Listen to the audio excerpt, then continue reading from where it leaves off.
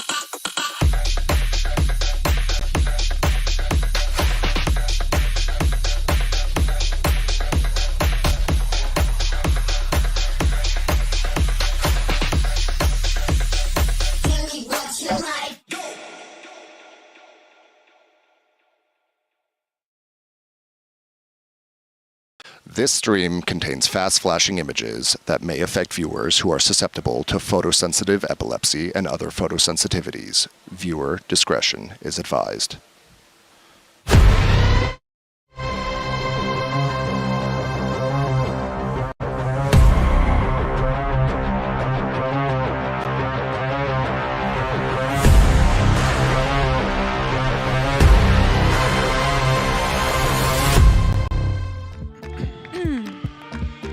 Today, 4 teams will take the stage. You're going to see some W gaming, maybe some Boo Brothers. You're going to have Con just basically stunting on fools, and the return of Tens to the world stage. I heckin' love that guy. Hello, everyone, and welcome to day 2 of Masters Madrid, coming at you live from the Madrid Arena right here in Madrid. Look at that. I actually did the whole Americas intro, and I completely botched it, but the good news is current bald man yelling at you is Golden Boy. You got Kakuka, you got Brent. We're going to have a great time here today because day 1, what a way to start things off. I mean, that loud game just shattered my brain, my tiny, teeny brain. Nice. It was amazing, but let's go ahead and dive into the first game of the day. Yep. We had Carmine Corp, the EMEA 1 seed, which still sounds weird to say, taking on China's FPX. And I think the big takeaway here for me, Kukuka, is that Carmine Corp, the real deal, FPX, showed us what they're made of. I was going to say, if that sounds weird to you that KC is here, you better get used to it because I'm this ready, looks baby. like they're going to be here for the long run. As you're saying, the fundamentals, everything that we saw in the region came into fruition yesterday against FPX. And don't get me wrong, Lotus came a little bit too close for comfort, but in the end, I think that they stepped up to the pace that FPX wanted to put on the game and responded with a very, very good gameplay. Yeah. No, I mean, listen, I think FPX showed that there's parity here at this international event. I mean, me personally, I was counting this team out. Watching them ahead of time, like watching their VODs, they didn't look like a team that could hold a candle, but the #1 EMEA team, listen, Carmine Corp came in a little bit slow. They did pick up the pace eventually, but they showed that they can actually wound them a little bit there. I was expecting a much more one-sided matchup. We didn't get that. FPX showed up big time. Yeah, and I just love to see the individuals really, going after those ones. That's something that we've come to love from the Chinese region. And of course, no different in that matchup. Of course, we'll see FPX a little bit later on. But then we take a trip over to the Pacific region as we had the #1 seed Gen G face off against the Brazilian super team of Loud. And this one, oh boy. Bren, this one made me feel all sorts of things in my tum-tum. This match was fire, man, honestly. And I think a lot of people came into this tournament underrating Pacific a little bit as a region because the top teams in their region just ended up getting kind of downgraded in a way. You know, Jing leaving PaperX, DRX making substitutions as well, them not qualifying. And so I think people rated the overall strength of the region quite low. But Gen.G proved with this, they are here to play. I mean, they're a very form-based team, but they haven't dropped off since kickoff. I mean, you still have Texture and Care on this rookie player coming up onto the big stage. This guy is an absolute freak of nature. He holds the same nickname as Mako, which I think is like the final boss of the rank server. Seriously, I'm not even kidding about that. Is an absolute demon. Yeah, and we have been treated to 2 great matches to start the day, but the good news is today's going to be a wild one as we have Edward Gaming taking on PaperX, and then the clout match of all clout matches. It's going to be Sentinels versus Heretics. Heretics, in case you guys live under a rock, a Spanish organization, and in case you aren't aware of where we are based on my intro, we're in Madrid.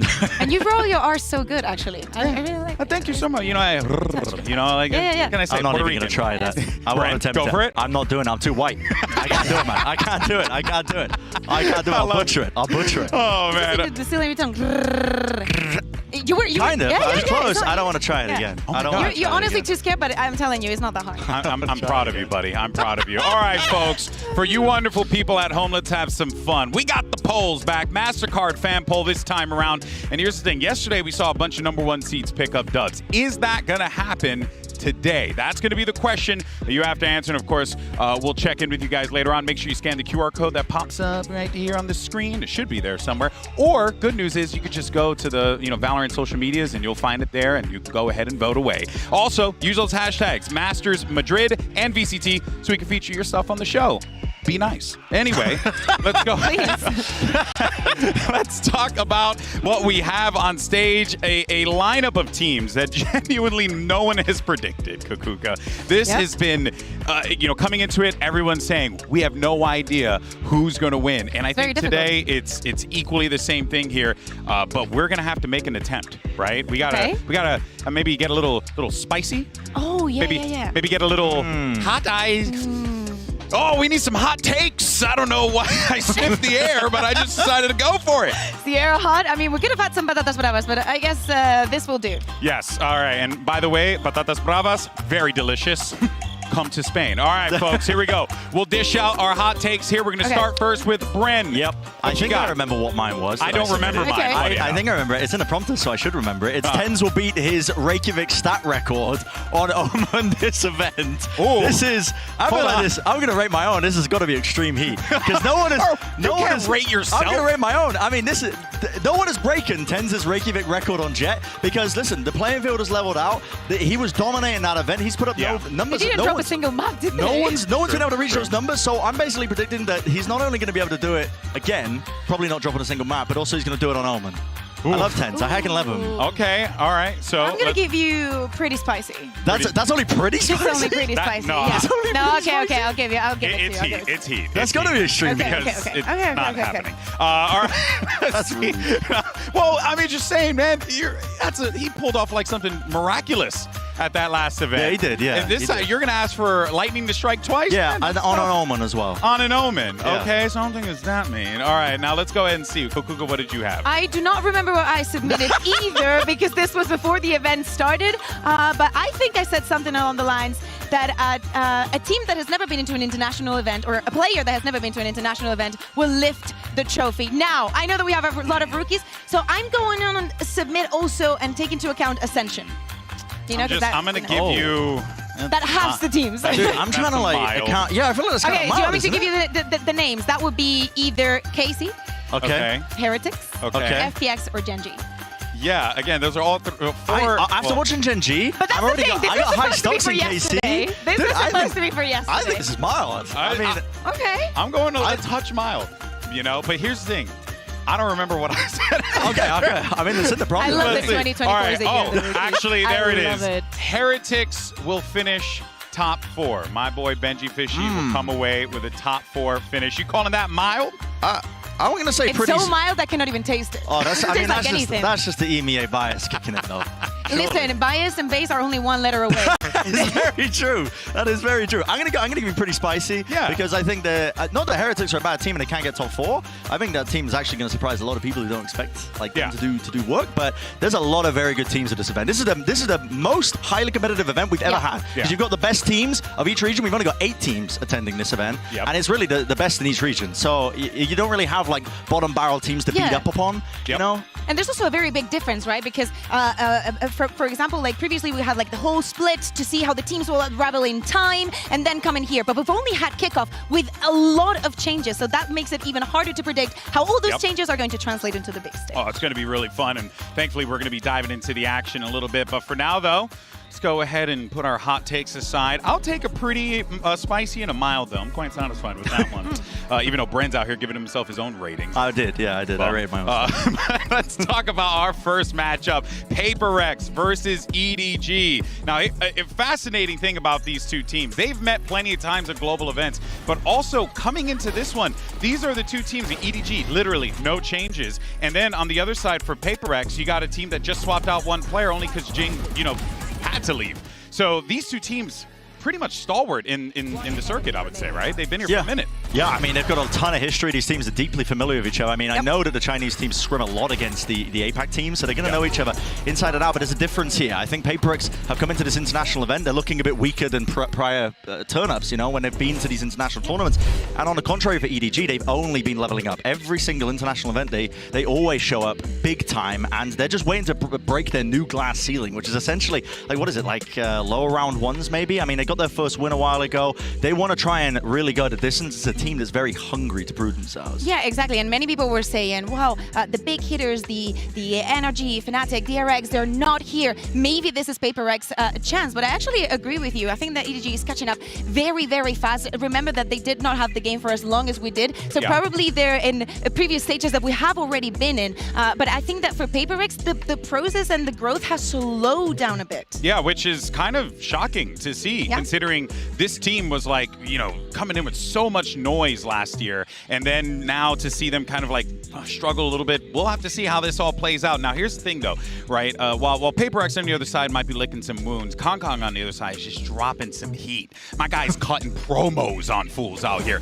This is what he had to say about China's chances coming into this event. I want you guys to know the two teams coming, EDG and FPX, from our region this time can chew all of your bones to pieces. Dark. Your words. That is like the most gangster thing I've ever heard coming from Kong. I've never heard that before. I mean, probably the translation was too literal for what he wanted to say, but we get the gist of it. I don't know. We Put that in a lyric, bro. What he's saying. Hear me out. China is here to prove something to the rest of the world, and I love the fact that he's not only talking about themselves, he's talking about the region as a whole. As you were saying, Golden Boy, yesterday I think that we saw a glimpse of it, and probably on the next match we will see if it spoke more about FPX or of KC, right? When we see the next encounter, but definitely EDG with all the showings that they've done in international events and the growth that we know is happening behind the scenes. Of course, I understand that he comes with those words. Yeah, and he's got a lot of confidence, partly because the EDG is going to be coming into this one #1 seed in China, which of course is not really a surprise to anyone who's been following the region. But most importantly, it just seems like, as we've mentioned, they are leveling up their game time and time again. And Bren, this team can, I don't know, I feel it in my bones, man. This is a squad that can make a deep run. I think they showed their peak, honestly, actually, in their qualifier match versus Trace. That's where the best gameplay was. In the finals, it felt like they kind of got dragged into the chaos versus FPX, and this was the finals. There was a lot of unforced errors, but what I do know about EDG is what we've already mentioned.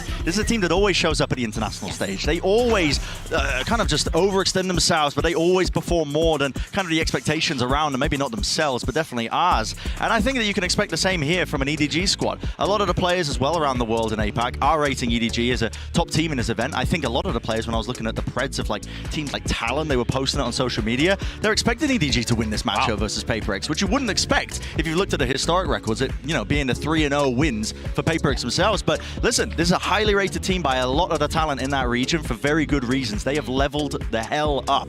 They made us dream, and actually yesterday I converted to Swissology, so I actually predicted that EDG is going to win as well, because I think that this is their moment. So it looks like it's more their moment. Yeah. They converted to me. Yeah. It was actually the slapping. The slapping? Yeah, it was the slapping. Yeah. It was a good touch on it, yeah. All right, well, speaking of slapping, Kong's going to look to do that out there on the server today. And he, being the star of this squad, has really shown that not only can he be a high-impact player on the roles that we know him on, the Jets, the Flashies, the Opper, but he can also do some of the more fundamental things as well, support with agents like KO, and be a bit more of a Swiss Army knife for this team. Yeah, exactly. And I think that it speaks to the adaptation to the rest of the world and how they want to interpret the maps. Because at the beginning for them, I assumed that it was just let's shoot, let's click some heads. But then when you want to add on some depth onto your compositions, onto your team in general, you need players to be able to do things like, for example, going on the KO on bind and actually interpreting what you need in the game, such as the search for information, and also play for the rest of your team. Yeah, I think it's a logical transition. You can't just be a one-trick pony anymore where you're just playing one role. Kong has been experimenting for a long time. I mean, I remember this guy trying to op on Gecko on bind. I was losing my mind watching that stuff. But genuinely, like, the best players in the world, you think of players like Narrate as well, as an example. They play the Duelist, but they also play the Initiator when the comp needs it. And fitting that in, it is the next evolution of EDG. Kong's been stepping up in that capacity big time. Yeah, he certainly has been. And it's been impressive to see him do that as well. Yeah, exactly. I think that we have to go back to the simile of they're going through what we went already. And we also had that time and place where everybody, you know, every team had a Jet 1 streak, and that went down pretty badly from some of the phases. For example, I don't want to call out anyone, but Seen It, I know that, you know, has struggled a lot to find a new identity, right? So if they can learn from our mistakes and actually be one step ahead, that's time that they're saving to be on top. And we know that this is a very, you know, studied team. Like, they're doing the homework all the time. It's been very impressive. But let's go ahead and hear from the man himself, Kong, excuse me, who's actually standing by with the Insu. What you got?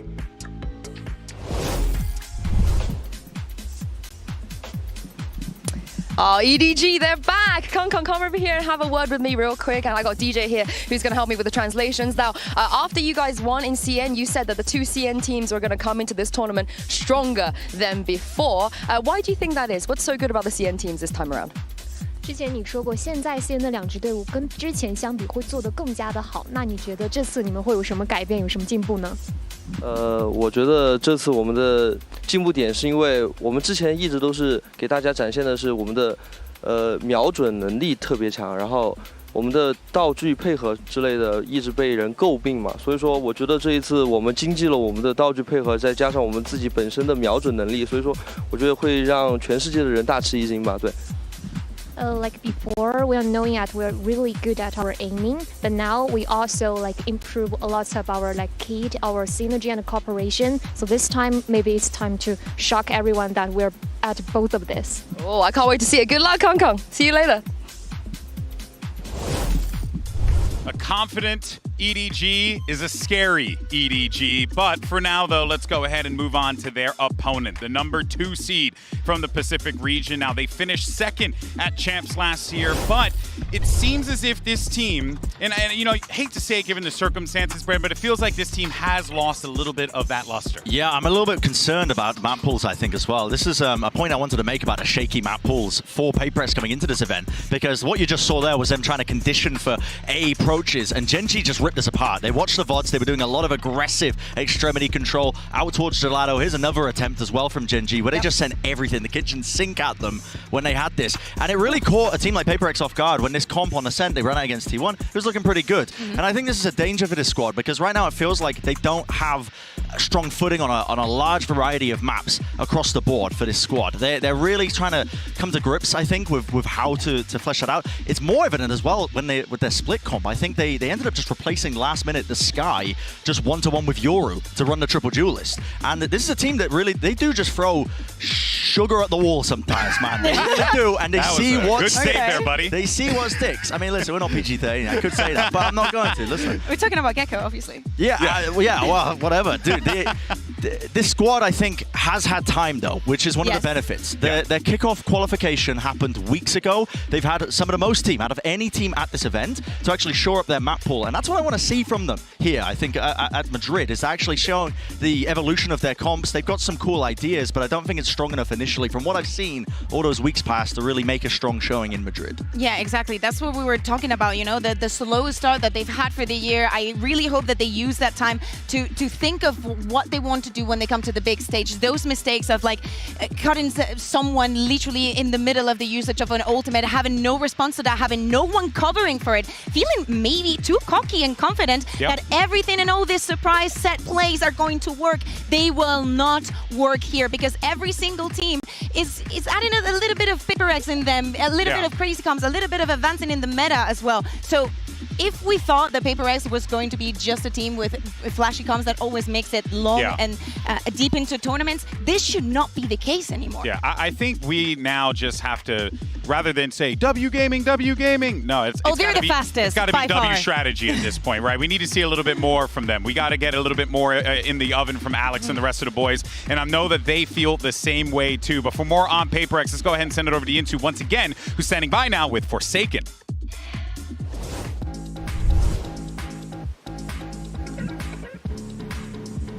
Here we are, everybody's favorite team, W Gaming, FIPRX. Hi, Forsaken, welcome back to Masters. Now, you're not coming in here as the #1 seed of Pacifics, and some people kind of feel like maybe you're not as good as some of the other times you've been to a tournament. So tell me, how good are you guys right now?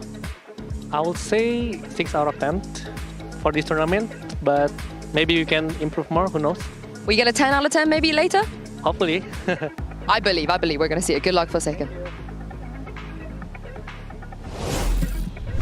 Very fascinating to hear Forsaken, you know, feel not as confident, which is kind of odd coming into this here. And let's actually take this opportunity to talk about him, because I think that, you know, it is reflected, Kukuka, in the performance that we've seen from him so far. A dynamic player that has kind of been tempered a little bit coming into Madrid. Yeah, exactly. And he's also, you know, been playing many different roles. We've seen him in many different agents. And I think that adds to the flexibility of FIPRX. He wants to do Mr. Do It All. We know that we've seen it in many tournaments. Just having, but that's the thing. These flashy plays are the reason why we love Forsaken. Yeah, I think as well, him taking up that IGL mantle all those years ago as well, he's really has stepped into this role. Used to be, you know, kind of known just for playing Jet, but he has added that flexibility to them. I'm just worried a little bit about, like I said, the prior point about that map pool flexibility. It comes down to the ideas that they're throwing into the mix, because it does take a lot of times to really shore up your identity on some of these maps. When they were running the triple duelist initially on Split, for example, it was just the attack side, we're hitting A almost 12 rounds in a row. Yeah. And it felt like there wasn't really too much change up. In the finals, they actually did add a bit more nuance to it. I will give them respect for that. So I'm hoping, honestly, that we do see the best out of FIPRX. I don't want them to show up to this international event and we see that weaker form of them, that weaker side of them. Yeah, and we were seeing just in the stats that they're not topping in everything. And actually, all of the players are somewhere in the middle, but we're not going to be finding them in the top 10. Maybe something, not something, the player, something. Of course. On that top 10, but actually they're not topping up. They're not have this crazy, super flashy players. They do not have like an array that is, you know, topping the region and actually giving us a reason to really, really support just based on numbers and looking at it from the outside. Yeah, it's, you know, they have a tall order ahead of them there, and they've been faced with many challenges. And actually the challenge that they were faced when Kukuka had a chance to sit down and chat with them was that they were testing out a bunch of different cuisine options here in Madrid. So let's go ahead and check it out. Some local cuisine, shall we? What you got over here, Kukuka? Let's see.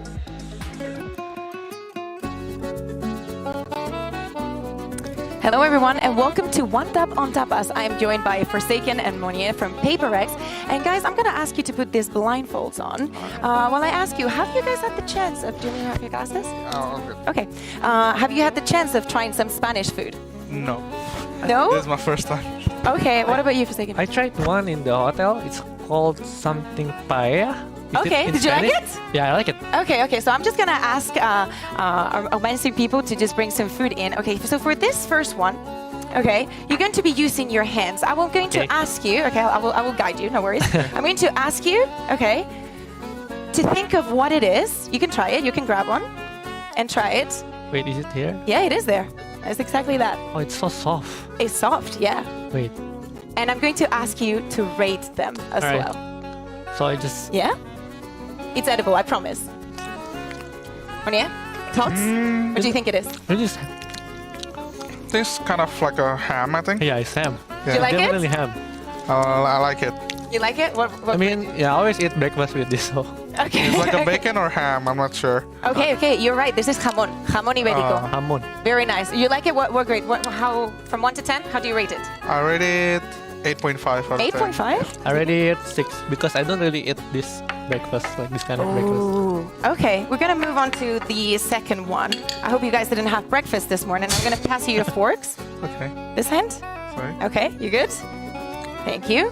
Okay, I'm gonna guide you as well because this is going to be complicated. Actually, Okay. gonna get it ready for you. Okay, you have it. Okay. And here you are. Okay, you can smell it and you can taste it. Oh. You have it. I put it on I put it in your fork. Oh, Yeah, it's you're already ready. in my Yeah, fork. I have it ready. What are your thoughts? Okay. Green. How does it taste? Oh, It's like potato Okay. with tomato sauce, I think. Tomatoes. It's a bit of tomato, yeah. yeah, it's potatoes, I think. It is potatoes. You guys like it? This is patatas bravas. Patatas bravas. Bravas. Bravas. Yeah, like bravo, you know? Bravo. Pues patatas bravas. Okay, how do you rate this one? Do you like it? 7.5, I think, out of 10. 7.5 for 8. you? I like potato. 8. Oh, so you like it more than the Camon. That's interesting. Okay, for the next one, this is very typical Spanish, and everybody loves it here. We got this. Thank you very much. Oh, I'm loving this one. I'm just going to cut it for you and give it. This is very typical Spanish, and I think... Oh, sorry. Oh, sorry. Here. It's a bit complicated. Here. You got it? Oh, yeah. I got Okay. Wait. 1 second. Oh, Very typical. And you have to like this one. If you like the previous one, you will like this one. Okay, you guys can go ahead. I cannot promise that I won't eat this afterwards. Thoughts? What's in it? It's an egg. It's an egg. Yeah. There is egg. Do you want to have some more? Yeah, one more time. Yes? this is egg? It has egg. It has something else, though. You could, okay. Okay. I have no idea. You don't know what else is in there? I don't know, it's something new. Would you like it? Yeah, not bad. Egg, bad? potato, Yes, there is and potato. Oh, yeah, that's spring potato. onion, I think. You good? Oh my god. Thank yeah. God they gave you one with onion. So what do you think it is? I think I saw this in the hotel. I think it's Probably. Spanish omelette, I think. Yes, exactly. This is tortilla de patata. Okay, how do you rate it? 8.5, I like it. 8.5, Yeah. okay? 9, I like it. 9, yes, good, because this is one of my favorites. So I'm very happy that you guys liked it. Okay, so the last one is very easy. You can use your hands for this one. Let me just, thank you very much. Thank you. I will guide you, no worries. Okay. So you're here, Okay. you are here, Grab it. Is that as a funky texture, right? It's Oh, very yeah. like soft. It's creamy, right? Yeah, it's creamy. So It's okay if just it crumbles grab in it? your hand. Yeah, you can grab it however you want. Yeah, you can grab it like that. Okay. Is it too warm? No, it's good. Okay. What's in it? Ice. Ice. It's cheesy. Oh, it's cheesy. Do you like it? You don't like cheese? I don't like this, but It's a really Like cheap. cheese croquette. It is actually a croqueta. This is also one of our very typical dishes. But this one, I believe, has jamón also in it. You know, we mash with all this. I didn't test the ham though. Oh, okay. It's okay. You can have some more. Okay, I'm going to ask you to take your blindfolds off. Would you recommend to everybody to try this food at home? Or if they come to Spain? Yeah, the Spanish omelette is really good. Okay, what about you? yeah, I think Spanish omelette. I agree with Onion. Okay, thank you very much, guys. I hope that you enjoy the rest of this day. And of course, you win some matches. Yeah, thank you. Thank you.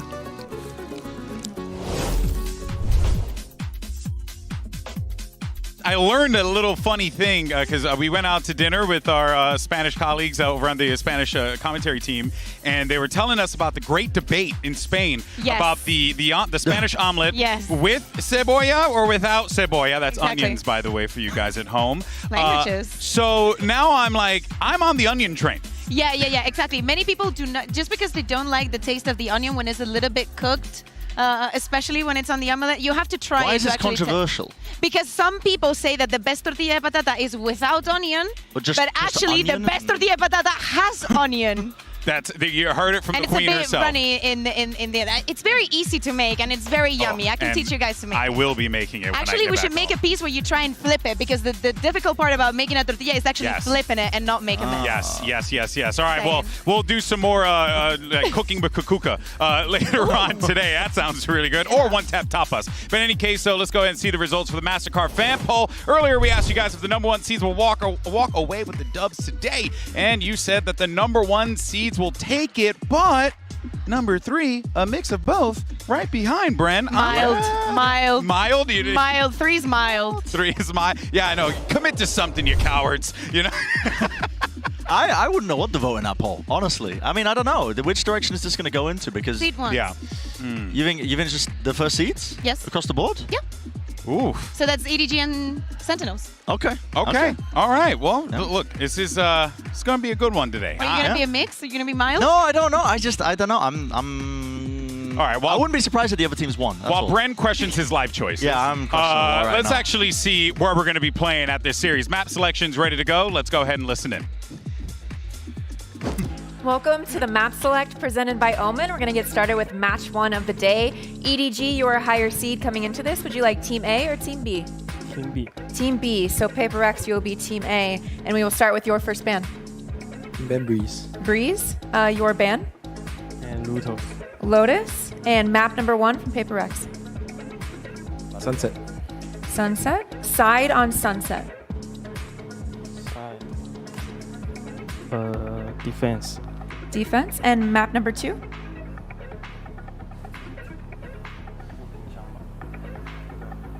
Bind. Bind. Side on Bind. Attack. Attack. And then next set of bans, starting with Paper X, you have Ascent, Icebox, and Split. Within Icebox. Icebox. You have Ascent and Split. And Ascent. Ban Ascent, so by default, map number 3 will be Split. Paper X, side on Split. Pick attack. Attack. All right. Good luck to you both.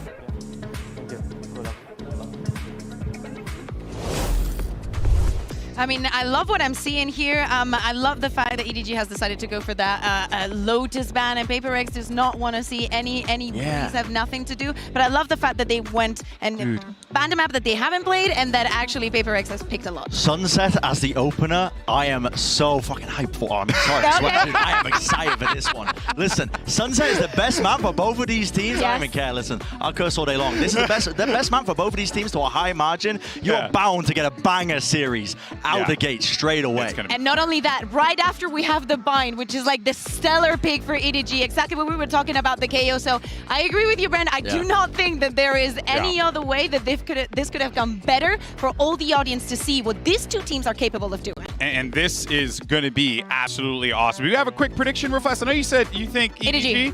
What do you think? I might swap my pred. I initially thought EDG, but I think I'm going to switch it to Paper X. Yeah, their Sunset's really good, and if it goes to Split as well, I wonder if they're just going to run the triple duelist or what. I don't know. All right, folks. Well, this is it. We have 2 incredible matches. Paper X versus EDG. Sentinels versus Heretics. Day 2 of Masters Madrid starts right now.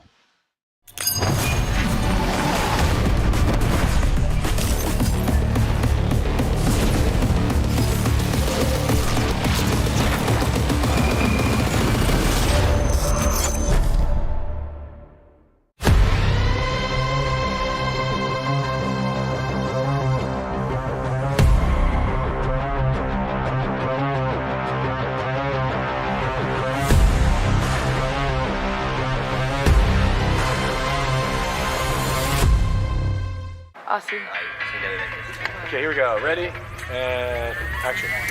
今天这次应该是第4次遇到 Paper X 了。我觉得3顾茅庐诸葛亮都出来了，第4次也差不多该赢了。再输就丢脸了，得游回去了。兄弟，输不了了这次，我敢输了，输不了。I mean, we tend not to jinx ourselves, but I guess our target this tournament is not really about winning the whole thing. We don't really aim big. We go one by one, like slowly but surely. That's always been our motto in the team. 少了一员大将，这是战胜他们的好时候。反正我认为，如果我们真正赢下他们，可能算是击败了一个我们的心魔嘛。And I think it's good. I mean, I kind of like where we don't even have a lot of attention to ourselves. And yeah, gotta start from below again, and we slowly build up again, you know. 没人说，现在人家听到 ZM 勾勾 KK 在对面，他枪都要抖。赢的是 Paper X， 赢的不是镜，赢了那个 logo 就行。我觉得今天这个衣服就特别像在西海岸，在洛杉矶那个感觉。我现在就想想起我买的那个花衬衫了。超难，从来不在乎那个泰国。 Everybody thought we were going to do horrible, and then we dropped 0 maps to make it to Masters.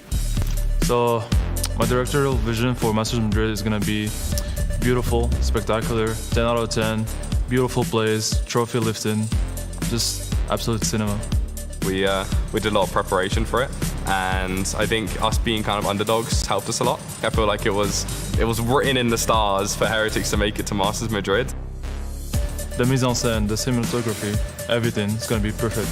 Oscar-worthy performances, a masterpiece.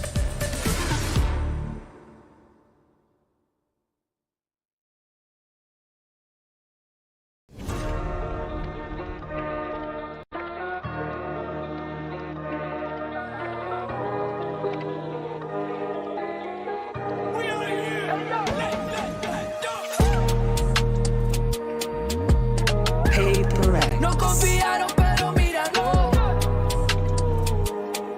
Llego con los míos y la grada explota. Le di la razón al que me quiso ver bien. Lo soñé en mi habitación y ahora en primera me ven. No te hablo del avión, vine por mi cinturón.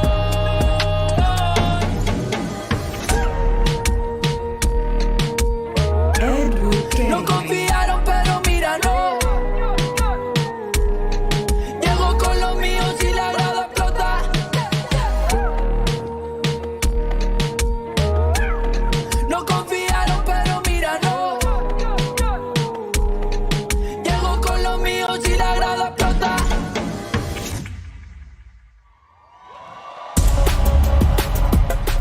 Two teams who are very familiar with one another, but each time they met, it was... Magandang hapon po sa... Joke lang, gabi po sa iyo mga kaibigan. Sorry, sanay na tayo na hapon natin ito nagaganap. Pero in this case, huwag natin kakalimutan na sa Madrid ang ganap ngayon dito ng ating Masters. Unang Masters ng taon. Ako si Blackenblue. Nandito si HG. HG, napansin ko dun sa chat. Madaming nagtatanong, sino ang caster? Pasensya na guys, hindi kami ang gamods. Pero magpasalamat kayo, at least hindi si Ray kasi matatapos tayo ng maaga sana today. Yun, ano na lang hashtag sana nga maaga tayo matatapos. But then again, what a day it really is, Blackenblue, dahil nga, ang laban ngayon is between Pacific and also ang players nga ng EDG. Tapos later on pa is yung pag-comeback nga ng Sentinels dito sa Masters. So, it's been a while, 3 years halos. So, titingnan natin kung gaano ba sila kalupit na ngayon sa comeback nila ngayon. Totoo, at magandang punto yon HG, the fact na itong dalawang team na to ay galing dito sa Asia, di ba? Yung Paper Rex, halo-halo ng taga-Indonesia, Singapore, at saka Malaysia. Tapos tingnan naman natin dito, obviously galing sa China naman ang EDG. At buti naman yun yung first game kasi di ba kinuusap natin si Mika Fab, sabi namin, Mika, siguraduhin mo yung Asia team, yun yung una kasi doon pa kami gising. Kung hindi, baka tulog ng yung mga fans. Kaya buti naman yun yung unang nating laban of the day. Pero napag-usapan nila kanina doon sa broadcast yung map veto natin. Unang mapa natin dito, kung hindi yun nagkakamali, ay Sunset, tapos yun nga Bind, tapos Split. Sa totoo para sa akin, actually, nagtataka ako dito sa mga pinili or rather iniwan ng Paper X na libre kasi Sunset, magandang mapa yon sa EDG, tapos parang sa map 2 at map 3 na medyo mas pumapabor sa Paper X.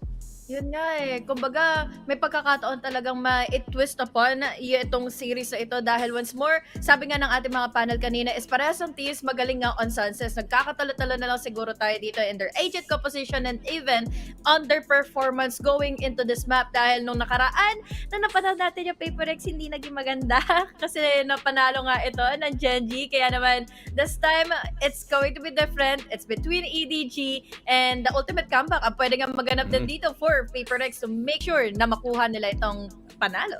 Tignan naman natin dito ang agent select kung anong ipipili ng ating mga teams dito.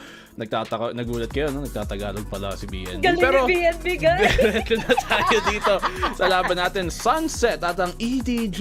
Parang may mga bago silang idinagdag. Nilabas ang Sova, nilabas ang KO dito. Ang mga dalawang agent na hindi sobrang at least usual na nakikita natin kino-combine dito sa mapa na to mismo. Mga usual kasi na makikita natin here on Sunset is yung meron silang gecko para nga makatulong sa pag-plant and the spike, makakuha din ng mga angles with the use of the wingman, and even have the trasher, and even have those lineups with the Daisy. But this time, it's purely on info na makikita natin sa initiators na meron na nga sa EDG. Pero, may nakita tayong Sage para naman ngayon sa Paper Rex. So, ano na naman na magiging curious things sa ibibigay sa atin ngayon na Paper Rex. Dahil syempre, it's been a while since we've seen them na naglaro na nga here on Sunset. Ay, wag kang hater ng Sage.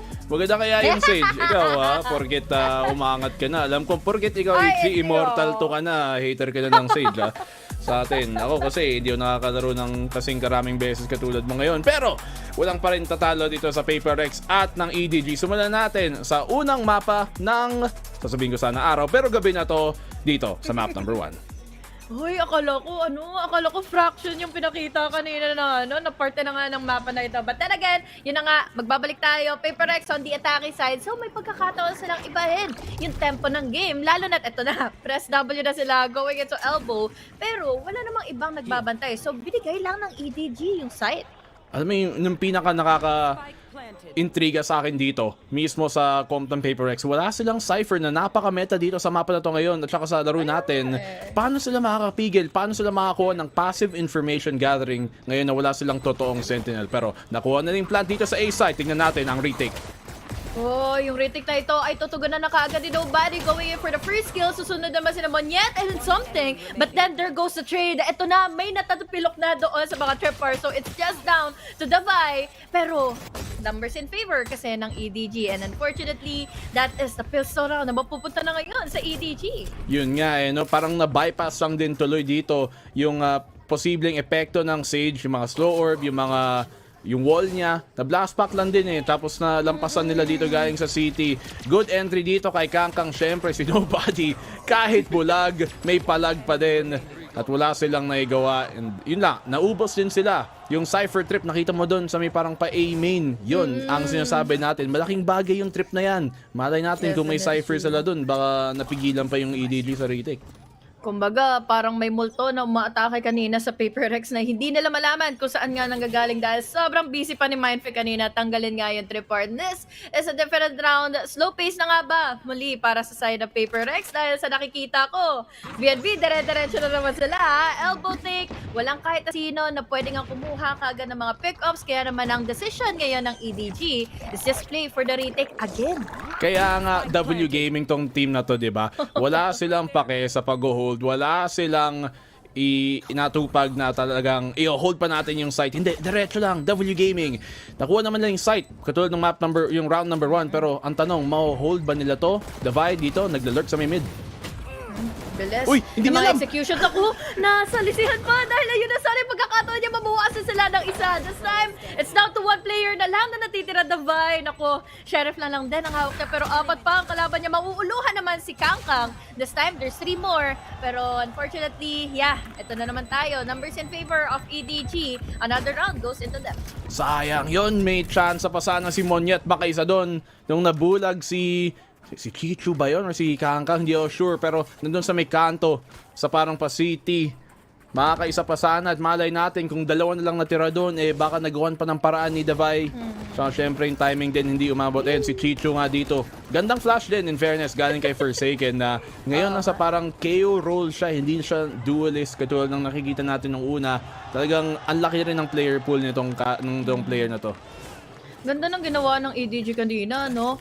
Blind from a distance, tapos si Chicho nagkaroon ng opening tuloy, may swing yung Paper Rex, kaya nagulat lang tuloy si Monyet or kaya naman si Forsaken, paano ba ito sasagutin na nga. This time, it's a buy round for Paper Rex. Wow, Sunset is equal to A, Ito naman, third round in the making for Paper Rex. Mukhang A side na naman na pupuntahan nila. Dito na naman, sa may pa A side, katulad ng sabi mo, di naman sila mapipigilan at makukuha na naman yung plant, pero ang tanong is if ma-hold ba nila for a third times the charm ba dito sa may pa A side? Uy!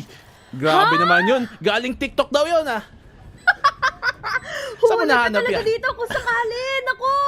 mga magro-rotate all the way from mid. Huling-huli na nga ngayon ni Monyet at wala silang ka-idea. Kangka goes down. This is a good opportunity maipanalo, maipagpatuloy na ng Paper Rex sa kanilang momentum. But then, they need to think about the duels. At dito pa rin naman si Nobody. Howdong is also going down. Ngayon naman makikipaglaban si Nobody pero hindi pa rin talaga kinaya. Chicho left alive. Pero uy, nakadali pa ng isa. Close enough to make it another kill. Laban kay Forsaken, but enough is enough, sabi niya. Oh, nice round dito galing sa PRX. At grabe naman yung wall na yun. Kaya pala may Sage. Nagtatanong tayo, paano nila mapapagana to? Wala naman silang Cypher. Wala naman silang Sentinel. Pakiba nila, may Sage wall down naman din kasi para... Oh, nag-TP pa siya. Nandun din naman. Gumagana daw naman pala. Akala ko magtitipi siya pababa. Nag-TP lang siya kung saan nasan na siya eh. Wala tayong masasabi, nanalo naman, di ba? Round is around. And ito ngayon nakita ko rin sa mga TikTok nga na videos na ang daming mga chances ng Sage na manggulat, mangwindang dahil nga doon sa mga wall boost niya. But let's see, wala silang jet or wala silang wala silang pang mobile agent nga na aangat kaagad to get in mobile those high agents. ground advantage. Bang bang? Pinigilan ko na. Tuloy tayo dito sa B-site naman daw. Oo, may ibang parte ng mapa na to na pwedeng gamitin, pwedeng laruin. Si Chicho makakaisa, may res din naman dito si Divay. Malapit na malapit si Monyet. Kahit Guardian ng Capet, still able to get the one bago makadalaw dito naman si Howdong. 3v3, spike planted down. Wala masyadong post-plant utility itong PRX. Meron silang mosh pit, meron silang snake bite. Nakakainis pala talaga yung wall, dahil ang daming space tuloy ang makukonquer nito para sa side of Paper Rex at hindi tuloy sigurado si Smoggy kung ano yung uunahin dahil yung wall nga kasi. Hindi niya matalo nito, hindi niya maabot. So this time, wala na siyang time dahil kailangan niya pang tapatin yung naka-crossfire na nga for divide. That is something all the way from B main, ang big garage. Kaya naman ngayon, another round goes to Paper Rex. Nice round naman dito ulit para sa Paper Rex. At yung attacking side talaga nila yung side na nakikita kong mas magiging effective dito sa composition nila. Pero yun nga ang katanungan, pagpalit natin sa defensive side sa second half, paano nila mapapagana to? Meron naman silang double controller, so madami silang pwedeng oras sayangin in terms of denying info, denying sight lines, at saka denying the sight galing sa team nila dahil nga double controller. Pero ang tanong, mapapagana ba talaga nila sa second half? Ang magiging objective na lang siguro ng Paper Rex ngayon is early on pa lang sa mga rounds or dito sa half na ito ay palakihin na nila yung lead para ang iisipin na lang nila later on is paano mag-retake, paano win out yung mga duels at paano nga pipigilan si Kangkang and Smoggy altogether. But now, di na sila magda-W gaming. I think they're playing in safely dahil meron nga mga nasa tiles, so baka sakaling mag-trade off na lang sila pag meron nga mag-lurk or mag-flank coming in from EDG side. When the time is right, tingnan natin kung mapapagana pa nga nila.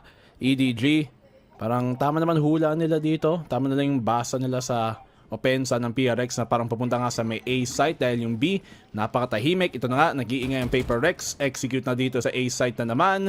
And he will be able to get this plant off. Medyo alanganin din nga pala ang buy dito ng EDG. But nobody, harap-harapan si Divide pa yung tautumba.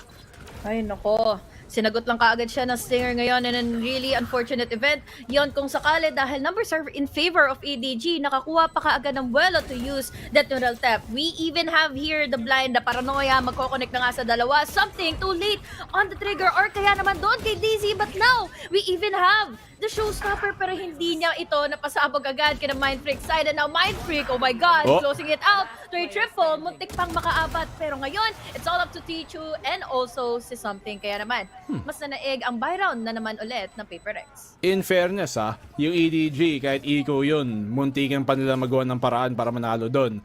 And it started doon sa unang pick off to Nobody, na nahuli nila si Divide doon sa open, doon sa may pa-stairs.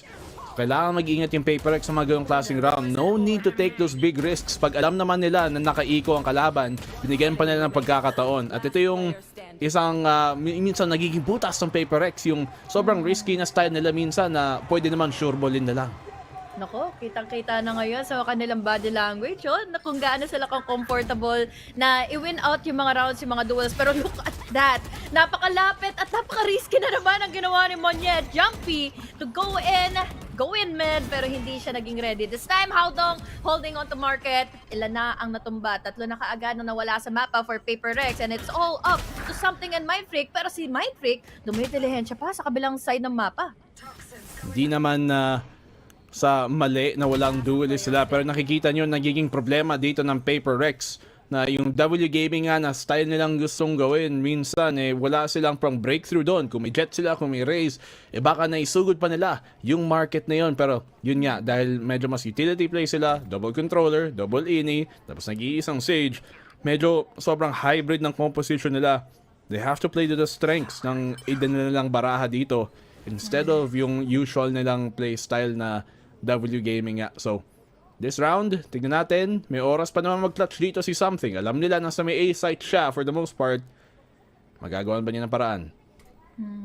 Big question dahil they're playing in together mula na nga sa mid-side. So, can be a problem for Something na makapag-plant na nga dahil pwede niya maging objective yun kahit paano. Pero sa pag-crouch na nga ni Smoggy and pag-pick ni Something, unfortunately, it's the winnable advantage pa rin naman for EDG dahil 3 silang naka-line up doon sa mid para nga ma-take down yung pag-push niya. And really is unfortunate kay Monyet, ano?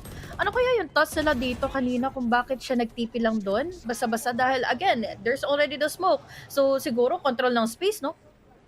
Yun na nga, parang may isip mo makokontrol na lang yung space agad, no? May double controller sila. Pero, nahihirapan din nila makuha minsan kung kung nandun mismo yung EDG, kung dun sila nakaabang Yung mga A site na nakukuha nila ng madalian, usually kasi yung EDG nasa kabilang side ng mapa. And so, if Paper Rex, kung may lesson sila matututo doon, use yung defensive defaulting na meron sila dito sa attacking side nila kamo. Knowing they have the double controller, pwede sila mag-deny ng info at pwede nilang ihatak yung depensa ng EDG sa one side bago sila pumunta sa kabila. At yun ang ginagawa na dito. Hinatak nila sa B at ngayon pwede na mag-commit yung Paper Rex sa A. I love the discipline though para sa EDG. Hindi sila nag-overcommit to the duels. Hindi nila nilaban kahit nakakuha kaagad sila ng info. Laban kay Mindfreak all the way from B main dahil for the most part, magiging laking risk pa kasi nito kung sakaling ipilit niya pa nga. But this time, yun nga nagkaroon na nga ng attention going to B. Kaya naman ngayon, this is a free raid territory para sa Paper Rex na i-tackle down yung A side kung sakali na magiligtas sila laban dito sa pag-hold ni Chichu. Nakaalam na nila na dito papunta sa A site nga may operator sa attacking side ng Paper Rex. At kaya medyo nag-iingat din si Chichu na wala din siyang cyber cage. Pero si Kanka makakaisan. Makaka-timing din naman dito si Chichu na si Something hindi naabangan. Na-trade din naman but the damage has been done. Spike planted na nga. May thrash din para kunin tong stair side. Pero galing City ang karamihan ng depensa ng EDG's retake.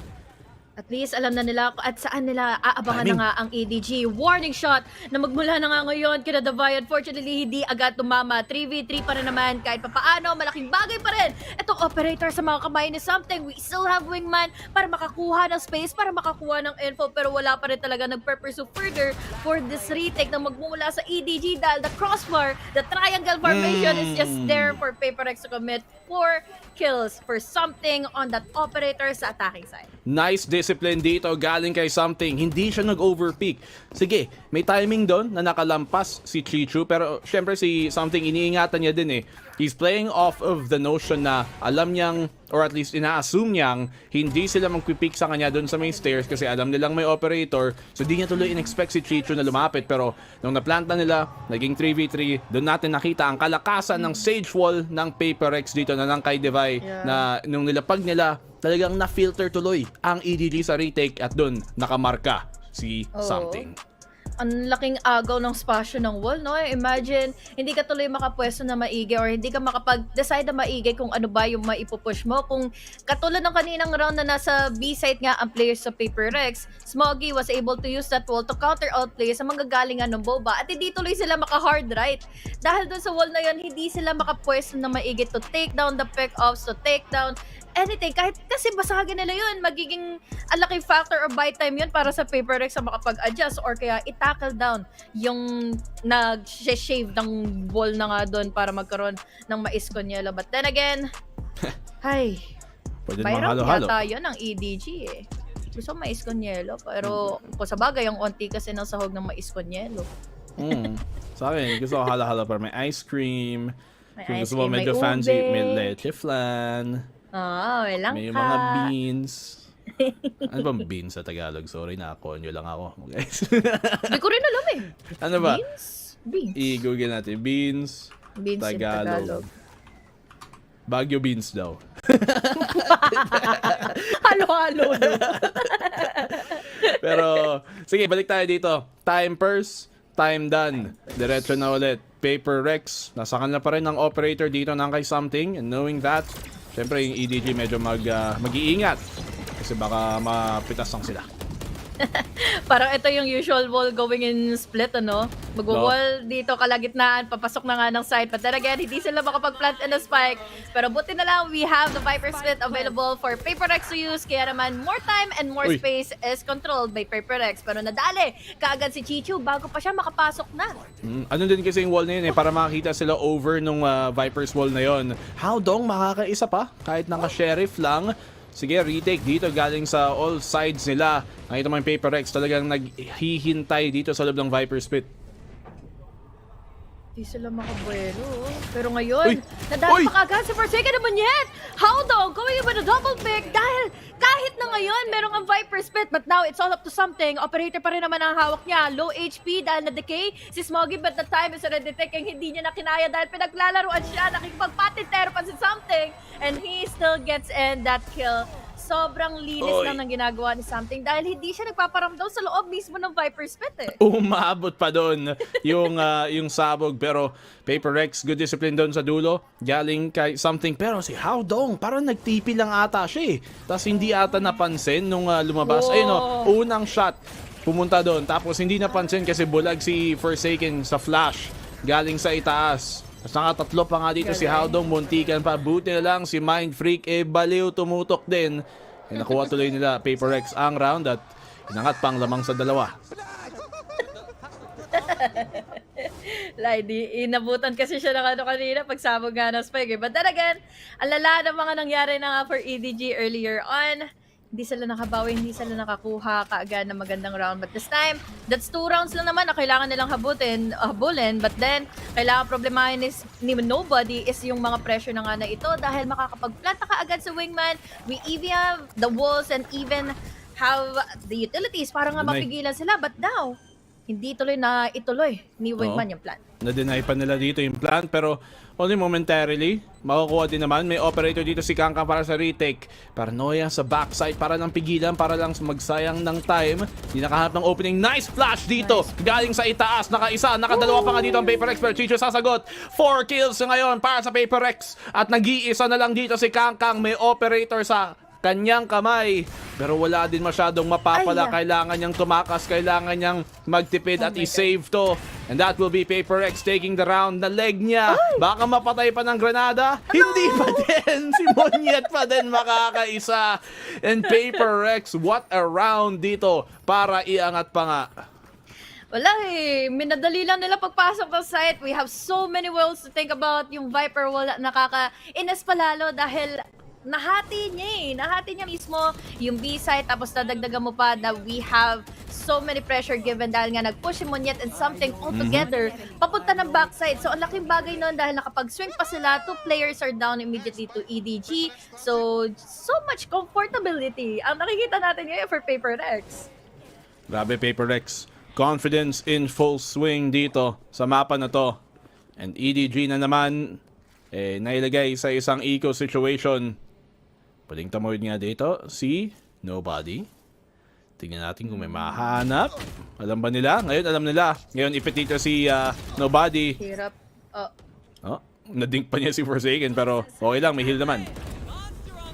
Yan nga eh. Thrasher, maki-clear out yung mga tripwires. Hindi makakapag-push out the space all the way from the backside. But then again, nandito na pa si Mind Freak para makakuha din ng pick-off mula sa market. So na mako-cut off pa nila yung rotations from EDG and we're down to just 2 players na lang na natitira. And Mind Freak, naku, madadali pa kaagad si Howdong. Smoggy as well knows kung saan naman gagaling si Mind Freak. But then, Mind Freak, naku, umexit lang kaagad. Binabalak niyang ihuli sana si Smoggy dito versus si Smoggy yung naghahabol sa kanya. Guardian, naipulot naman yung Smoggy pero This round should be 7-3. One tap ka sa mukha. Dito mind freak galing kay Smuggy, pero yun lang makukuha niya sa round na to. And PRX, nagtataka tayo ng simula kung mapapagana nila, pero 7 rounds na nakuha. Bilis ng mga pangyayari ba naman eh. Lalo na yung util heavy na composition nila ang nakakapagbigay pa ng mas magandang comfortability din kina Monyet nga pumasok, magkaroon ng mga flashes and their coordination pagdating sa pag-amplify nga ng mga flashes na ito from something all together with the paranoia gives them a lot of pick-offs na laging sa kanila pumapabor. And laking bait din no kahit papaano nitong walls from Mindfreak dahil hindi na nasabi kung saan nga talaga papunta ang Paper Rex. Yun nga ang kalakasan dito ng double controller, no?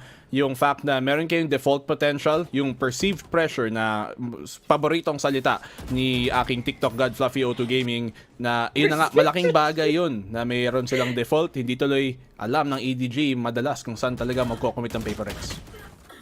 May bago na naman ang natutunan na term Oo. na pwede kong gamitin. Oo. Galing syempre sa ating idolo.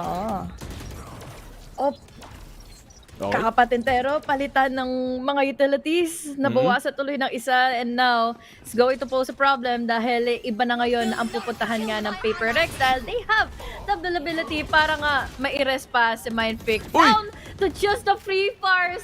Kangkang hindi man lang nakabawi, hindi man lang nakaisa.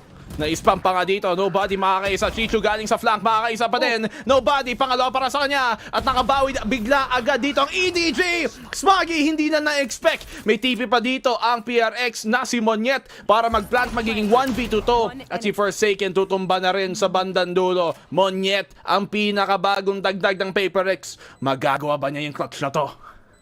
Pwede, kung ma-isolate niya nga siguro yung mga plays laban sa EDG dahil they're playing in so slow na hindi nila sigurado kung ano na nga ba ang dapat nilang i-pick dahil nagmimistulang multo kasi si Monyet kung saan ba siya makakapwesto na nga. This time, he still has a lot of time para ma-hold off nga itong mga players ng EDG, but the question is saan siya unang pupunta, saan siya unang magpipick dahil ngayon, nababatay pa ngayon nila Smuggy kung saan siya magagaling. He still has the smoke, magdoon na nga yung bait, low on HP si nobody, but then, the spray down is there May for oras ba? Smuggy to take, but the time Wala. does not favor EDG to win out another round. 8-3 na tuloy ang scoreline for Paper Rex. Grabe naman yon. It all works out for Monyet in the end, yung hard read. Medyo alanganin yung pwesto ni Monyet dun, ha? Yung bago nung TP mismo doon sa parang backside kasi nakamarka lang siya sa elbow eh. Eh paano kung nanggaling sila sa city? Tapos gumagapang lang. Hindi niya alam, 'di ba? Baka ma-timingan pa nga. Pero yung EDG din kasi yung ina-expect nila mag-push si Monyet kasi 1v2 eh. So malamang madalas yun maghahanap ng isang pick para maging 1v1. So naghintay sila. Pero sa paghihintay nila eh binigyan pa nila tuloy ng oras dito si Monyet para makapag-clutch. Saka ang objective siguro din ng EDG kanina is to play together para mas manalo pa sa duel, ano? But this time, hindi na nakapag-play together pa sina nobody na magkakasama dahil na-takedown nila kaagad or na-takedown kaagad sila ni Mindfreak. But speaking of something with still the operator at hand, wala nang naikuha pang spaces Smuggy para makatakbo and now two members sa agad ang EDG. Na momentum dito ng PRX Baka maging 9-3 pa nga. Paper X. Momentum talaga nila is one thing na hindi mo madedenay. Kangka makakaisa gamit yung Bulldog pero yun yung huling tahol niya sa round at sa half na to. 2v4 na bigla at EDG alanganin yung half. Napakalanganin pero at least tig-isa sila ng side pero bigger of a problem dahil alam mo naman yung mga body-body system pa naman ng Paper Rex kapag kung sakaling makita nila kaagad si Howdong. Howdong still has smokes for him to use and he needs to back away immediately, reset kumbaga, but now mukhang last and option na lang niya dito is para makalaban na lang din agad kina Monyet and unfortunately it's all up to Chichu para makuha niya to an 8-4 pero hindi pa siya pinagbigyan ni Davai para makapag-retake. Ang hirap naman na matradean yun, yung tumatalon gamit shorty. Pero Paper Rex, tuloy-tuloy na. At tignan mo yan, 6 rounds, dire-diretso. And that's what, the past 9 out of 10 rounds nakuha nila dito. Yung dalawang una lang galing dito sa may sa EDG na after nun, attacking side ng Paper Rex. Sige, W Gaming, gumagana. Pero paano naman yung second half? Mapapagana pa ba nila yun on sa defensive side nila dito sa second? Doon na natin hahanapin yung lakas ni Kangkang dahil ang laking bawi nang naganap na nga dito sa side ng Paper Rex para manalo ng tuluyan ng ilang continuous rounds laban na nga sa EDG. And once more, wala silang mobility kind of agent katulad ng ngalan dito ni Kangkang na ito nga yung abangan natin kung magiging comfortable na nga ba siya or magpapakain siya dito sa lahat ng naging pressure na binigay at in-implement nga ng Paper Rex laban sa EDG. I mean, wala naman tripwire dito. Wala yung cipher galing sa Paper Rex. So, hindi naman kailangang problemahin na, sige, sirain natin yung tripwire. Sige, kailangan muna natin hanapin kung nasa or else baka sumabit si Kangkang sa pagpasok. Pero, grabe naman to ang Paper Rex. Even without that, first half, sige, what I'm wondering is yung defensive game plan nila. They have that double controller. So, ibig sabihin, yung utility shuffle nila, mas lalawang sila. Kasi, pag bumaba yung smoke, meron pa naman isa. At yun yung kailangan nilang isang kalakasan na talagang i-lean on nila, knowing wala nga silang duelist dito. Definitely. And most likely, magiging contact trace lang din halos yung gagawin ng Paper Rex. Kung wala silang cipher, edi sila na mismo yung magmimistulang hadlang ng EDG. Paano nga makapasok sa loob ng mga sites. But then, walls over walls, there's a lot of smokes. Tapos titignan mo pa si something na laging gana na rin on his operator. And paano kaya ito para nga sa side ng EDG? So much reliance tuloy ang mapupunta or pressure. And siguro, na rin, responsibility na rin kay Kangkang para maganda yung magiging momentum nila all throughout the second half na. Sila naman yung attacking. Dami namang fans dyan sa Madrid. Galing pero nila mag-drawing. Oo nga, lagi na lang Hindi ko alam. Feeling ko yung iba dyan, mga plant yung tipong parang sinabi nila, sige, lagyan na lang natin dyan. Pero sa totoo artist talaga yan. Yung nalagyan nating fan, kunyari lang. Oo. Yung mga mismong fan ng organ. May dinosaur pa dito. Oo. Grabe. Masala niya sa Pacific, sa Korea, or yung mga yung Tokyo na Masters. Grabe naman yung mga art na yun. Japan ba naman, or kaya Korea, artistic people ang pinagsama-sama. But then, compared sa mga entries na ginawa ng Paper Rex kanina, nagdadahan-dahan na ngayon ng EDG. Ayaw na lang maging risky kahit papano laban sa Paper Rex dahil again, one more round, pwede na mag double digit ito for Paper Rex and another momentum shift into their favor. But this time, at least, mawiwin down nila kahit papano yung Paper Rex. Saan ba talaga papunta? Okay. Paper Rex dito. Medyo magkakontak sa may pamid. Si Divine makakaunang pitas. Siguro nila dito ang market pero mag-isa lang si Haodong ngayon. Ipit pa siya. Makakuha ng isa. Kahit tumatalon si Something. Good trade out naman para kay Divine. It settles into a 3v3. At ngayon, EDG. Saan ba talaga sila magko-commit? Yung Viper's Wall nandito sa B. So, medyo alanganin. Medyo mahirap din ipasukan to. Nako, wala sila pang tanggal nga ng mga flank. At least, dito pa rin naman yung cyber traps. But then again, kung si Davai ay magpupush or rather etong si Chicho magpupush altogether going into B-site, this can be a problem lalo na si Davai nandito lang din naman para makaagaw lang din ng atensyon. Nobody goes in for the pick laban na nga kay Mindpick. Monyet is left down to go in for the trades, going with a double, now down to 8 seconds lang na natitira at hindi pa tumama lahat ng mga balangan ni Chicho. Kay papaano there was a trade for Davai to take and now 3 kills pa napunta sa kanilang pistol round. Nako, doon na tayo magkakaproblema. Well, Paper Rex, tinatanong natin, paano nila mapapagana? Ganito lang daw, sabi nila. Basic lang naman daw. Well, okay, maybe not. Kasi umabot din naman ang 2v2 sa dulo at muntikan pa. Pero, syempre, malakas sila. Able to play that crossfire dito. Buti na lang doon si Divai. Sa magandang posisyon. And Monyet, obviously, popping off big sa backside. But, Paper Rex, mukhang hindi naman sila namumroblema na kahit walang Sentinel at Forsaken gamit yung Outlaw. Dalawa sa kanya!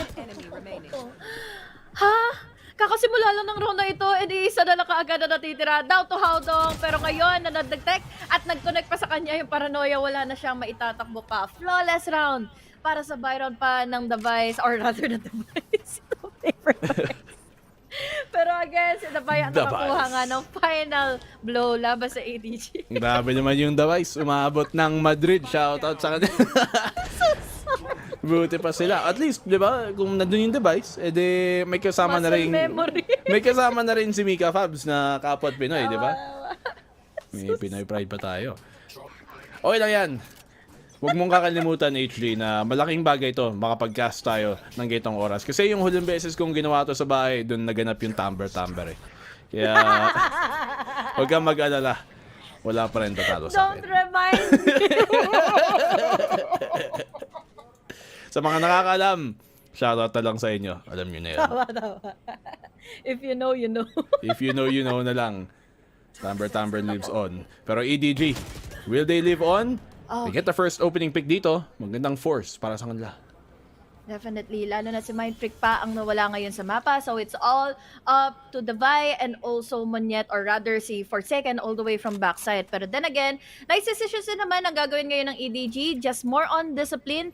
Play for picks muna before sila talagang mag-commit na nga into a site, but then immediately walled off naman sila ngayon going into B. So ang tanging paraan na lang nila pumasok ng B is going into market, na kung saan Great Wall of Davai pa ang matutuganan nila kahit papaano nga. Okay.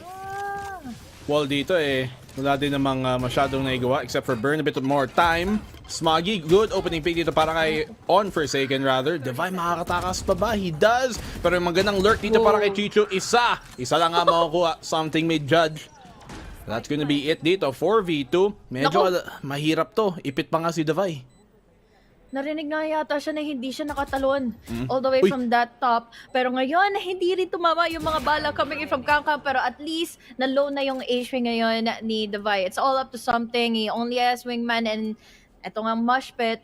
But then again, apat pa rin naman na makakalaban nila. It's a really good round para sa EDG. Kung sakali hindi pa sila ma-exit frag nga ni something dito all the way from attacker spot. Oo. Well, bonus lang din naman. So, huwag kayong mag-alala. Do not fret. Mga kapwa at Pinoy Rex fans dyan, for sure, madaming nag-aabang dito sa pagpanalo ng PRX. Pero, yan kakalimutan, EDG, impacto din. Pero mas impacto daw si something. So, he's gonna be able to save this Vandal. Hindi naman siya makahabol. And PaperX, bonus. Medyo, sige, wala sila masyado nakuha. But, at the least, malaki naman din ang lamang nila. Grabe, nakapag-jump pick pa si Monyet doon, no? At least nakapagbigay pa siya ng mas magandang time nga kay something para nga makakuha din ng mga picks. But then, here we are. We have the buy round already for PaperX. Half armors lang ang magiging problema nila though. But this time, this is full on buys na naman para sa Edward Gaming. But let's see kung ano nga ba ang magiging laban nila dahil mukhang force ng mid ang gagawin na ngayon ng PaperX with something and also Forsaken pushing it together. Ito na nga, execute ng EDG hindi nila maituloy dahil sa mga snakebite dito, mga slow orb na pwedeng ibato. Paranoia, kumonekta dito kay something, and PaperX doing a good job of dissuading yung pag-commit dito ng EDG. Nagkakapalitan lang sila ng utility. Kung mababatan na nila yung knife, dadagdagan mo na we have so many mollies. And even have the slow orbs. Tapos, dadagdagan mo pa na nakapag-pick pa si something labang ng kinakangkang. At ito ang hindi natin inaasahan for EDG. Akala pa naman natin na magiging fast-paced itong pushes para sa EDG on this second half. But then again, sa lahat kasi ng utility na kailangan nilang harapin, ang bagal na rin tuloy ng sagot nila. They're playing for time, they're playing for picks before sila tuluyan nga kumuha ng pagkakataon laban sa PaperX. 1 down, and now, make it 2 para kay Nobody. 4v3 ngayon, PRX. Ito lang sabi mo nga, 3v4, yung A-site. Bukas ang bukas dito para sa EDG, para pasukan nila. And they have the lurk galing kay Nobody. So, baka makahuli pa nga siya dito ng rotation ng PRX pag umikot sila. At this point, PRX have to expect this kasi madalas sila nandito. Pero si Howdong makaka-open up nga dito sa site. And si Nobody has been doing, actually yung EDG has been catching off PRX dito sa mga rotation nila. At yun na nga, nangyari na naman. Si Monyet ang tutumba. Mind Freak, kahit nakatutok pa nga, mas mabilis naman dito si Nobody. And EDG, stringing rounds in a row para lang iwasan ng match point. one of the main reasons kung bakit hindi nila kailangan nga magmadali. They can just play it for picks. Kumukulit na naman na yung Paper Rex, so might as well punish them in case na may makalagtaan sila ng mga rotations nga dito na magmumula din sa ADG. At yun nga yung nangyayari nga, or even on this previous round, laging si Nobody ang nakakakuha ng off-guard kills laban sa side ng Paper Rex. So another round goes into their favor. But then, kung isipin natin, dalawa na lang for Paper Rex, and after this timeout, mukhang malaki pa yung potential na makakuha nga kaagad sila ng match point. Tignan nga natin. I mean, Paper Rex, I think magiging eco ang sitwasyon nila dito, kaya timeout muna. Sige, Alex, alam ko namang medyo nakadalawang rounds ang EDG, pero wag ka muna magdabog. Malaki pa naman lamang nyo. Mamaya, wasak na yung table. Pero Chillers pa siya eh. Chillers pa siya. Malaki pa lamang eh. Okay pa naman yung laro. Pero mamaya, pag yan humabol, temo, biyak na. Nakahati na. Abangan na lang. May iPad pa. Oh, diba? May edit pa, diba? Gusto ko yung stage yan. Iba yung Actually, dating niya. I loved Parang it. raised, angat, tapos may kulay sa isa, red versus parang purple. Ganda. I love Masters talaga every time kasi purple. It's my favorite color. Ang pretty pa. Lalo Share na, mo lang. di ba yung, lalo na yung lalo na napaka-pretty pa ng trophy nila. So, yeah, sana sa Pacific mapunta dahil Genji and Paper Rex, mukhang malaki yung chance sila magpatuloy nga in their momentum and winning conditions, no? Alam mo yung laging maganda sa Masters, yung mga secret lab na chair nila, yung mga purple lagi na maganda yung dating. Para sa akin, yung mga Masters pinaka may magandang chair. Pero, sige, dire-diretso tayo pa rin sa laban na to. Yung EDG, mananalo ba sila na naman? Okay, eco round pa naman ito ng Paper Rex. There's a smoke and there's an opening for Forsaken, pero na-cut off guard na naman siya sa pagpick na nga ngayon ng EDG dahil parang ang napapansin ng EDG, wala pa nangyayari ng mga utility plays or utility heavy pushes nga mula na nga from either of the sides. Kaya naman, nung na-pick nila yung mid, they were able to take down something and Forsaken altogether. Now, hindi naman sila magpapatuloy in B, pero nakadali pa rin sila ng pick-off dito laban kay Davai. Well, as we said nga, ego round dito ng Paper Rex, so medyo talaga nahihirapan sila lumaban. But I'm wondering if this is gonna be a consistent problem ng Paper Rex sa defensive side na to. Kung talagang lagi bang makakapasok or makakahanap ng timing ang EDG. Dahil sa comp dito ng Paper Rex, kailangan tuloy medyo active sila sa pagkukuha ng info. Yung mga pang-gather pa naman nila ng info, hindi hard information. Wala silang Sova, wala silang Fade. So, kailangan nilang talagang minsan hulaan din kung saan pupunta. Wala silang passive information gathering at pag-hold katulad ng Killjoy o Cypher. So, for now, this should be an EDG round, pero will this continuously be a problem sa half na to para sa Paper Rex? Tsaka sobrang laking pressure and sobrang laking factor din, A lot of risk is given kung sakaling kailangan nga nilang i-push out yung mga info. Para makagkaroon na nga ng info is kailangan nila ng contact plays. And doon sa contact plays, hindi pa nila alam kung mapapanalo ba nila yung mga duels. And speaking of the duels, si Mindfreak ay makakabueno mano pa laban sa EDG. Make it 3, can be 4. Pero siya ay pinagilan na rin naman na nila Nobody. So again, save round na lang ito para kay Monyet dahil they have the operator. So impact na lang ang kailangan nila later on para maging enough na to for something. Good economic damage pa din dito ginawa ng Paper Rex. At least na save nila yung operator, which means medyo mas mahirapan talaga. Grabe si Mindfreak Maka spray transfer. Napakalaking impact niya talaga sa team na to. It's the reason why he was one of the OG members talaga ng team na to na hanggang ngayon nandito pa din. But Paper Rex coming into this round, may res na sila, may thrash din para sa retake. Makakahanap ba sila ng pitas sa pagsisimula? Ang tanong, gamit yung op. Definitely nga dahil hindi naman usually na nagte-take ng mid side itong EDG. Ang kailangan nila muna first is take an info na magmumula sa mga A or B mains and then take on mid. But then hindi naman pala dito ngayon pupwesto nga si something. Mindfreak though, just waiting for that opportunity to go to ahead. Pero hindi pa rin pala magpapatuloy ulit ang EDG. Backing away at least, alam na lang kung saan ba nakapwesto ulit si Mindfreak. Showstopper din dito si Kangkang. At yan yung isang bagay na kailangan na mag-ingat ang PRX. Which means baka mag-play out of sight sila. Na-scan dito si Nobody. Knowing yan yung Sova, baka isipin ng Paper Rex talaga na dito sila magko-commit which would be a good guess. Tatlo naman defenders dito, and Snakebite, pag bumaba yung wall, meron pa silang mga slower pwedeng iba to, at mukhang baka mag-commit na nga, may flash pa para lang manggulo. Na-burn and na-exhaust na nila yung mga utility sila, pero hindi pa talaga tuluyan nakapasok na kayo yung EDG. Now with an entry coming in from Kangkang, may showstopper na kasama, patay na si Madrid bago niya pa ipabato yung kanyang showstopper, pero at least quick trades ang magaganap na ngayon in favor of the buy. Now, 2 players are already inside. Ngayon, magkakaroon pa ng connecta with the use of the paranoia, but it's all up again into something side. Ano pa ba yung pwede niyang gawin nga? Medyo madami silang binato doon sa may choke nung hindi pa masyado nagko-commit ang EDG. Drone lang binato nung EDG, ginamit nila drone tapos binato agad ng PaperX. Yung Snakebite, yung Slow Orb, yung Fragment Nade ng KO. Ang dami lang binato tapos may flash pa. And ultimately enough, after nawala lahat yun, madali lang tuloy mag-commit ang EDG dahil nga may showstopper dito sila para pilitin ang pagpasok sa site. And PaperX, gusto naman nila mag-play ng retake dun sa sitwasyon na yun, naka-off din naman si Something, so medyo mas mahirap talaga. So, EDG, round number 7, mapupunta sa kanila. And once again, tatanong natin, maybe, kung may trip, baka iba nangyari doon at nahuli pa nila. Yeah.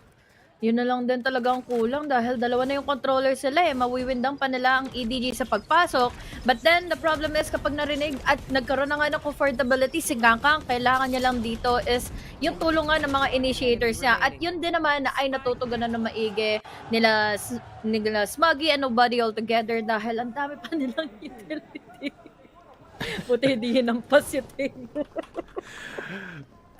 For now, buti naman, okay ang table natin. Pero balay natin, pag mas dumikit pa to, maglalabas sila nilang monoblock kasi mahal daw yung Secret Lab table, laging nabibiyak. For now, PRX, isa na namang medyo hindi magandang eco-buy. Medyo half-buy lang ang nilabas nila. But we've seen PaperX win these type of rounds. Tignan natin, may parang push sila dito sa may pa-B main. And this whole can be very effective actually kung may parang pa-B split, pa-market split sila, yung EDG. Pero mukhang gustong maghatak lang silang defense dito tapos commit sa A pag nag-rotate. Pa naman heavily stock ngayon na ang PaperX here on B side.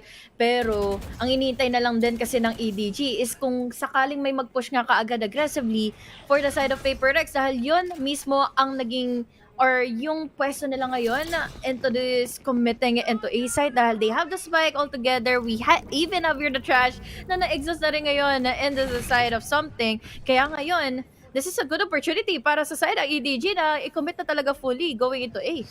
Tapos ito pa nga ang problema no? Hindi nila alam na dito si Nobody. Ginamit nila yung Thrash pero still PRX nakuha nila yung pitas. That was a huge pick that they needed dito para makakuha ng konting advantage. Haldong nakahanda ang Paranoia para pag sa pagpasok dito sa may pa-stairs, pwede niyang ibato. Tapos magsiswing naman dito si Chichu basta matimingan nila. And nga Paranoia on out. Flash sa itaas. Dizzy din kumagat kara kay Chichu. Pero medyo late sila sa swing. Sobrang bagal ng timing. PaperX nauubos lang din dito sila. Monyet nakapasok sa site, hindi pa niya matamaan and that is around EDG 8-11.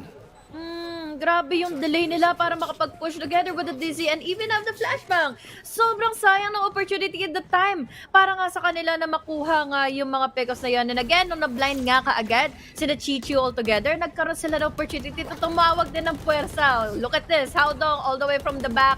Sa likod nga dito nila Chichu and Nobody para makatulong sila all together with that push, with that picks. Dahil alam niya, kailangan nila kasi nakita ng tropa para nga doon sa double pick sila to take down the PaperX nung nag-push sila kanina. Sayang, medyo napabagal nga doon sa nung tumama na yung Dizzy, yun na sana yung pagkakataon nila mag-swing pero medyo nag-hesitate. Doon sila natalo din. Napigilan lang din syempre ng utility ng kalaban. PaperX, konti na lang, magdadabog na. Pangalawang na nila to pangalawang timeout na nila. Into this half na halos magkasunod lang din nga kahit paano Ito yun na nakikita natin ang giggle factor ni Alex. Pero titignan natin kung ano ang may handog niya. Pagpasok na nga ng ating PaperX later on onto another round. Dahil broken by sila kanina Kala-half by halos yung in-exhaust sila on that round. Gusto ko yung hoodie na suot ni Alex. Yan yung hoodie na nung hindi pa nare-release na leak ni isang Fluffy O2 Gaming din noon Pinost.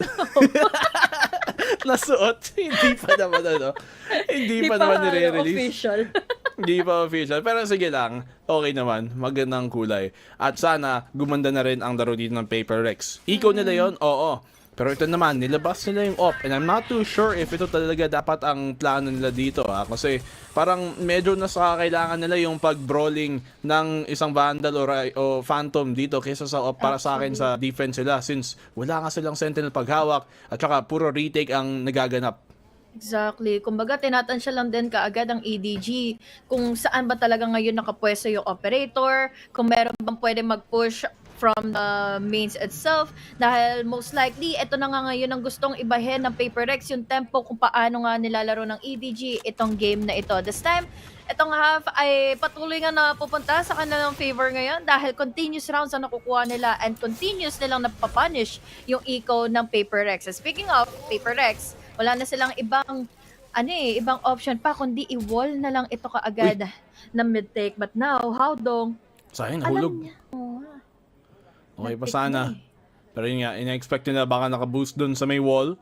So, bababa muna siya. Forsaken, good angle dito para hawakan. Flash out dito para lang din maka-pressure. And look at the swing dito. PRX on the pincer, on the punish. Ang ganda naman dito ng pag-punish ng Paper Rex. And this should be match point. 1v5. Ayan na ngayong operator ni Something. Nagparinig. And 8-12 match point na nga na-secure ng Paper Rex after, ilang rounds yun? 5 rounds? Dire-diretso galing sa EDG.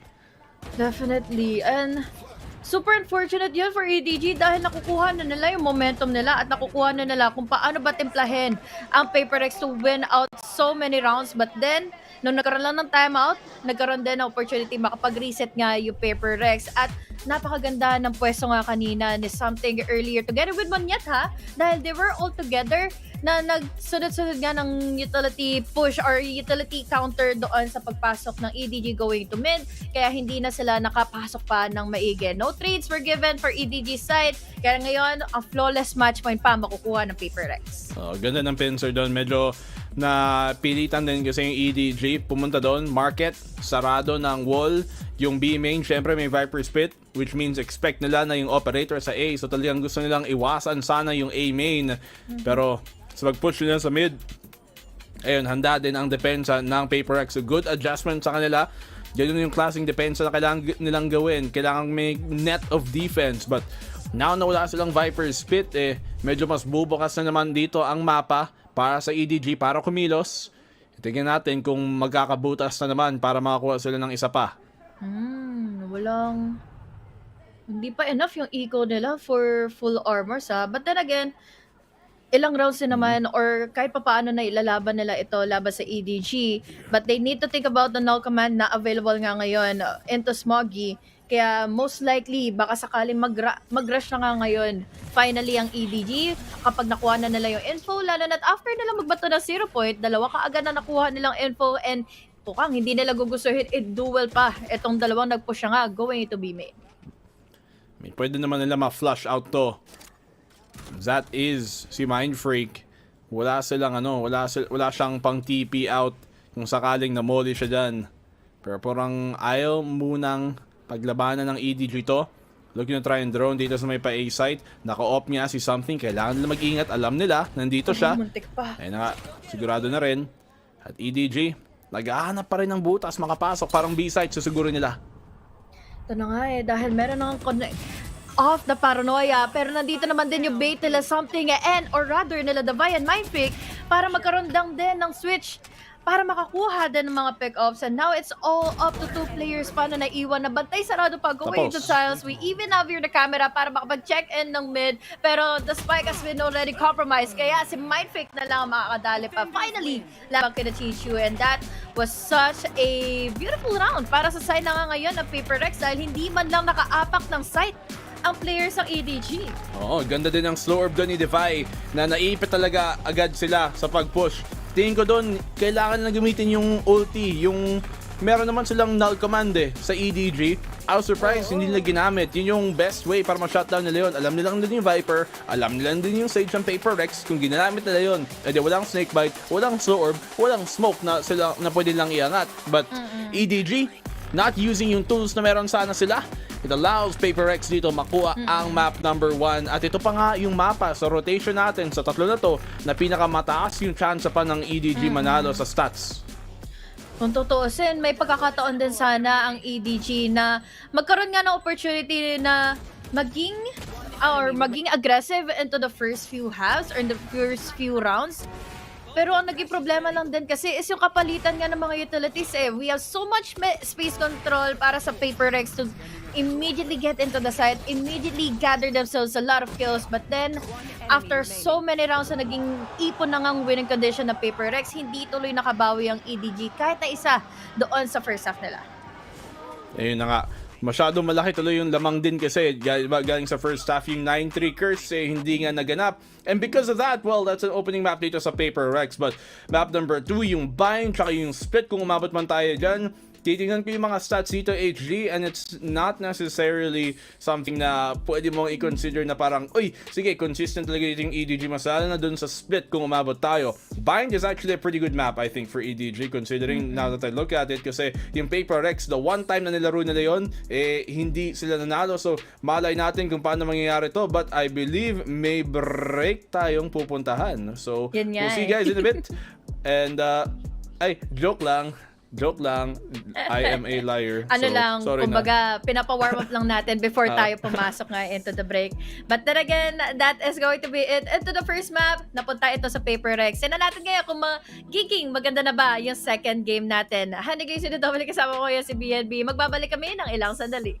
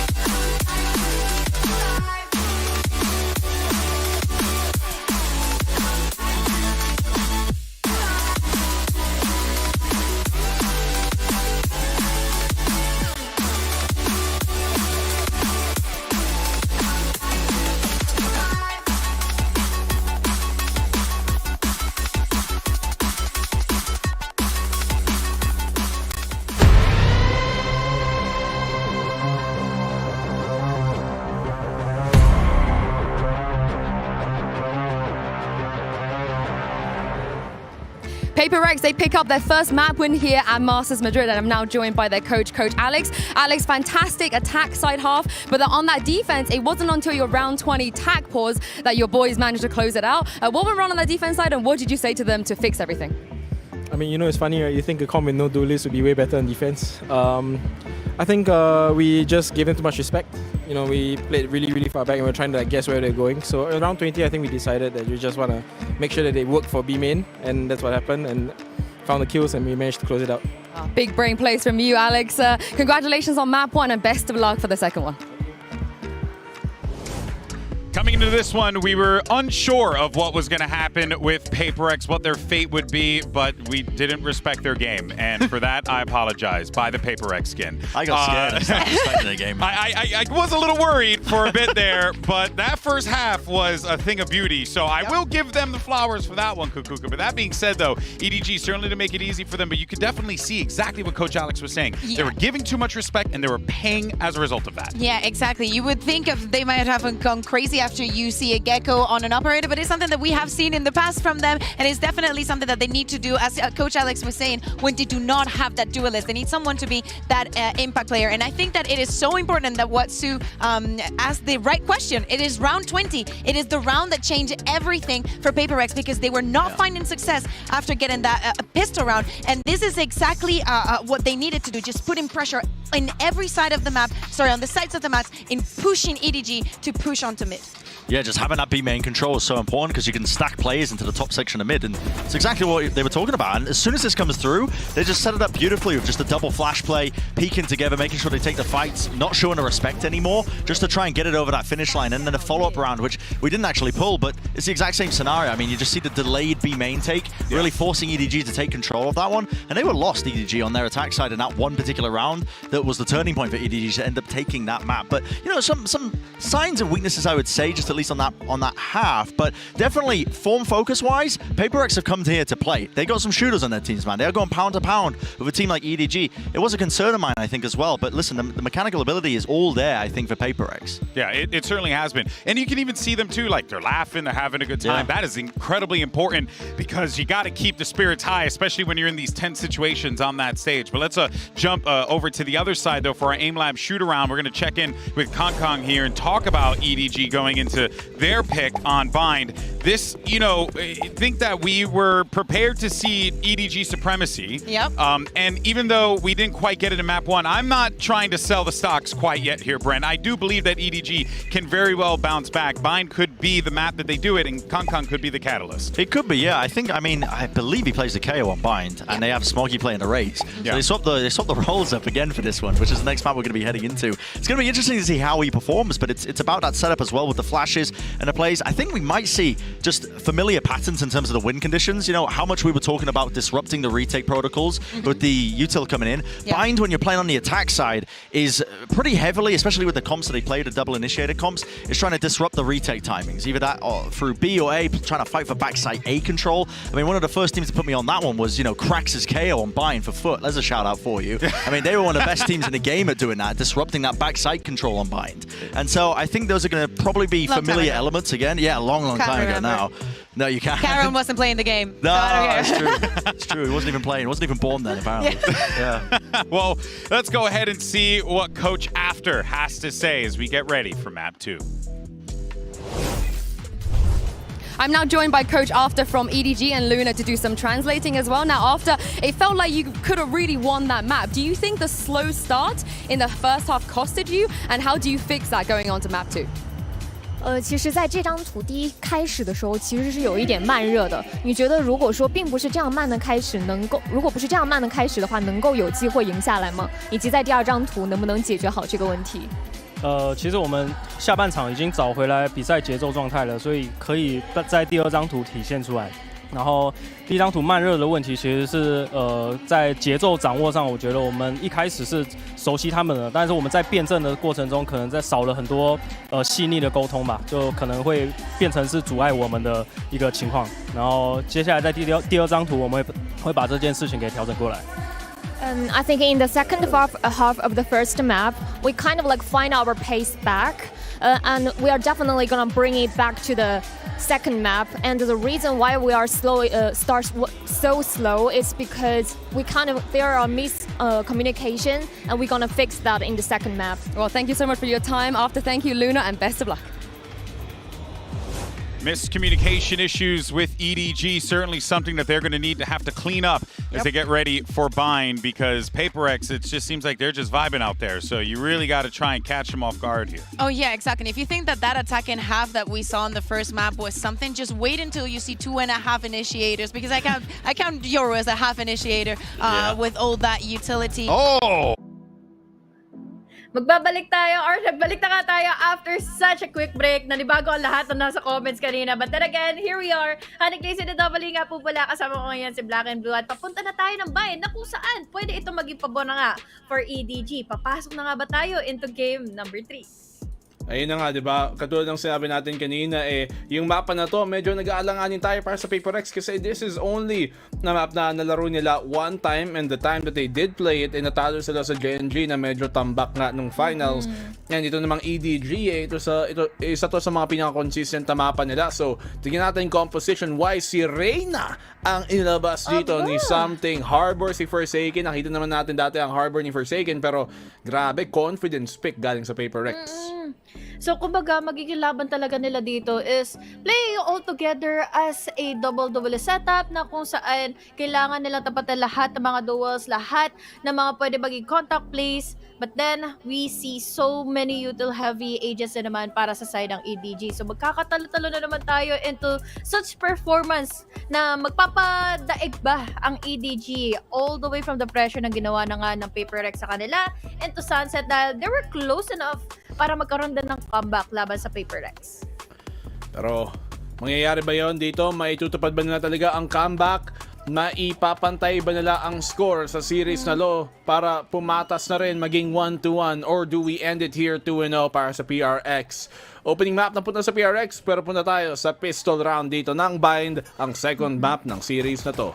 Hilig talaga nila maging attacking, no? Into the first half para at least sila yung pwede makapag-dictate ng momentum laban sa EDG. EDG, they still have the Cypher onto their hands, onto their agent composition, pero sa nakikita naman natin, hindi ito ang magde-defend na nga ng B-site na on the way na ang PaperX to control it further at wala silang kahit na ano na makita dahil doon sa mga flashes sa binato na nga kaagad nila Kangkang. This time, they will be backing away and giving up the site para at least maglaro na lang sila for Heretics. Pero layo na pala na hinahabol ngayon nila Mind Freak.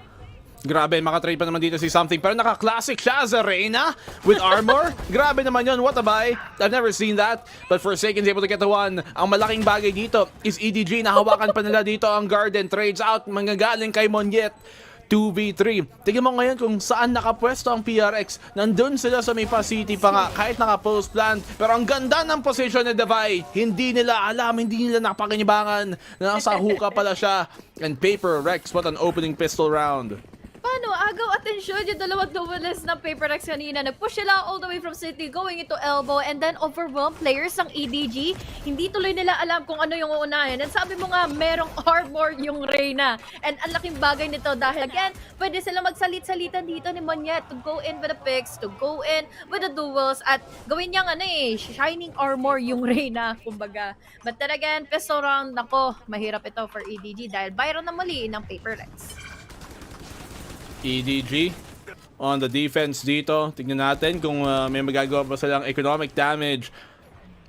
Ngayon dito ang PRX double controller, pero yung Harbor, malaking bagay talaga yun. Chichu's able to get the one somehow dito kay Something. Naihabol din naman ni Forsaken para makakuha ng trade.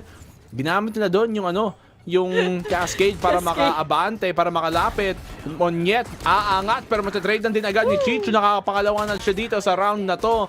In fairness, maganda ang damage ng EDG. Mas lalo na kung baka isa pa dito si Chichu. Gets another. Kaya ba niya Chichu with a 4K, pero nawaubusan din ng bala. Ace na sana. Pero ang 4K ni Forsaken ang makakapanalo. Grabe! Kapalitan lang talaga sila all together inside of B-side. Pero ang nakita kong huling moments kanina ni Nobody is parang nilamon or nalunod siya doon sa cascade na nga ni Forsaken. And once more, an opening and a domination play mula na nga sa PaperX. At nagkaagawan lang sila ng pwesto dito sa Garden. Ang laking bagay pa rin dahil Chichu knows how to play throughout the smokes, throughout the trees, and kung ano yung angulo na ipipick out. Pero that was a really nice eco by EDG. Talsik si Monyet nung na-right click siya ni Chichu dun sa smoke. Muntikan pa nga. At good economic damage nga na naman dito nagawa nila. They have the one Phantom na i-save dito ni Devay. Something naka-outlaw on the attacking side. Tignan natin kung mabibigyan ba siya ng pagkakataong makahanap ng pitas. Ayan na nga. Body shot lang kailangan niya. Tumba agad si Howdong. And Monyet makapush na dito sa may lamps. And they have the side dahil nga dito sa reckoning ni Forsaken. Tapos ang layo na nung napupush out ni Monyet ngayon, and he still has the Bucky. One right click to the head, enough na kaagad to take down another member from EDG. Orbital strike to control in the site immediately kung sakaling papasok na nga kaagad sila. At yun na nga ang nire-ready ngayon ng players ng EDG. And Monyet, to force out tuloy siya all the way from elbow. So now, he can still go in for the kicks or picks, laban na nga sa EDG, pero wala siya makita dahil doon sa smoke. And Smoggy, nakakuha pa ng isa. They are down to 3 players or 4 players, but then, napasagugan na nga kagad sa mukha. Another outlook kill mula kay Something. Down to the classic. It's here for Monyet to take in, and now 3-0 na tuloy para sa side na Paper Rex. Grabe, ang ganda din ng ginawa doon ng Paper Rex. Na the fact na ang dami lang smoke na pwedeng iba to. Hinarangan pa doon yung papasok sa lamps galing sa backside. Dahil doon nakakilos pa nga si Monyet kahit na ultihan siya. Nakapasok siya sa smoke, nakapaghintay doon, tapos nakahuli pa nga ng isa. Nahuli niya si Smoggy. Ang Paper Rex talagang nakakaiba ang ginagawa nila dito. Hindi tuloy na-expect dito ng EDG kung nasaan ang pwesto niya. Si Something din, grabe din mag-outlaw, parang nagmumukhang off pagkapit niya. Oo nga eh. And feeling ko in-anticipate na rin nila kahit papano na naka-half armors lang ang players ng EDG since once more, they need to force themselves into the rifle round na nga against Paper Rex. But doon na nga sa buy round nila ito na kanina na nangyari is naparusahan tuloy sila to an eco round. This time, papasok na ngayon si Monyet. Wala man lang nadaanan ng mga trippers kaya magigiligtas siya kahit papaano. But this time, we have the cyber cage. Howdong dito, makakakuha pa ng ulo. The buy is taken down. He is also down to 20, but now he still gets in the double. Naubos sila. 2v3 na ngayon at wala pa rin nahanap ang Paper Rex. Howdong at EDG, napakakate. And a third kill goes Howdong's way. Alam na nandito si Forsaken, and Kang will connect for a 1v3. Rather 1-3 on the scoreboard. EDG, flawless ego round. Grabe yung round na yun dahil nasalisihan sila eh. All throughout the smoke, ito lang din ang pinaglaruan na space or kaya naman yung tinangkid na damage ni Howdong. And ang ginawa niya lang is just wait and anticipate players from Paper Rex kung saan ba sila manggagaling, kung saan sila magpupush out dahil naiwan nga yung spike. He just needs to pop in heads at enough ability yun for EDG side para magkaroon ulit ng bawi. I think dapat ginawa doon ng Paper Rex alam nila nakaikaw ang kalaban. Hindi dapat pang malapitan yung smoke, dapat pang deep sight yung smoke sila, hindi yung sa malapit lang. Kasi pwedeng ang pwestohan yon ng eco. Yan yung kailangan mong ingatan. Pag eco, ang smoke ang isa sa pinaka malaking tropa mo.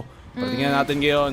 A-site ang susugurin nila. Smoggy dito sa malapit, makakaisa, but not getting the second. Kang following up though. Medyo alanganin yung plant dito. Si Forsaken nabuhay pa dahil sa kanyang cove. Pero damage has been done 3v3. In a 3v3, mahuhuli pa kaagad kung saan manggagaling si Mindfreak, pero he still gets the kill. Laban kina Howdong, Kang goes down as well. Pero this time, it's all up to Chichu. Low HP naman si Mindfreak. Kailangan niya na lang is at least i-isolate yung mga fights. Hindi siya nakita agad ni Davai. But then, yun na nga, restart and refresh lang ang kailangan ng Paper Rex. At makukuha na naman nila, mababawi na naman ulit nila yung round sa mga kamay ng EDG. Devay at the end. At buti na lang kahit umabot ang 3v3 para sa Paper Rex alam nila anong kailangan gawin sa sitwasyon na yon. Laruin yung crossfire ng tama. Tsaka nakapag-close plant. At tsaka din si Mindfreak dito kahit alam na siya pa rin ang nananalo. Napaka-consistent, napaka-reliable at dependable niya sa mga sitwasyon na gano'n. Yeah. At talagang nagbe-benefit yung Paper Rex kasi sa team nila, di ba, risky yung play nila. Kailangan nila yung player na gano'n na talagang sure ball makanalo ng round. Kumbaga, commitment na lang yan. Kung sakali na maipit nga sila, kailangan na lang nilang gawin is makapatay bago pa sila madamay nga sa hukay. And another round ang mapupunta na nga para sa side of Paper Rex at nag-call tuloy ng timeout ngayon ng ADG. Really needed of a timeout. Pero sabi ng comment section, si Arthur Neri daw tong coach ng ADG. Arthur?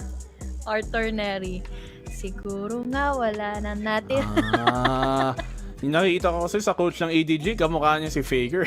Faker talaga, no? Faker talaga, Dahil sa men. hair din Yung talaga. buhok, yung salamin, Actually, yung pati yung posture. jersey kahit papano. Kahit papano. Tapos matangkad din siya. Oo, Di ba? matangkad Lahat din. Lahat talaga. Tsaka Kumbaga, magaling Chinese din. counterpart ni Faker. Ni Faker. Baka malay mo, may ano pala siya. May pinsan. Pangalawang na malayo, di ba? Na, yung pala. To-cover nila yung lahat ng Riot Games, no? League and Valorant, no? Tas TFT sunod. Tas Project L. Ay, ano pala? 2XKO. 2XKO. Pala. 2XKO. Tuko. Oh! Tuko. Itigil na natin dito mga kaibigan. Mamaya ma-part 2 pa tayo. Pero EDG, tama yung buy nila. Parang halo-halo eh. Wala silang economy pero may mga rifle din naman. Uy, sabit! papasok na kaagad si Monyet! Uy, sabog! Pero no, nadali din siya. At least, nagawa niya yung trabaho niya. Space taken and already gotten the kill. Laban na nga sa EDG. But then, mukhang aware naman ng EDG kung ano ba ang tinangka ng Paper Rex. Still, nakapag-rotate ba sila pero na-punish lang din kaagad ni something. Smokey though, for a trade, we're down to 2v3. Still a good buy pa rin naman. Or kahit papano, may mga vandals naman kasi para sa EDG, mailaban ito kahit papano. Mind Freak on the lurk dito. May rifles ng EDG, so kung makakuha nila ang timing, ayan na nga, somehow Chichu, siya pa rin ang nanalo kay Forsaken kahit nauna si Forsaken makakita sa kanya. Good shot dito para kay Divide. Meron nga siyang ulti pero tatapatan lang niya. And in that case, Howdong, he will take the clutch para maging 2-4. EDG, crucial round para lang hindi masyadong lumamang ang Paper Rex. Very crucial dahil as you mentioned, sobrang broken ng buy sila kanina at kumbaga bako-bako na meron nga nakabili nga ng Vandals for full-on armors pero yung iba ay sheriffs lang din. But then, doon tayo mapupunta sa factor na nabawasan nila ng isa pang duelist ang Paper Rex. Nabawasan nila yung number sa Paper Rex kaya naman nagkataon na na-play it out nila smoothly yung pag-isolate nga ng mga duels laban sa side ng EDG and Monyet. I love the body language na kumbaga comfortable pa rin sila kahit papaano na meron silang flaws na nakamit kanina. Ayun na nga, kahit broken, hindi pa rin sila sumirit dito. Something sana ay nag-awaken sa EDG. Hindi pa natin nakikita yung talagang full force nila, yung talagang full capabilities nila. First game nga ba naman nila dito ng tournament na to, pero kahit na medyo kailangan na lang gumising dito, kung hindi, baka mapatuloy-tuloy ang pagpanalo ng Paper Rex. At yung clutch na gano'n na nagawa ng EDG sa 2v3, minsan yun talaga yung nakakagising para sa isang team. Na masasabi pa nila na gods can really just bleed. Kapag meron na silang momentum, matalam nilang may papanalo nila yung mga duels. 4-stack members here on B-side for EDG. Masusustain ba nila yung pang-assert ng dominance ngayon yung players sa Paper Rex dahil meron ng Nightfall na kasama. Mahuhuli pa kasi nila si Chichu kung saan siya nagtatago na. Nobody for trade. All the way from top ng tube ngayon. So nagbabantay sila Smoggy. But then, here goes the hunt. We have this high tide na nakapag-slow down tuloy ang players ng Paper Rex. Saan ba talaga ngayon sila patungo na? Nice pick off from Monyet. Napatay nila yung nag-iisang smoker controller dito ng EDG. So, wala tuloy silang smokes para sa retake kung sakaling mangyari. Mind Freak gets the one. Huli! Patay dito si Smoke. Hindi! Nawala yung C's! Kala ko huli na sana siya. Still, nabubuhay siya dito sa may backside. Hindi nila maklear yung site mismo. PRX something makakuha ng isa. Pero yung time, konti na lang. 10 segundo na lang. 12 na lang. Paunti-unti pa yung spike nandito sa hookah. Nakuha pa nga nila. May oras pa ba mag-plant? Something big pick off! But Howdong got the pick! At ayun na nga ang round. Wala na ring oras to get the plant down. And EDG barely holding on. Kumapit pa. At isang round na lang ang lamang.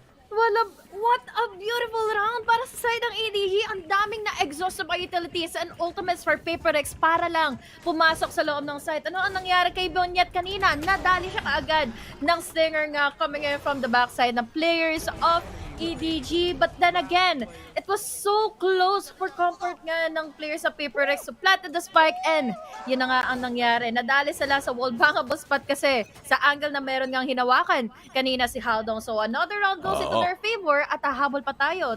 Pwede pa maging 4-4. Wala, ang tagal ng buhay kasi si Smoggy dun sa backside eh. Hindi tuloy masugod ng PRX. Yung backside na yun, kala ko na nga mauhuli na siya nung Nahuli siya dun ng Seize ni Divide, tapos may orbital pa, pero sakto nawala yung Seize in the nick of time para makatakas siya. Alam nilang dito yung may op kay Something. Huli ni Smoggy si Monyet. At hirap na hirap dito ang PRX sa pagpasok sa A-site. Na sasalisihan sila kung sakali na meron ngang isa na makakakuha ng info or ng space, meron namang isa na makakakuha din naman ng pick-off. And this time, we are down to an eco round kasi para sa side ng Paper Rex. So, ang kailangan nila ngayon is just play in slow, makakuha ng mga pick-offs all together before sila pumasok na nga ng tuluyan. And again, sa pagpasok nila ng tuluyan, magiging problema pa dahil BNB 3 pa ang nakaabang sa kanila. And this is a well-formed EDG na ngayon for this round. Natin, baka makahanap pa sila ng value dito sa may op. Gamit nung scan na yon, alam tuloy nila nakaramihan ng Paper Rex nandito sa may pa-B site. May orbital nga din si Chichu. Big pick-off para lang mga kontra. Kangkang gets a trade-off dito. Yung orbital talagang kinumit nila. Medyo alanganin din yung pwesto ni Something. Sinusubukan niya makapasok pero hindi din makasunod ang kanyang kakampi. At na tie game na rin dito ng EDG. I think they need to hold off yung paggamit na nga kaagad ng operator ulit kina Something. Dahil again, yeah, there are a lot of times na makikita natin na pabor kay Something yung operator shots. But not at this time na kailangan yung tapatin yung mga duels laban sa EDG na lagi kasi pumapabor sa EDG. Paano sila magpapalitan ng utilities or even the picks, and the triple is going into Kangkang side. Kaya naman ngayon, facepalm na lang tuloy muna si Boss Amo. Ang laking gastos din yun. Sana nag-ano lang siya, nag-vandal na lang siya doon, di ba? Nag-rifle na lang kung total ikaw din naman yung kakampi niya. At least sana may hindi gawang kalaking investment sa round na hindi naman talaga para sa kanila manalo. Ngayon, time check muna, tsaka table check. Sa table ni Alex, tingnan natin kung buhay pa. Pero for the meantime, EDG, ito na nga yung sinasabi nating mapa na talagang pwede nilang bawian kasi ito yung isang kahinaan ng Paper Rex sa map pool nila eh. Tsaka sa composition nila ngayon, it's not always usual na makita nga natin na magkaroon ng Reyna and Bind. But then, sa ganitong sitwasyon na nasa attacking side nila at hindi sila makakuha ng magandang composure, talaga mapapafacepalm si Alex dahil hindi nila makita yung tamang timpla to get in and hindi pa nila makita kung paano ba talaga madedenay itong players ng EDG dahil lagi silang nababawian sa mga trade-offs and always kahit bago matapos yung mga rounds na i-equalize ng EDG yung mga laban sa manpower. Ayun na nga, EDG playing their numbers advantage really well here. Sa composition wise, syempre si Something as at Reyna, you want him to be yung follow-up dito ni Monyet sa pagpasok. Pero pag naka-off siya sa attack, nakukulangan sila na ngayon nga firepower sa pagpasok nga. They need something na mag-pop off, get at least a trade or two para lang may chance silang manalo sa mga round na to. Kung hindi, talagang hirap nga pumasok. Ito na nga, reckoning para makakommit. At Smoggy, napakalalim. Nahuli pa nga si Monyet at si Mind Freak din. Walang napapala dito ang PRX. Kahit meron na nga kaagad sila na ngayong ultimate coming in for Forsaken side, but then again, Neural Tet ang magiging sagot. This time, we're down to 3 players alive. May Empress pa rin naman para kay Something, but the problem is, kaya niya ba dito? I-overwhelm yung players coming in from EDG, that is Something, and nobody pa ang magkakasama, and now this is going to be a problem. May ipit ngayon yung dalawa, hindi sila makapag-plan, 40 seconds na lang ang natitira, mahuhuli pa kagad ngayon ng Aldon, buti na lang may TP na kasama, but then, look at the numbers, it's all in favor of EDG. Makakakuha pa naman sila ng plant dito pero sa pag-hold, yan na lang ang tanong. Hindi nga nila alam kung clear yung site eh. Hindi nila alam na 4 pala manggagaling sa may A site dito. Shock Dart, ini ba to? Tumama pa nga kay Device, so medyo mahirap yung 2v clutch na to. 2v4. Yeah. May flushes, may mga utilities pa, may even operator still on the hands of Smoggy. So, alaking bagay nito to take control all the way from hookah, lalo na daming atensyon na maaagaw na nga all the way from defender spawn. Mauhuli naman si Forsaken ni Smoggy that now he's down to 15 HP but it's not enough para i-sustain niya itong laban na ito in a numbers disadvantage laban sa EDG. Kulang din talaga sa tao eh. Kaya mahihirapan dito ang PRX and EDG.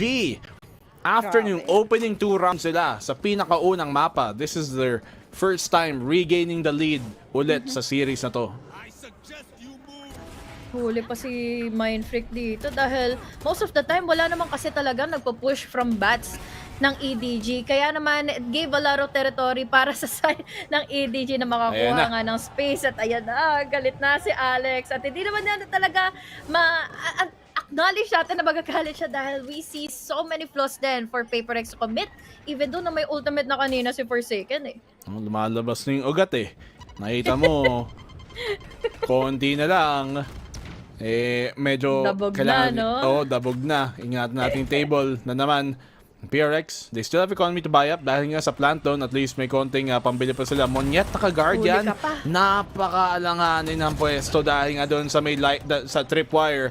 At least makaka-trade dito si Something. Si Chu sa may backside sa triple. Alam nilang hindi nila maipilit pa rin to eh. Hirap na hirap talaga makakuha ng plant ang PaperX. Lalo na't ngayon isa pa lang ang napapatay nga for EDG. But now, the showstopper gives a lot of pressure. Nandito na ngayon, lilipad na nga si na Forsaken. But then again, the problem is, iilan din naman ang napatay sa kanila. Smoggy ang nakapagbigay pa ng pressure. And now, it's all up to 2 players. Tapos, nagpani Smoggy kung saan magagaling na nga si Davai. It's all up to 1. The Forsaken is down already to 11 HP. Hindi niya pa papaligtasin si Smoggy. But now, he still has to commit into the side kung gugustuhin niya maipanalo, mai-clutch out pa itong round. PaperX. Mukhang mas shaky na sila dito sa mapa na to kumpara dun sa may sunset kanina. Forsaken, yet another.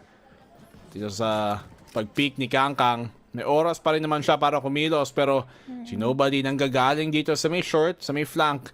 I don't think he's gonna expect this. 10 seconds left. Medyo mahirap na rin makakuha ng plant. Totoo. At hindi pa siya tago kung saan man magpipick nga yung dalawa dito from EDG and another lead, another round for EDG. And it just poses a problem for PaperX kung ano ba talaga yung uunahin na nila pagpasok dahil again, nagkakaroon lang tayo ng kapalitan ng mga utilities and the picks coming in from EDG. Tingnan mo yung nangyari, bait and switch lang on Chichu and Smoggy's side. Kaya ngayon, ang dami nilang paraan para nga pigilan yung momentum ng PaperX. Nahirapan silang i-basic na pagpasok lang eh. Hindi nila nagagawa ng paraan na sayangin muna yung utility or sirain yung mga tripwires dito. Wala din naman kasi silang Sova eh. So, yung panira lang nila doon is yung paint shells. And hindi tuloy nila magamit yung paint shells sa pag-clear ng mga kunyari triple oppositions kasi kailangan na gamitin para sa tripwire. And even at that, hindi nila nagagawa ng tama. So, Smoggy, another pick-off dito. Hindi! Huli ka sa ere! Grabe naman yun galing kay Something and he gets another Something! Big time play galing sa kanya! Good opportunity already ito para sa side of PaperX. Although there was a trade, we still have 3 players left. Maganda pa rin naman kahit paano na makapag-rotate. But the problem is we still have a lot of utilities going to A side. The tripper is there, even the camera na. Alam natin yung timing ni Howdong bago niya i-open or bago niya buksan nga na magkaroon agad sila ng info. But this time, still a minute left para sa PaperX na makapasok na nga. But now, Monyet kasi alam niya na disadvantage siya pagdating sa barrel. So, ngayon, kailangan niya mag-ingat. Yung smoke nandito, dalawa yung picks. Although it was so close for him to get in a kill. And now, we're down to a numbers lead para sa EDG. Sayang, konting timing lang. Could have been a pick-off dito at least or a trade para kay Monyet. Hindi lang gumana. Still 1v2, may barrel na rin si Devay. Ito, may cyber cage pa nga para makalabas. Sana maka-out dito. Flash, bulag na bulag. And EDG. Napakaganda ng timing. Binato doon galing sa city sa may itaas. At nabulag sila ng napakaklaro dito. 7-4 EDG. Advantageous half na i-secure nila. I love how Kangkang gives so much control para sa EDG na maging komportable nga to go in for the picks. Pero look at that shot. Something making most out of everything or nothing nga na meron sila kanina. But then again, nung umabot nga tayo in the last few moments, we have such a good situation kasi para kinakangkang na ilabas nga yung flash para magkaroon pa sila ng opportunity to pick. And now, we have a buy round already para sa PaperX pero look at that. Look at those rounds na continuous ngang naipanalo ng EDG. 6. Kumbaga, ito yung nangyari sa sunset map natin kanina eh. Ito na nga. May pambili dito ang PaperX. Masesecure ba nila ang 5th round dito? Or will EDG get a big half? Nobody, hindi niya na-expect ang off angle dito ni Something. Medyo nakampante sa pagpasok. Orbital strike para lang harangan para hindi makapasok, but nakadalawa somehow dito ang EDG with that timing. Chichu nandito pa rin sa may smoke, hindi nila mahanap, kailangan mag-iingat ang Paper Rex dito. Pwedeng makaisa pa si Chichu. Expect ba nila to? Will he be able to get one? Nako, dalawa pa naman sila dito sa loob. Nakayuko pa pareho at yun na nga, nakadali na nga ng isa kay papaano si Kangkang for a trade. Nandito naman si Something or rather si Mindfreak para makabawi. Now with that hunt, hindi naman nila makikita kung saan na nga ba nakapwesto ngayon si Howdong. He's still trying to buy in some time. Pero bakit siya naglalabas ng Omnitrix? Kaya ngayon, Howdong gets in the kill. The buy for another, but Smoggy is there already for the trade. A winnable advantage once more para sa EDG. Natapusin itong half to an 8-4. 8-4 dito. At hindi nga nakakapasok talaga ang Paper Rex. After yung first opening round sila, talagang dire-diretso na dito ang EDG. Siyempre halftime break muna, konting inom ng kape o tubig, kung ano man yan, tsaa, Gatorade, kung ano na lang kailangan para lang lumakas ulit.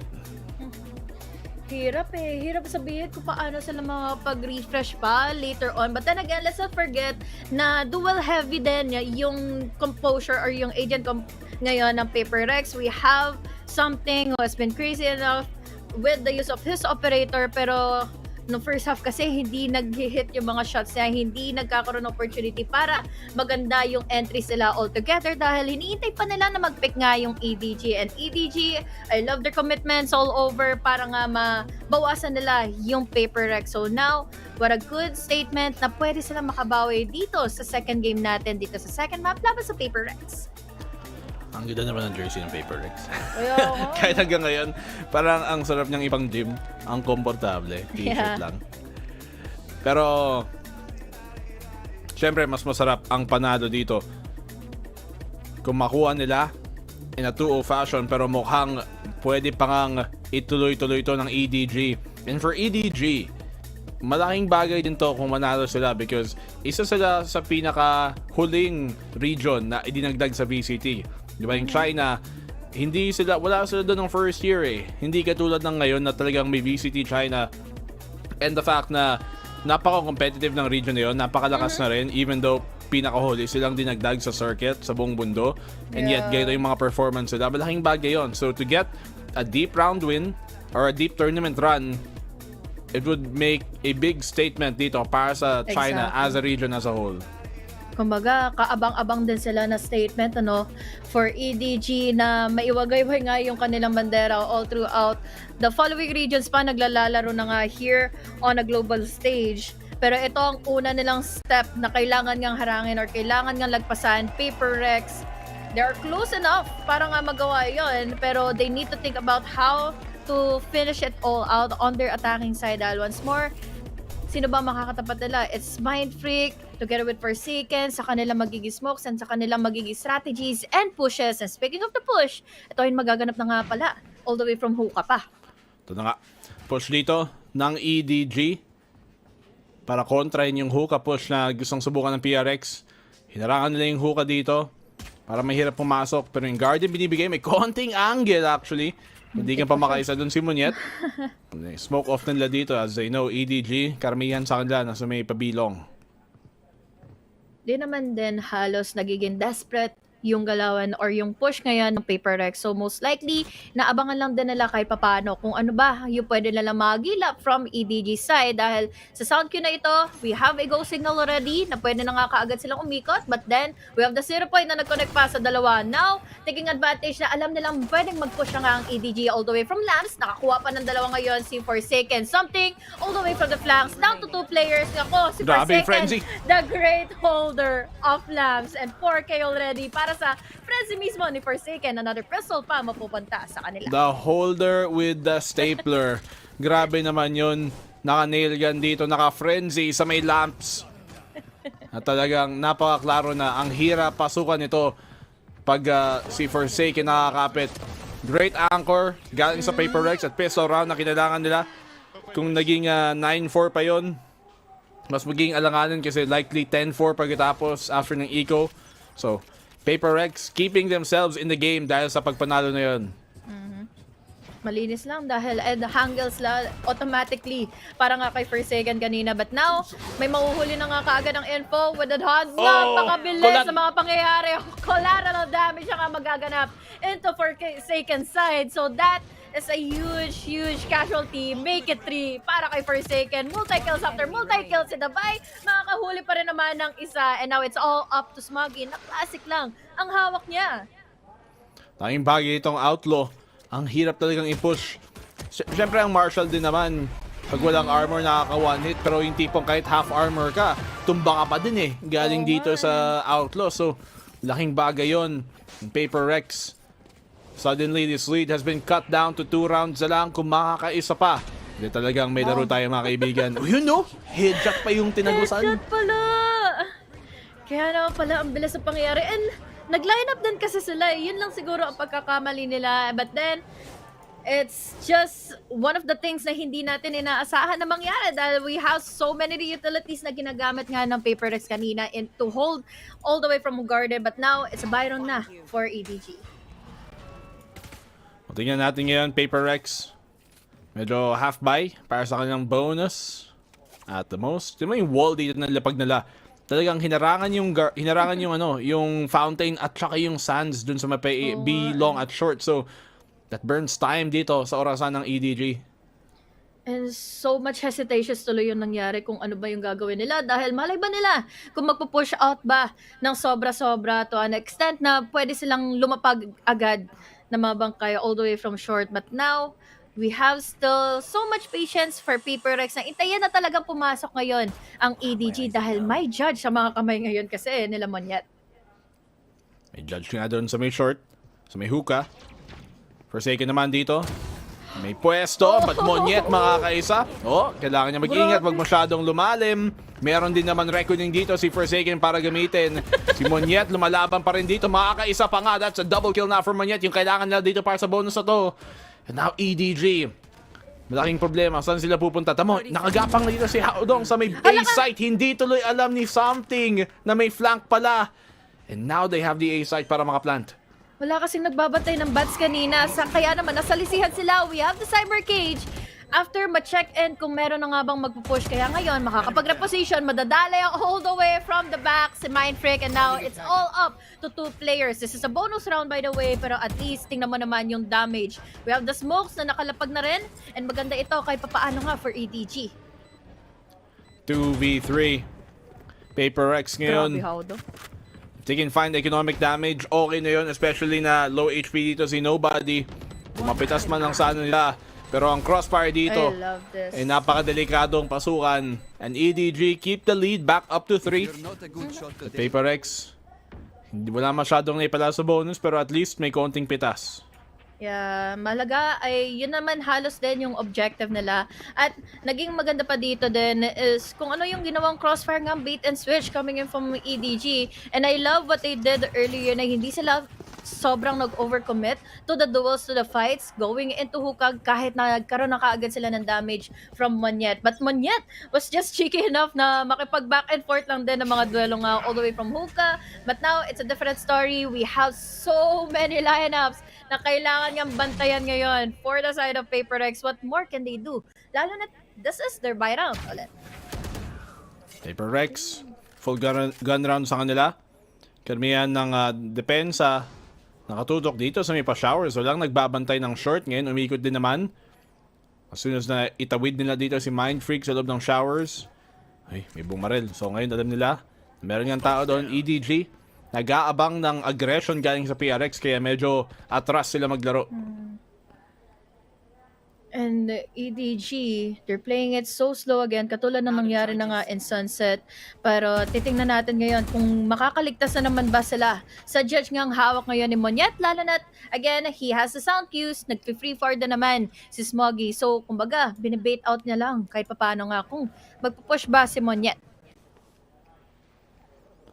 Nag-rotate naman depensa dito sa B-site and nga dahil din wala silang Sentinel katulad ng sa Sunset kanina, talagang kahiligan ng Paper Rex to yung composition na ganito, walang Senti at kailangan tuloy nila maging talagang sigurado sa mga pick nila. Tsaka maghanap ng impormasyon kung saan manggagaling ang attacking side. But Mindfreak gets the opening pick dito.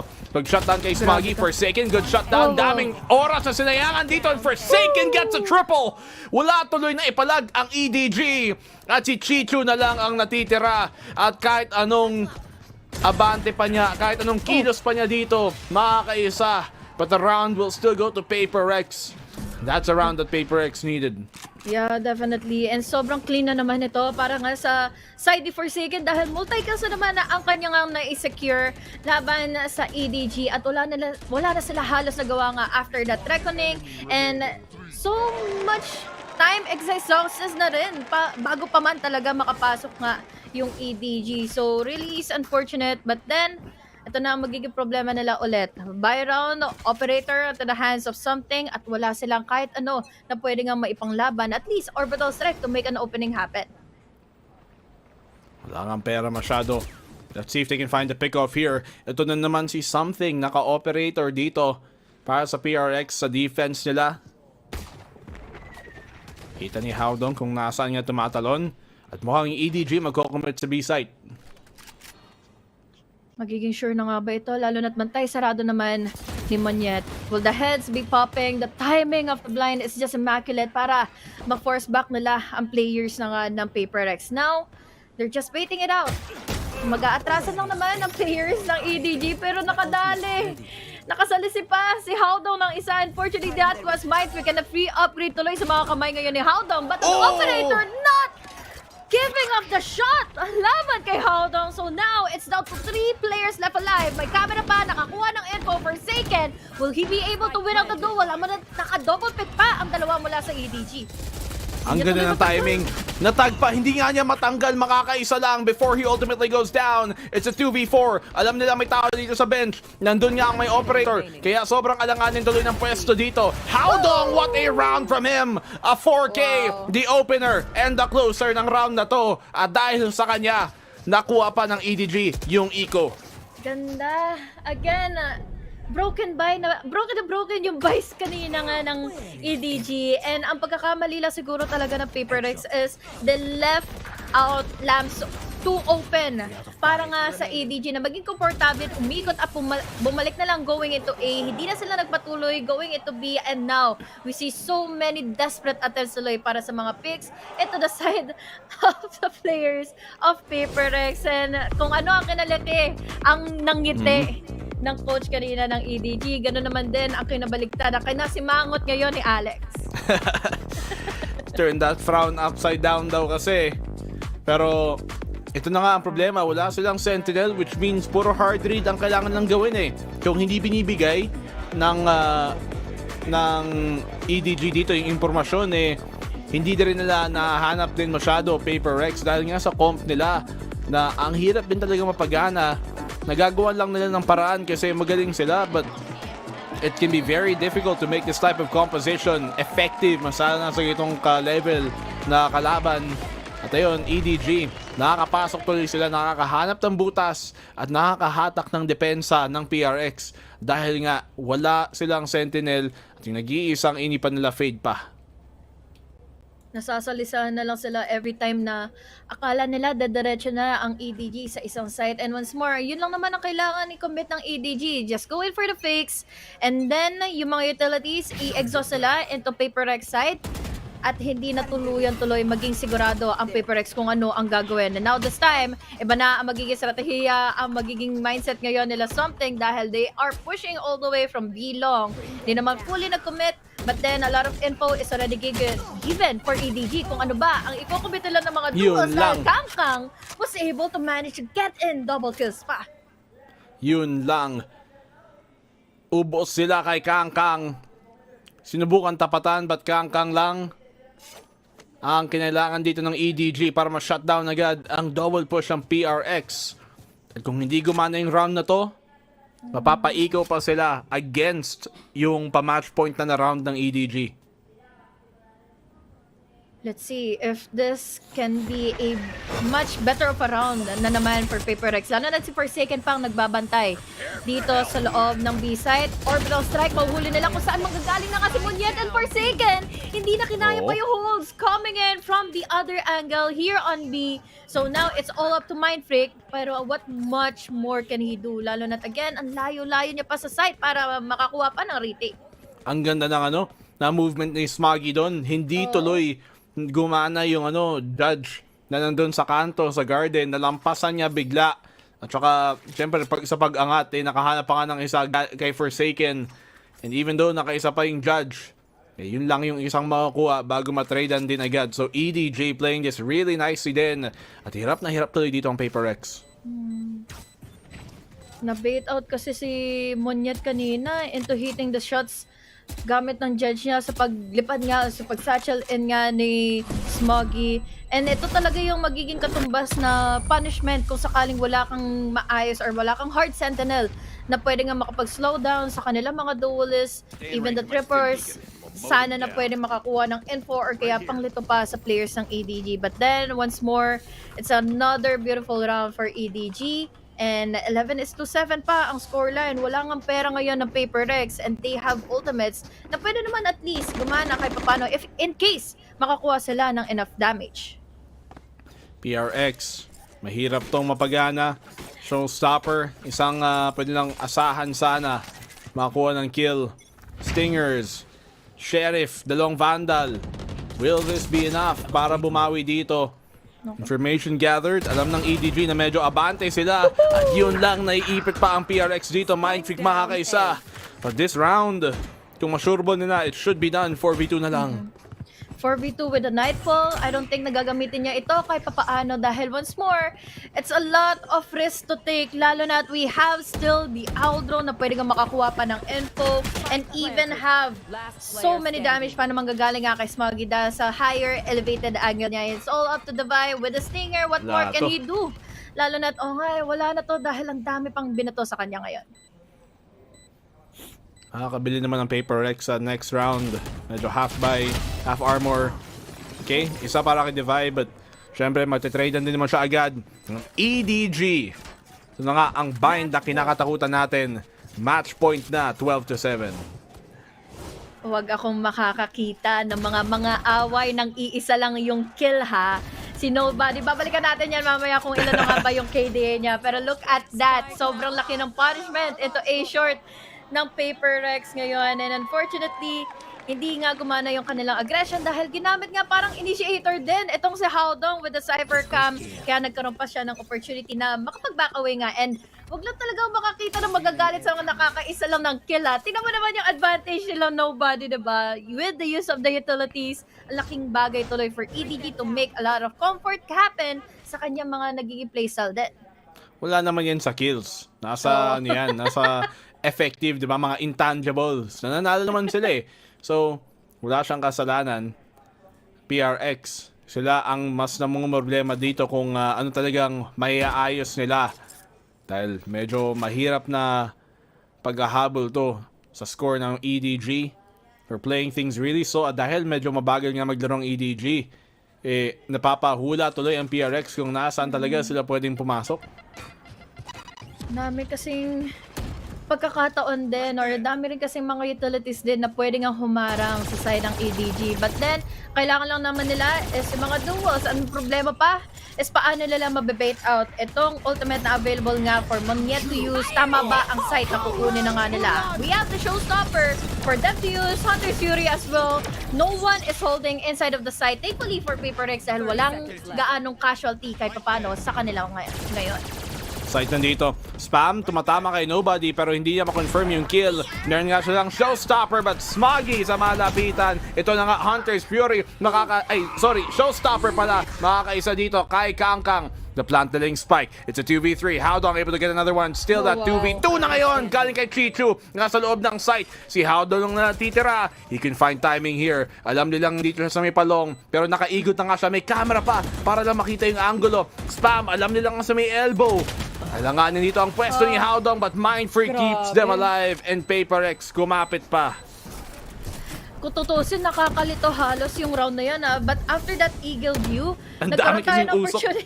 Oo, ang daming smoke, ang daming ultimate, ang daming space na pwede nga makonquer all throughout ang EDG. At nakuha naman nila ito. But then, nung nagkapalitan na nga din kaagad ng mga utilities, we have also as well so many impact na naibigay nga ni Davai and Monyet all together, all the way from Hookah. Dagdagan mo pa yung mga pumasok na nga, nung pumasok na nga si Mindfreak kanina. Kaya ngayon, it's a good advantage para magkaroon pa ng isa pang round to survive ang Paper Rex. But then again, may kapalit na naman ng mga ultimates sila kanina. Reckoning, Orbital Strike, and Empress pa magkakasama ngayon ang available na. Tingnan natin. 4 rounds na lang. Kailangan habulin ng Paper Rex. Magagawa ba nila? Kahit matalo dito ang EDG sa round na to, may pambili pa naman sila sa sunod. So it's gonna be difficult for Paper Rex to string these rounds together. Meron naman silang mga ultimate pwedeng gamitin, yung Reckoning, yung Orbital Strike. Laking bagay yon, pero medyo mas effective yun sa retake unless talagang ontin lang yung oras. Ooh. Risky play na naman ito for Monyet dahil itong angle na ito ay laging ang chine-check out nila Howdong. Pero now, Kita siya. nga mauhuli pa siya, makikita pa siya sa gilid, and unfortunately, that's going to be it for Monyet on this round na pwede pang maging panalo na ngayon ng EDG dahil doon sa paglabas nga ng Noodle Tap, Orbital Strike to hold off those entries na magagaling na nga ng backside. Pero no! Even Howdong is taken down by Chichu! Friendly fire, boss! Nadamay pa nga niya ang kakampi. Sayang ang lalim na sana ni Howdong doon. Nakatingin sa mapa eh, parang may Orbital Strike doon. Nandun si Howdong. Parang hindi mo siya namapatay. Ayun, natuluyan pa nga. Something gets the one here. And suddenly, yung magandang round sana ng EDG eh. Biglang natumba sila isa-isa. Galing pa nga sa kakampi yung una. And in the end, Paper Rex allows them to get another round here to keep the game within reach. Wala na rin siyang ligtas dun eh. Dahil dalawa din yung Orbital Strike nga na nilabas. And unfortunately, kahit anong takbo niya, ay sa lahat naman din siya talaga na makakain nga altogether. And ayun, kamat sa hindi makate ang ating coach from EDG. Dahil again, it's just one more round kasi for EDG to make a closure happen here on Bind. Pero nagkapalitan lang tayo sa ultimates eh. Trade lang daw sila ng ulti doon. Meron pa nga din ng mga Empress dito. See something. Kaya for the rest of Paper Rex, medyo malayo pa. Sa tingin mga push naman dito sa may pag-garden. Kaso nag-iisang tao dito ng EDG. Ayun nga, si Howdong sumaka-rotate sila. Pero ang Odin ni Forsaken inilabas niya. At makakaisa pa nga. TP dito sa rotate. Parang showers pinaglalaban nila. EDG getting the kills. Nakapag-trade na naman. 2v3 na ngayon. At Paper Rex. Nako, match point pa. Doon lang sila nagkamali. Isa-isa silang nag-audition sa harap mismo nila Chichu. So now, ang kailangan nilang gawin is have Forsaken buy time sa pag-hold niya dito sa loob na nga ng A side. Pero ang problema, tatlo kasi itong makakapag-pressure out sa kanya and he doesn't have enough utilities to make something out of most of the duels sa pwede ngang i-commit sa kanya ngayon ng EDG. Ang dami niya tuloy angulo na kailangan bantayan at may camera pa. Naka-paskan pa. Naka-pick out pa. Kung saan siya nakapwesto na and it's all up to something para matulungan siya. Alanganin talaga yung pwesto doon. Nagpaskan pa siya. Gamit ng camera. Swing para kay something. May dismiss. Gagamitin nga niya. Nakita niya. Nandito din si Kangkang sa may malapit. 4 bullets na lang. Nakakapag-reload ba siya? Hindi niya kailangan. Gets the one. Kangkang nandito sa may kanto. Reload muna. Alam niyang nandito sa may palamp si Kangkang. Pwede niyang i-stick yung half. Pero nag-swing si Kangkang. Napakaganda ng timing ni Kangkang kung kailan munti kang pamahap. And they get the game. The map dito. At pupunta tayo sa map 3. Well-deserved win para sa side nga ng EDG. Once more, they're just really that good in mind. And kung tutusin, kung babalikan nga natin ang ating mga naging recent results ng Paper Rex here on Mind, hindi nagiging masyadong maganda into their favor. Lalo na at this time, hindi rin nasa magandang form kasi ang Paper Rex, especially something with his operator, it doesn't always connect into the players din ng EDG. Oo, masalo na din na naka-Reyna siya, di ba? So, pag Reyna ka, medyo kailangan ikaw yung second din, papasok ka. Pero syempre, pag operator ka, medyo kung hindi ka makakapitas sa una, sa pag-execute, medyo nasa likod ka. He needs to be in front there para samahan si Monyet, para makapagkuha ng space para sa rest of Paper Rex. Tapos yung fact na wala pa silang Sentinel, nagkakaroon pa ng butas sa defense at doon talaga nanalo yung EDG. Yun talaga, no? Yung mga times na meron sana silang opportunity makakuha ng info laban sa EDG. But then, really just goes to show na nagkakatalo-talo tayo pagdating nga sa advantage or winning conditions pa ng kanilang agent comp going into the map. Dahil ito rin na ang kinuhang opportunity ng EDG. Bakit? Pwede silang mag-play slow and win out the duels, commit into the contacts laban sa Paper Rex. Ayun na nga naging alanganin para sa Paper Rex. We saw it almost become a problem nung sunset dito sa map number 1. Tapos iniisip natin, magiging problema pa talaga. Nilabas nila sa map number 2 din ang composition ng walang Sentinel at yun na nga, naging problema na nga. Sana naman sa map number 3 nila, medyo mas okay. Pero as we mentioned, sa simula pa lang, itong bind talaga yung pinakaalanganin na mapa para sa Paper Rex sa buong rotation na to. Map number 3 sa split, medyo mas okay naman. At pag tignan mo yung stats dito ng EDG sa split, medyo 50-50 talaga sila in the past few months during nung liga nila mismo. And so, we're gonna have to see paano nga ba to matatapos. Will Paper Rex be able to come back dito sa map number 3 or kung EDG mare-reverse sweep pa nila? Yun nga, malaking magiging tanong, lalo na't again, papasok pa tayo into game number 3. After this break, magbabalik kami ng ilang sandali. En este caso no es dilema. You make me horny, bitchy, feeling nasty. Mándame un DM y nos comemos en luna llena, ey. Baby, pégate, muévelo bien salvaje. No te hagas loca, todos saben que elegante. Ponte en esa pose pa' saber cómo se hace.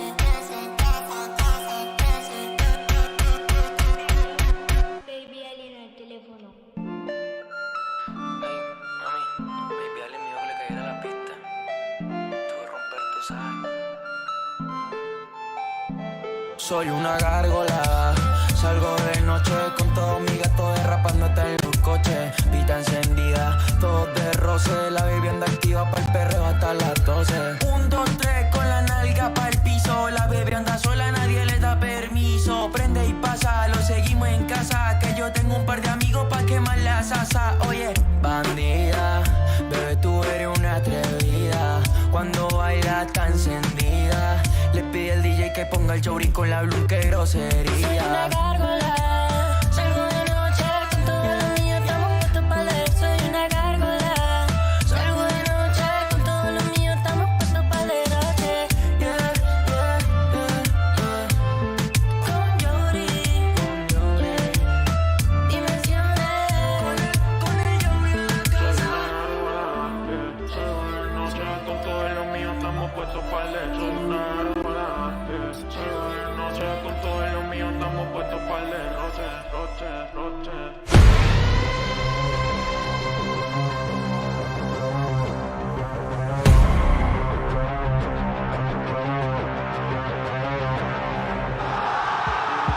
EDG managed to pick up a massive victory, forcing the map 3 as bind goes their way. What a series we have been treated to, folks. Of course, Golden Boy here alongside Kukuka and Brent as we break it down and we get ready for map 3.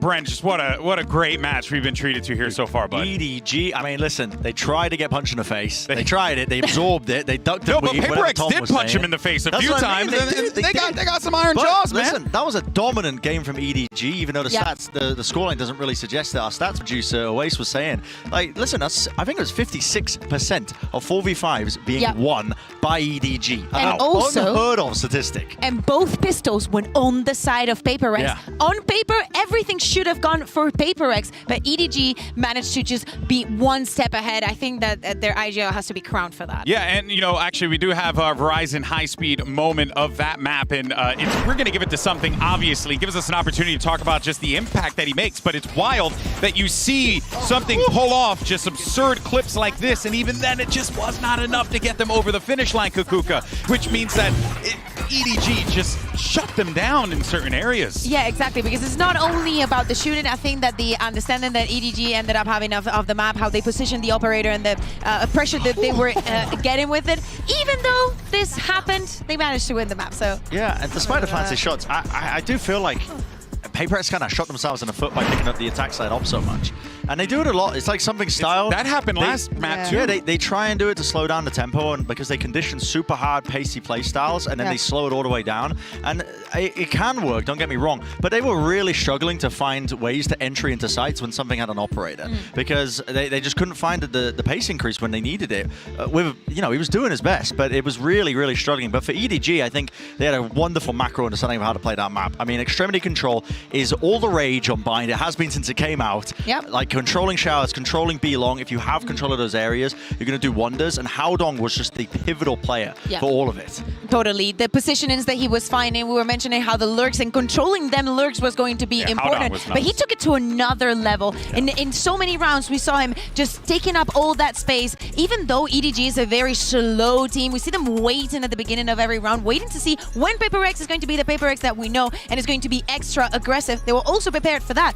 But then, as I said, Haodong finding the very specific timing into how to grant all that space, grant the kill, and also help the rest of his teammates being like, yeah, this is safe, I get the ult, safe, we keep going. The lurks were so wild. It also just goes to show you, right, how, yes, it is always going to be about the sum of all of your parts, but when you have someone like that who's really making individual plays, taking those risks, taking that space, and just being heads up, that is scary to have to play against, and Paper Rex learned today. I mean, it's crazy as well. I mean, they won this basically 4v5 as well. I mean, nobody had one kill for most of the map. He only got a second one towards the tail end. And yeah, his util was good. I will give him credits, I think, as well. I mean, he had the drone for the post plant in a lot of scenarios and getting good value at attacks. But I mean, it was a large ask, I think, of the rest of the EDG squad when they were losing basically in that metric. When we associate with China as a region as they've always got that firepower, they kind of were losing those first duels, yet they were still salvaging the situations, which I thought were fantastic. And of course, we have to big up Haodong because it's just him. Hyper-intelligent lurk timings. Don't even tell me. I don't understand how he was able to just find these players. I think this is when there was a judge in the close corner. And this is just beautiful. This is the last round. We even see that he tags on the map to see. Oh, I saw Oh, that was it. Man, what a heads up. That happened. But it's just so damn away from him to be able to find those timings. TP and shot at him. Yeah, he shot his teammate. I thought it was his teammate. It's okay. There was a lot on the line. My guy's dialed in. He's dialed in.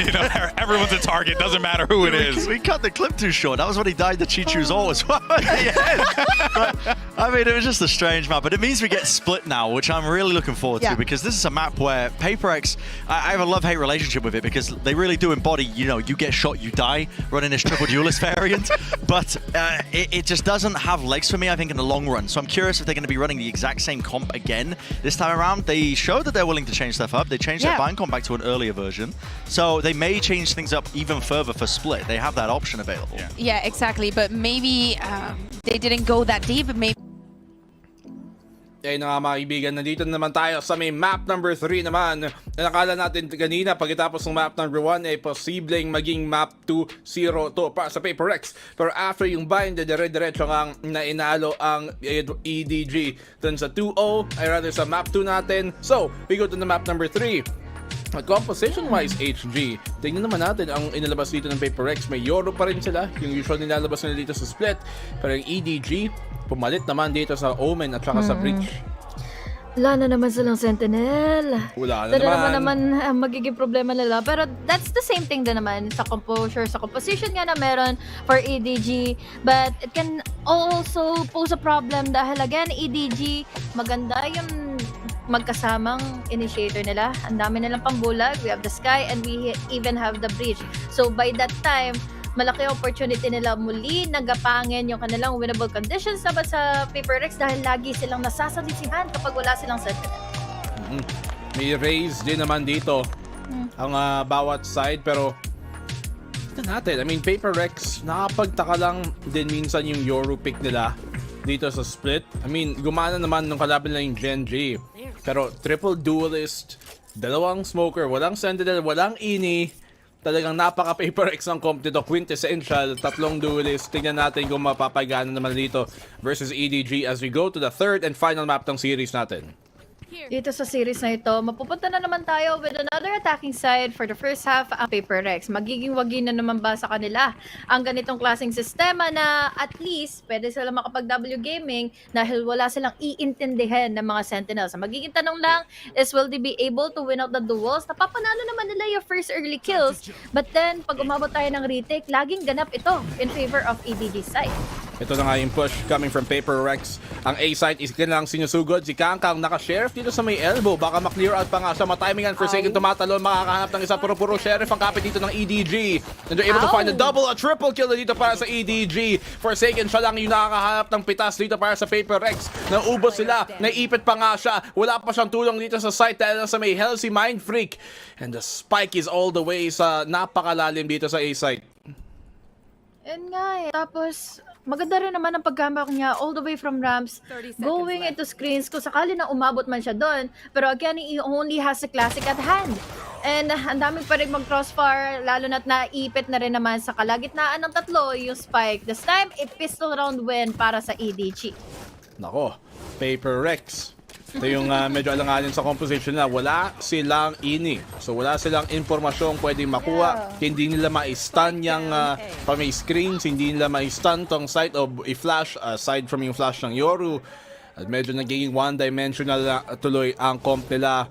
At pinilit pa lang siguro yung smoke doon, which is tingin ko clear yun lang yung site eh. Kasi yung smoke na yun para sa nag-elbow player, para pwede siyang tumawid paalis. Sinugod siguro nila para makahuli sana ng isa, pero sila tuloy yung nahuli.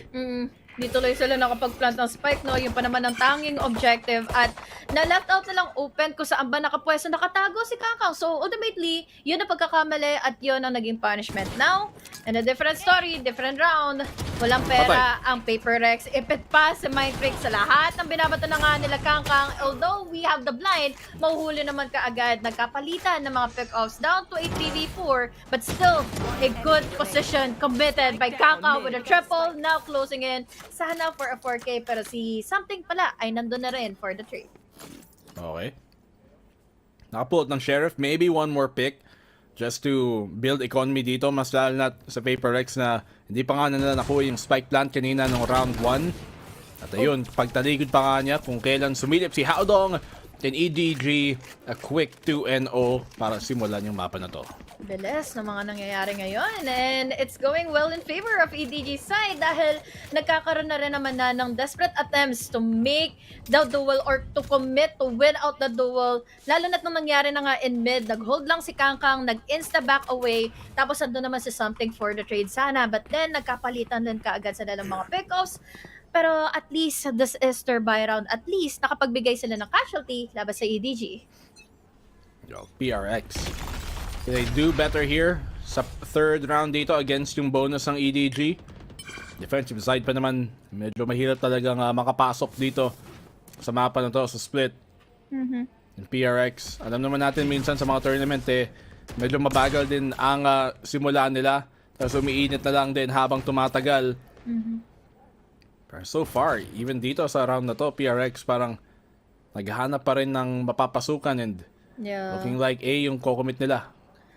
Hirap kasi wala silang initiator at ito ang lamang ng players sa EDG. They can gather info, they can gather so many space with the fault lines and altogether with the rest of their utilities. Now, giving up the site para at least they can play in for the retake. Ang problema na lang nilang kakaharapin is yung A Heaven na nandito nga ngayon si Monyet. Free fire, pero ngayon nakapag-bait out pa na player. That's going to be Monyet taken down. Another opportunity taken para nga kinunubadi para magkaroon din ng crossfires. Davai and Mindpick daw na magkakasama for the trade-offs. It's all up to Davai na may ipit pa sa dalawa pero wala namang idea yung dalawa kung saan siya magagaling na. But now, he cannot win out the duel against Monkey and unfortunately, Sheriff pa ang nakapatay sa kanya. That is it for the buy round ng Paper Rex. Anong nangyayari sa PRX dito? Hindi pa rin nila ma-secure kahit yung mga round na gano'n na against yung bonus pa. Lagi lang sila nasasawsawan dito ng EDG kung kailan ka nila sure na, kung kailan ka nila na walang tao, biglang pagsilip nila mas marami pa pala sa akala nila or nasa ibang angulo pala kaysa sa na-expect nila. Look at this. Yan, nakapasok tuloy din. Daming mga timing na moment na hindi pala nila alam na may tao doon. Tapos ito pang si Nobody, maka-spray transfer pa nga si Alex, munti ka nang sumabog. You gotta give it all together, man. Dahil first half pa lang ito ng third game for the series. Although, nakikita ko rin yung reason why. Dahil ang dami nilang pagkakamali na napapabait out sila sa bait and switches ng EDG. So this time, Finorce out nila yung mga buys. They have Guardians and Bulldogs all together. But now, Forsaken, malayo at malalim na rin ang kinumit niyang pwesto ngayon sa A-side. Wall down dito. Plant naman agad para sa PRX. May pinambili naman sila dito. But look at this. Fighting so deep at walang napapala dito masyado ang PRX sa mga ganyang laban. At ngayon may ipit pala dito sa may site. At hindi pa sila makahanap ng isa. Mind Freak taken down. Parang nabibasic lang dito na easy game dito ng EDG sila. Forsaken gets a double. May makukuha pa siyang iba. He's able to maybe get the third. Yes, he does. A 4K para kay Forsaken. Makakos ba niya? And an ace! Forsaken to save the round! To save the day! PRX get their first!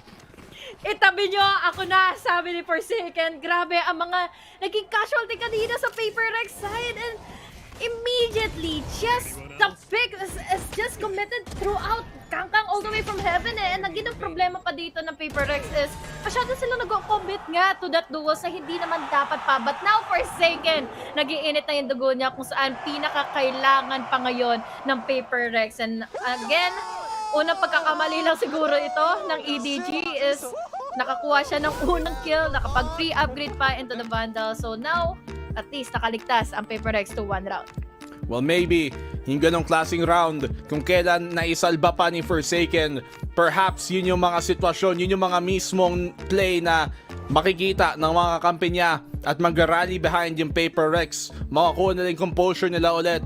Minsan, parang talagang nawawalan dito ng extra dimensions yung laro nila pag nagiging masyadong W gaming. Forsaken, that might have just shaken them back into form, especially after yung timeout na to. Nakita ko rin kanina na masyado silang mapusok to take on those duels dahil single-handedly, ang ginawa lang ni Kangkang is just pick all the way from ramps going into downside nga na makikita niya kaagad na nakapag-push out na rin or nag-commit, nag-try kumuha din ng mga trade-offs yung PaperX. But then, at least, the savior himself is there all the way from backside at sobrang pasensyoso niya dun dahil inintay niya lang, hindi niya na tinulungan yung iba pang players of PaperX para magkaroon din ng mga trade-offs. At least na iligtas niya pa yung round na yun. What gets him around, yun yung pinaka-importanting parte ng round na yun. Pero syempre, medyo alanganin pa rin. Something hindi pa rin makakilos ng tama dito na isolate lang siya. Look at Kangkang kung saan makasugod. Buti na buhay pa dito si Mind Freak pero napaka-low na niya. Bulag pa naman din. And now the retake's gonna have to happen dito. 2v4 lamang ang EDG sa tao. At least, we still have the Viper's Pit, pero kailangan niya mag-ingat dahil apat pa rin naman ito makakatapat niya at mapupunta pa sa kangkungan ngayon. Si Forsaken hindi na nakabawi pa. We even have here the Trailblazer to check in every corner. Makakapagtago pa rin naman, but still, this is the vibe we're talking about. Makakakuha ng isa. You can potentially hear someone all the way from downtown na bumaba na nga from heaven. But again, it's the numbers advantage na meron nga ang EDG na kinomit. Just needed to have a distraction para makapag-pick. Nakita yung barrel doon ni Davai in that case, kaya hindi tuloy niya magawa ng paraan. Look at this, Kangkang talagang sumugod galing sa likod. I'm surprised hindi niya napatay si Mind Freak doon agad. For PRX, parang kailangan na ng iba pang utility para makakuha ng talagang space doon. Like something pagpasok niya, walang support pero mahirap din kasi batuhan ng supporting utility since wala nga silang ini. Walang flash na may babato galing sa iba unless galing kay Forsaken or in that case, kailangan may susunod kay something para lang makapag-trade. Kaya nga yung blinds ay nagkakatalo-talo na lang tayo kung bakit hindi nagiging komportable pumasok nga yung PaperX. Dalawa lang yan We have blinds from Forsaken or Mind Freak. Ang tanong dyan is kung tatama ba at may evade naman din agad-agad ng EDG ito kung sakali man na umabot sila for another retake. In this round, binigay nila yung site, Chichu, closely enough to take down another player inside. But now, Smoggy naman na makakadali din ng isa. Smoggy with another, Kangkang as well. And this time, pwede silang malikuran kahit paano ni Davai. He needs to do this quick. Patay. Aray. Aray. Pansin mo, ginagawa din dito ng EDG as nagtitira ng si Davai. Yun na nga, flawless. Yung ginagawa ng EDG dito is binibigay nila yung sight eh. Kasi alam nila na pag sumugod yung Paper Rex, tatlong duelist na ganon, medyo mahirapan talaga sila makakilos. So, gagawin tuloy ng EDG, mag-retake na lang sila. Kasi alam nila na wala masyadong pang slow yung yung Paper Rex sa post-plant hold. Wala silang Sentinel, wala silang Ini na may stun o flash. So, bibigay na lang nila, hindi nila ilalaban yung tatlong duelist na sumusugod sa kanila. At ayun tuloy, ganyan ang nangyayari. Oh, casualty and punishments lang altogether, na kung totoo siya, ang napansin ko din. Kaya pa siguro ng mental load ni Alex, But then again, kung totoo nga, lagi silang raw duels na nilalaban nga kay EDG na alam natin na hindi yun yung pinakapabor to fight it all out laban sa side na nga ngayon na EDG. Why is to take on the rounds to have the retakes happen in another round? Na-retake na naman ang lalaroin nila in another round na A-site lang ang pinupuntahan ng Paper Rex.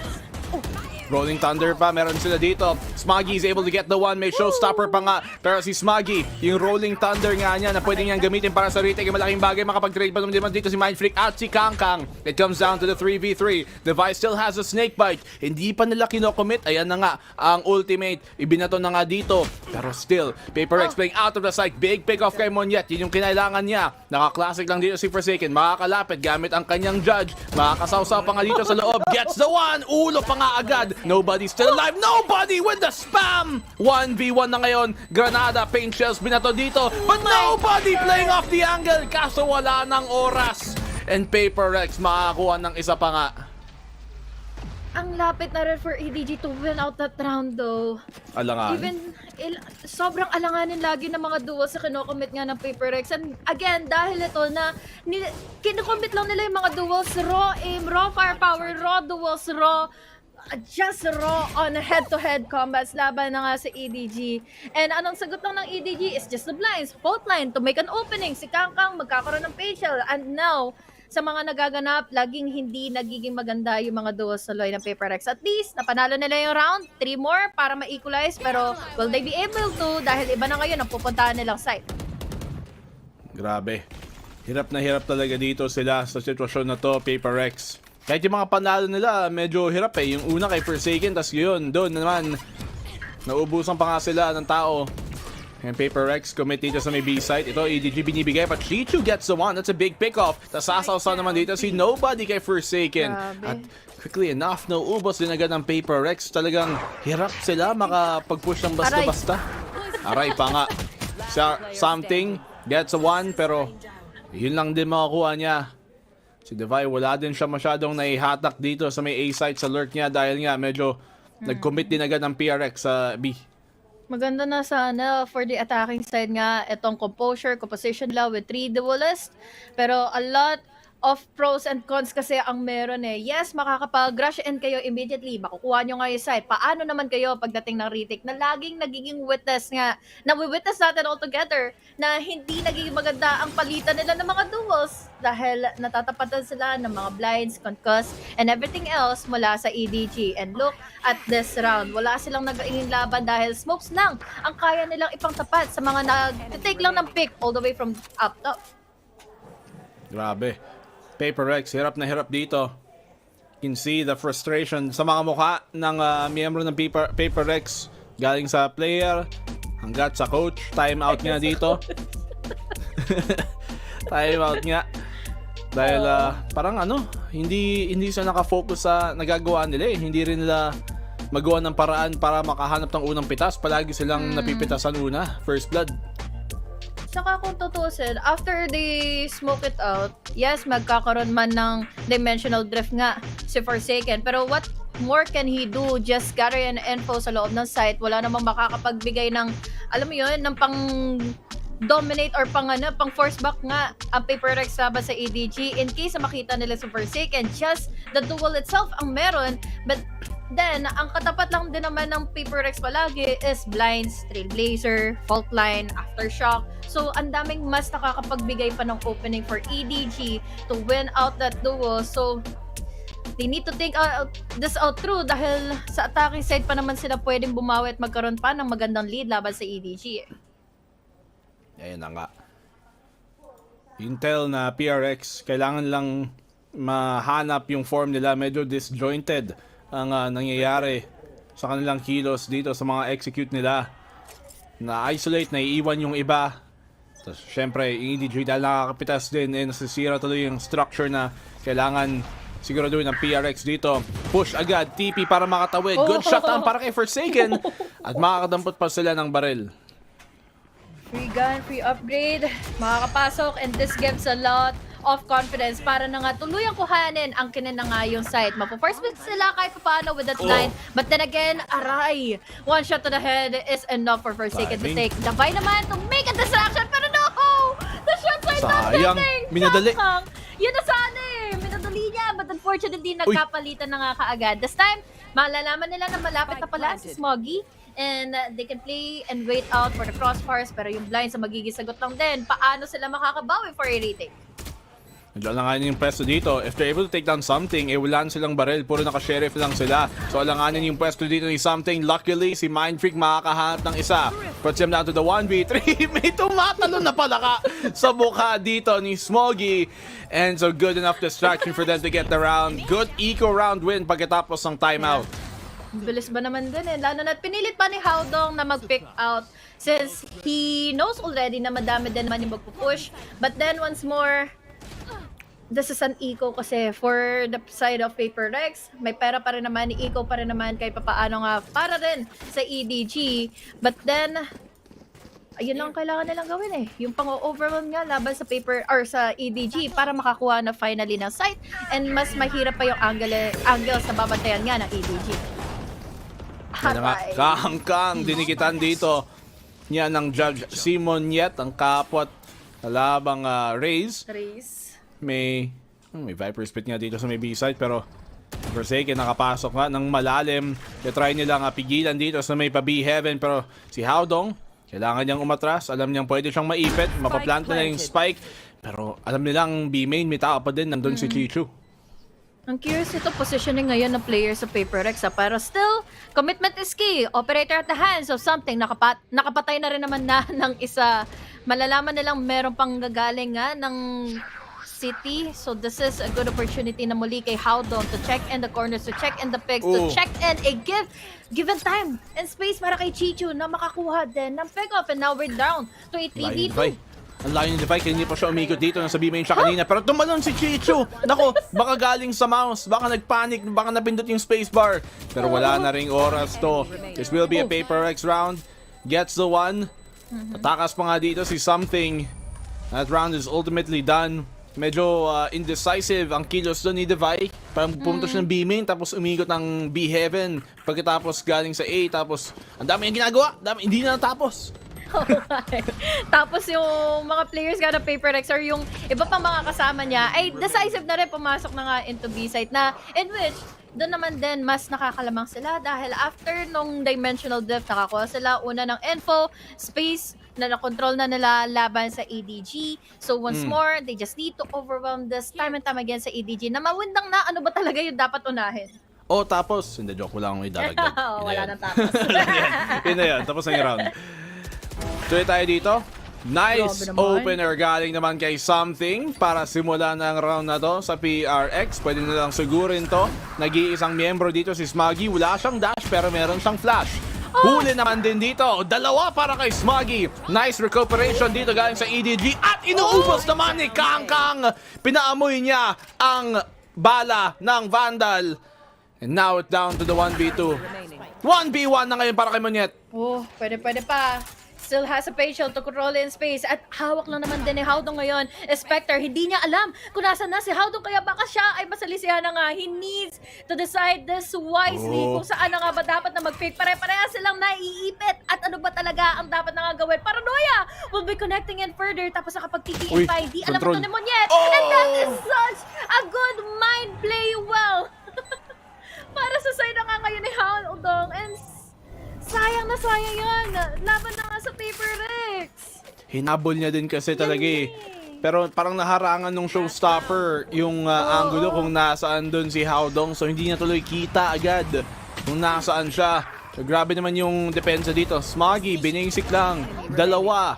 Tapos dito sa si Kangkang din naman. Dalawa. Hindi na nga, wala kasi silang masyadong utility eh. Kaya ang hirap din talaga i-flush out yung mga angle na yun, parang doon sa may elbow. Ngayon nga, naharangan ng showstopper. Oo. Chinek ko nga yun yung mention mo na yun nga, pupunta na sana to check it out nung malapit pa sa spike. But yeah, sayang na naman para sa Paper X. Pero ito, na naman an opportunity for Kakal to take him down with the showstopper. 1 minus na kagad para sa Paper X. Ganyan daw mag-showstopper. Big shot para sa kanya. Forsaken, nabulag pa ang sarili. May paranoia dito. Nag-dash in pa nga. Howdong, tinapatan. Howdong, makakadalawa. At agad niyang inubos dito ang kalaban. Alam ba na dito si Mindfreak? He gets the one. Howdong, medyo delikado ang pwesto. Pero mas delikado ang pwesto ni Mindfreak dahil siya ay ipit. And there's a round. 8-4 para sa half dito ng ADG. Oh, beautiful Valorant ang nangyayari na nga ngayon. First half, triple duelist, hindi gumana para sa players ng Paper X. And time and time again, laging matalino yung mga plays or matalino yung mga times na gustong kung ano yung gustong i-pick out ni Howdong. Hindi niya pinipilit na patayin na agad yung Jet. Hindi niya pinipilit na unahin ka agad yung unang nag-entry. Kumbaga, inuna niya muna yung pwede nga mag-trade-off para kay something. At yun ang naging reason kung bakit naging shattered tuloy yung defenses or yung attacking side na nga ngayon ng Paper X. So 8-4, malayo-layong hakbang na naman itong kukuhanan ng Paper X. But at least sa nakita natin kanina, pwede sila manalo kahit papano sa ating pistol round. Well, dito sa mapa na to, nakita naman natin dati, at least para sa ADG, na hindi siya necessarily mapa na talagang masasabi mong komportable sila. Kasi medyo 50-50 din. Pero so far, parang sila yung mas nagmumukhang komportable sa mapa na to. And part of that is in composition. Ang hirap din kasi ipagana ng comp ng Paper X eh. Masala na sa team na ganito. I feel like yung idinala nila, dahil nga natalo nila yung Gen G ng malaking lamang, kala nila magagawa nila to sa EDG. Kaso, iba naman din kasi yung laro ng Gen G dito sa split kumpara sa EDG eh. Yung composition nila, iba din talaga. May Jet sila, may Astra, ganun. Kaya ngayon, nakita mo yung mga TP-TP play dito ni Howdong, yung Breach, napipigil agad tuloy ang Paper X. Yeah, I love how EDG counters out so many aggressiveness ng Paper X din eh. As you mentioned, we have Breach, we have Sky. We even have your Howdong na nagiging talagang hadlang sa Paper X na makapasok ng tuluyan ng site, makakuha sana ng composure dahil alam niya kung ano ang dapat ng unahing pitasin sa Paper X na hindi man lang nakakuha ng composure after they get inside of the site or even makakuha nga ng mga retake or post-plant potentials laban ng sa ADG. And speaking of, makakaabot pa kaya tayo ng mga retakes dito. Maganda for Paper X dahil again, baka kasi ma-overwhelm sila ng tuluyan ng ADG with so many initiators na magiging pabor pa sa attacking side. They need this opening pistol round ng second half para hindi masyado lumaki yung lamang. At yung nangyayari sa Paper X makita mo, sige, papasok si Forsaken, papasok si something, yung Jet at Yoru. Pero unlike nung if may Iniga, may Flash, may stun na kasama, wala, yun lang yung util nila. Kaya medyo nakukulangan. Pero tingnan natin ngayon, si Kangkang, grabe, diretso, dito sa vent agad, kakasimula pa lang. Walang ginawang mid-takes ang Paper X kanina, kaya naman papakitaan daw sila ng EDG. Flanks are already happening, committed all the way from garage, pero huli na ang lahat. Nasa 8 tower na ngayon ng players ng EDG. They're slowly clearing it out. Wala namang ibang magpapakita na doon for Paper X, pero the casualties, the damages are already committed. Meron naman din pagkakataon na ang EDG to plant in the spike. Your X, paano retake dito? Alam nilang may tao dun sa heaven, alam nilang may tao sa rafters. Si something tutumba, galing dun sa spam ng mga classic. Hirap talaga makapasok dito yung Paper Rex. Hindi pa nila makuha dito yung heaven. At least that's one pick off kay Forsaken. Kay Monyet din siya ang susunod din naman. Underhand throw ng Pain Shells as makakaisa si Kangkang dito. The Chief Mindfreak can get an angle. It's a 2v2 here sa may site. Mindfreak, good dink galing sa kanya. Smoggy in the 1v1. Pero hindi pa niya 1v2 rather. Mindfreak kahit low HP, right click lang. Dahil low HP din ang kalaban niya. Paper Rex, ayun na nga yung pistol na kailangan nila. Pambawi lang daw kay papaano nga sa mga natalo nilang rounds earlier in the first half laban sa ADG. Nakita natin kung paano naging pabor palagi yung kanilang pistol rounds ever since the first half. So this time, nagpatuloy nila ito sa second half. Ang naging problema lang is ang dami rin naging casualty or opportunity din kinakangkang na masalisihan nga ang players sa Paper Rex. Kaya naman there are duels na halata mong magiging opener din for Paper Rex to commit all throughout. What an opener here for Paper Rex. The way that they have to do it, nag-igawa nga. May smoke dito sa mid kung sakaling kailangan gamitin. Siyempre, Outlaw. Paboritong nilalabas ng Paper Rex pag mga gayitong anti-eco round nila. Smoke down. Kailangan mag-ingat ng something dito. Buti na lang nandun si Dubai para tulungan siya. At least bait and switch Lang lang muna. saan nakaikot si Chichu? Ha? Dito siya sa may vent. Muntikan pa. Matatimingin nito. Something. Nako. Sure ball. Yataps. Ayun na nga. Pero 1v3 pa rin. So at least numbers advantage pa rin for Paper Rex. Ang problema, yun nga, the damage has already been done. At dalawa ang naging punish tuloy for Paper Rex. But at least a round win is a round win. Kailangan nila ito, dalawa pa ang kailangan nilang habulin sa EDG. Ang problema na kakarapin nila, it's already the buy round for EDG. But that's a warning na yan. That's a sign sa isang problema magiging tingin ko issue ng Paper Rex dito sa defense. Wala na naman silang Sentinel. Magkakabutas na naman ang depensa nila. It's not naman na porkit walang Sentinel may butas agad. To be fair, yung EDG wala din namang Sentinel, di ba? Pero meron silang ini. Dalawa pa nga yung ini. Madami silang paraan makastall at makakuha ng info kumpara dito sa Paper Rex. Tsaka maganda rin kasi for EDG, may pangkuha sila ng mga info eh. Yes, we have the ultimate din naman for Forsaken to use para makakuha ng info, pero a lot is at stake. We have an operator na nag-miss out nga sa pag-pick na iyon. Wala na nga sa EDG, but then nagkaroon din ng trade-off. Something is down, kaya we're down to 4 players na lang na natitira for Paper Rex at magiging alanganin pa dahil alam na kaagad ni Kang kung saan si Forsaken na the trade-offs did not commit or did not really end well for Paper Rex to have a good advantage. So now, 2 players na lang matitira sa kanila. Masyado siyang dikit doon sa kanto, sa angulo, kaya nakita agad din ni Kangkang. Dapat doon si Forsaken medyo atras. Naka-off siya pero masyado siyang dikit sa kanto. Ayan tuloy. Kangkang gets another here. Paper Rex, parang mga basic na mistake lang ang talagang nakaka-hold up sila dito sa series na to as a whole. Definitely. Kumbaga sa sobrang pag-overthink nila pagdating sa agent composition, kung paano ba nila tatapatin yung dalawang initiators from EDG, ang nagiging flaws and mistakes na lang nila na nako-commit all throughout is yung mga simple na mga nagiging push or yung mga nagiging duels nga na kaya talagang tapatin ng EDG time and time again as we witnessed it all throughout the first half. Now, naka-knife out si Monyet. Muntikan pang madali nga ngayon ni Howdong at buti na lang he was able to compose himself further but not enough para nga masagutan din agad sila Chichu. Denied tuloy yung pag-save ng operator. Sayang lumusot pa yun. Hindi pa nga na-save. Gano'n lang sabi mo, laking investment na hindi nila maidala dito sa round na to. Grabe to. Para sa Paper Rex, there should be a round na makuha nila pero bonus pa yung kung saan sila nag-invest ng gano'ng kalaki na wala din naman na ipala. Okay sana kung medyo close round pero hindi talaga eh. At pag walang Sentinel, kailangan talaga maganda yung reads mo at saka maganda yung pagkukuha nilang info. Pero hindi nagagawa ng Paper Rex yun eh sa defense. So far at least. Let's see kung this round alone na makakakuha na nga sa kanila ng composure and their comeback potential dahil 3 na ang leading rounds ng EDG. Bagamat nakikita naman natin yung potential kina Forsaken to have such a good advantage when it comes to the duels, pero lagi tayo nagkakatalo sa palitan ng mga utilities. Ngayon na may blind, this gives a lot of info sa EDG na ma-heavy din yung pressure na meron nga ngayon ang Paper Rex all the way from mid. Kaya ngayon ang ginawa nila, adjustments, going into rush, take down B-side agad. Ayan. Hello? Chichu. Oh my God, Chichu. Hindi talaga nila maipigil dito ang momentum ng EDG.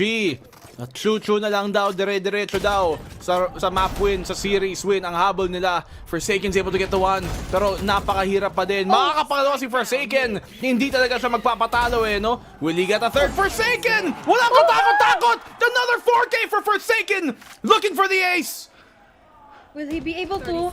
Lalo na't galing pa ng sewers at yun na nga ay sinecure na kaagad ni Mindfreak. Even though hindi ito ace, at least around secured para sa side nga ng Paper Rex to make it 2 rounds na lang na distance laban sa EDG. Pero it's such a big change na naman na makita mo na eto na naman tayo with a multi-kills all over for Forsaken to happen dito na nga sa mid at kinulit na talaga na kinulit ng EDG, no? Lalo na't we can acknowledge the fact na meron naman silang blind at para magkaroon pa sila ng mas magandang opportunity to take down Forsaken, but still, let's not forget, this is the God Forsaken himself, kaya naman one more round na buhay ngayon ang Paper Rex. That's 2 rounds now. Forsaken has single-handedly saved Paper Rex. EDG, sige, eco sila, pero yung Paper Rex, hindi sila pwedeng umasa sa puro ganyan na play lang at naspaman pa nga at ay nako, lahat na lang na pwedeng mangyaring mali nangyayari against Paper Rex.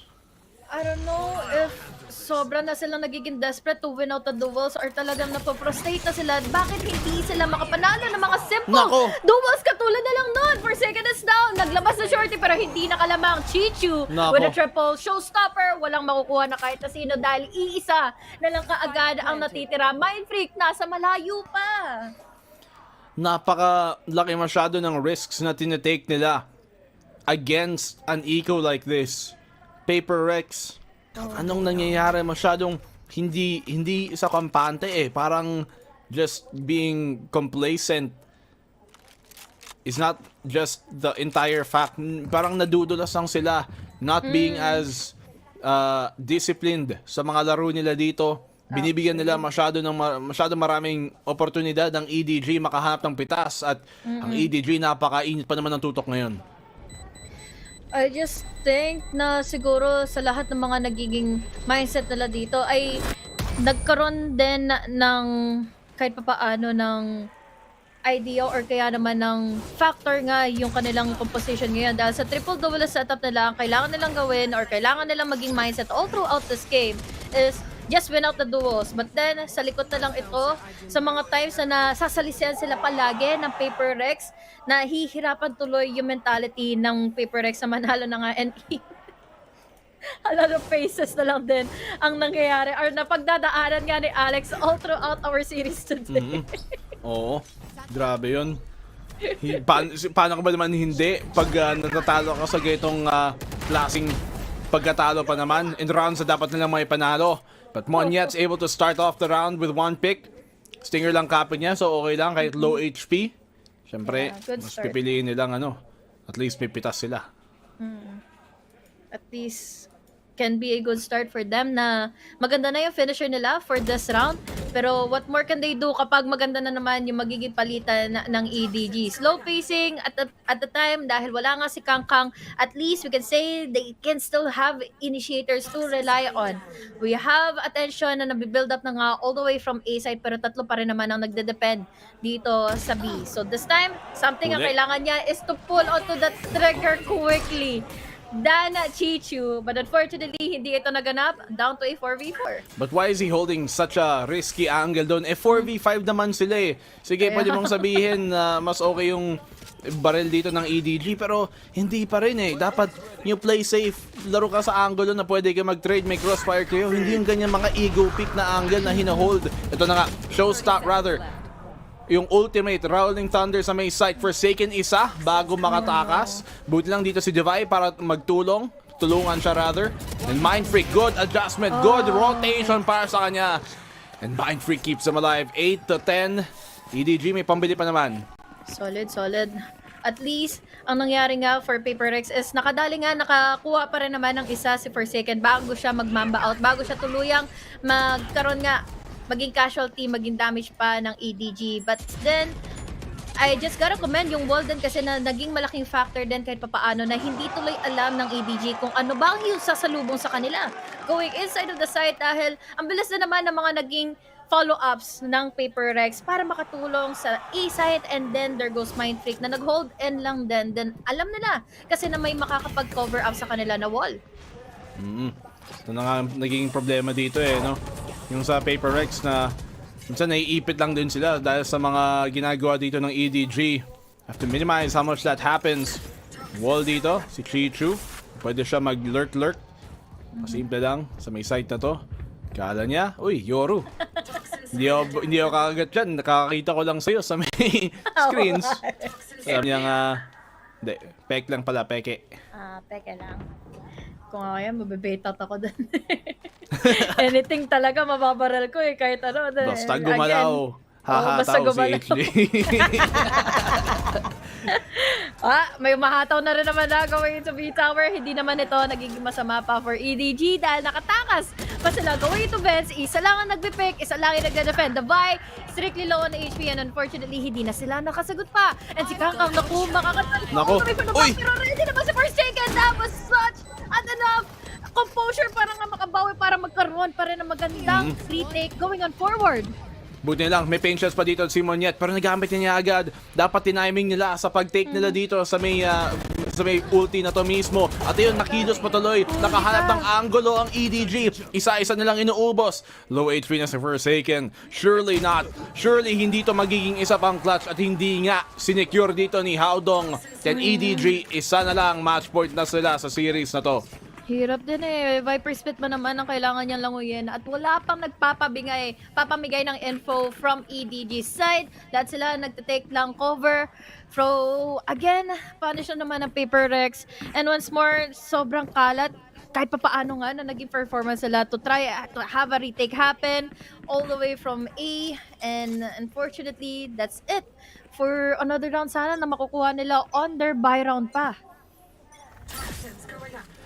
Paper Rex. May magagawa pa ba sila dito? Especially when they lose Mind Freak. Isa sa mga mas consistent pa nilang player sa mapa na to. Nako, EDG. Parang nang-aamoy match point na para sa kanila. Forsaken, dami siyang nakuha ang info. Pero you see how they have to do these risky kind of plays para na makakuha ng info. Dahil nga wala silang ini. Tapos most of the time pa ay nape-pressure at napipin down pa sila. Nagiging casualty pa palagi nga ng EDG. Unfortunately, Sheriff lang ang hawak niya. He has info but now tatatlo na lang silang natitira at nasa eco round nga sila. Now this time, kompleto ang EDG. They can just play in for the postman. Wait in. Ang players ng Paper Rex na pumasok, isa-isa na naman. Hindi nila kailangan madali dito. Sure ballin na lang yung round. Total 3v5 din naman. Narinig din ata nila nandito si Devi. Umusog niya dito si Smoggy para i-hold yung angle. Alam niyang may parating papunta sa kanya. Huli na nga niya si Devi. Paper Rex, one by one silang tutumba. Something na lang natitira. Makakaisa pa ba? Ang sagot, hindi. And that is series point now para sa EDG and China. They are looking pretty good sa opening series nila. Exactly. Ang ganda. Lalo na, again, this is Paper Rex who has been really consistently dominant all throughout the global stages. But this time, nakikita natin nagsha-shatter all throughout yung kanilang defenses and even their plays. Dahil lagi sila nagko-commit to roll to walls. Lagi na lang sila nahuhulihan ng pagkakataon ng EDG na mapatumba isa-isa. And commendable it is yung mga retakes or yung mga scenarios kasi for Kangkang to win out a lot of winnable advantage. At nakita natin yon sa first half na laging may nakuunang tumumba sa Paper Rex. Kung yung FPX kahapon, yung Fun Plus Phoenix wala masyado nagawa. Ito namang EDG. Siya nagdadala ng bandila dito nila. EDG looking pretty good so far, but Paper Rex, kaya ba nila tong pilitin ang overtime sa series na to? Sa isang kalaban na talagang napakahirap silang talunin, at least sa dalawang mapa na nakita natin so far, yung ito at saka yung huli. It's such a long struggle to take, lalo na overtime ang ninanais nilang ipanalong yon na 4 na rounds yon na continuous laban sa EDG. Tapos ang iisipin naman din natin is madami naman silang ultimates available kahit papano, but the problem is na-overwhelm sila parate kapag nakakabuelo na kaagad ang EDG, kapag nakakakuha na kaagad ng info throughout their blinds. At ngayon, sa corner pick na ito, mukhang madadali pa nga kaagad. Si Monyet, at least Forsaken is there para magkaroon din ng trade-offs. 2-1, Davai for a cover-up as well. We have 2 players na lang matitira din naman na nakatalikod pa sa mga bala ngayon ni Forsaken ngayon. 11 HP na lang ang natitira pero hesitant pa rin si Haldo to try and pick him out. At least a round win again for Paper Rex. Grabe si Forsaken. siya talaga ang bumubuhat sa team na to ngayon. 22 kills ang pangalan niya. Si Mindfreak lang din ang makakasagot. Si Something, mas nagmumukhang natin ngayon. 5 pa lang nakukuha niya sa mapa na to. Hindi pa siya makagawa din masyado space-wise. Siyempre dahil jet siya utility, wala ding mapapala masyado. So, PRX, they need somebody else to step up. Hindi pwedeng si Forsaken lang kasi Kaya nga. maubusan din ng gas yan eh. Kailangan ng iba pang tulong. Siya lang halos yung nakikita kong nakaka-multi-kills. Bukod nga sa kanya, there's Mindfreak as well. Pero there are most of the times na naiipit din sa mga situation kasi si Mindfreak at lagi nga din siya yung nakakapag-anchor nga ng site. But then, here goes Monyet. This is a good opportunity para makapangsalise pero hindi pa rin ito gagana sa kanyang pabor ngayon. We have the dimensional drift para makakuha ng info pero itutuloy na nga ba ito ni Monyet? He defensively went back para makapag-reset at hindi na lang din ito ituloy pa kahit paano laban na nga sa EDG. Nice. Now Rolling Thunder committed but at least 1 kill already para kina Something. Ayun na nga, yung kailangan niyang kill na hinahanap niya. Nandito si Something na iipit siya. Hindi pa niya makuha si Kangkang per second. Siya mag-clean up crew dito. 2v2 na naman dito. Paper Rex may chance pang makakuha ng isa. Yung dalawa sa EDG nasa may rampa. Yung Spike nasa may site mismo but Smoggy taken down. It lies all into the hands dito of Forsaken. Wala ata siyang TP, wala siyang gate crash para makatakas. So he gets the one. Howdong nandito sa kanto but Howdong again gets them the win, gets them the map. And EDG take down Paper Rex 2-1. What was that? So many desperate attempts para makahabol pero hindi pa rin ito magiging enough. Again, as you mentioned, mauubusan talaga ng gas ng Steam si Forsaken all throughout such a long time attempt na magkaroon nga ng mga clutch situations sa kanya mapupunta dahil multi-kills after multi-kills sa kanya napapanalo but then mahihirapan pa rin talaga siya. Hindi siya makakapag-stand on to this ground altogether for a longest time. Kaya naman, again, nakasira na ng win streak ngayon ang Paper Rex.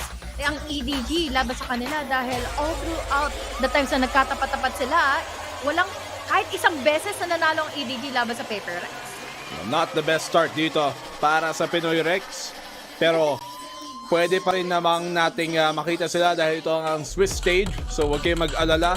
Still, alanganin nga talaga yung laro nila doon sa series na yon. And aside from yun nga, si Forsaken and Mindfreak parang nakulangan talaga ng firepower dito ang Paper Rex. Yung composition pa naman nila hindi nakakatulong din sa plano nila doon. Hirap din talaga kasi i-commit yung mga duels na talagang sila lang mismo, sila yung mga nagmimistulang human recon, makakuha ng info. Forsaken. Yun nga yung sinasabi natin, lagi siya nakakapag-control ng space, pero what more can he do after niya makakuha ng mga multi-kills tapos hindi ito nakocommit or hindi ito na-amplify further pa ng kanyang back-end supports here on Paper Rex side. Kaya naman ngayon, unfortunately, it's down to a reverse comeback sa ginagawa ngayon ng EDG laban sa kanila. 2-1 dito para sa EDG. So congrats sa kanila. Sila itutuloy dito sa ating tournament at Paper Rex syempre magre-review muna kung anong kailangan ayusin. Pero para ituloy dito ang ating broadcast, pupunta muna tayo sa ating panel. For them and in the fashion in which they did it, losing that first map, but actually having the strength to bring it back round by round. I think that it is crazy that we're seeing it today. But hey, Brent, I know that you're not really used to being right, but actually, Swissology. Yeah, Swissology was correct, actually. Now, honestly, something is wrong with the universe. You doubted yourself. I did doubt myself. I saw my pred, but there's something wrong with the universe because I've been getting a lot of my preds right, actually, if I've been trusting my gut, which doesn't normally happen. But EDG, I think, showcased today here that they are evolving as a team. The protocols are really good. They are trusting their right ideas on both bind and split and how to dismantle their comp. And finally, they come up with a historic win. I mean, just elite stuff from EDG. And I think showcasing as well. There are no bad teams at this tournament. Seriously, I think that from top to bottom, you have contenders that could potentially make it all the way to the finals. And you're just seeing the level up across the board of these teams. I wonder how far EDG is going to go. Yeah, I don't know, man. Honestly, like EDG, I think that they feel really confident. They have every reason to feel very confident.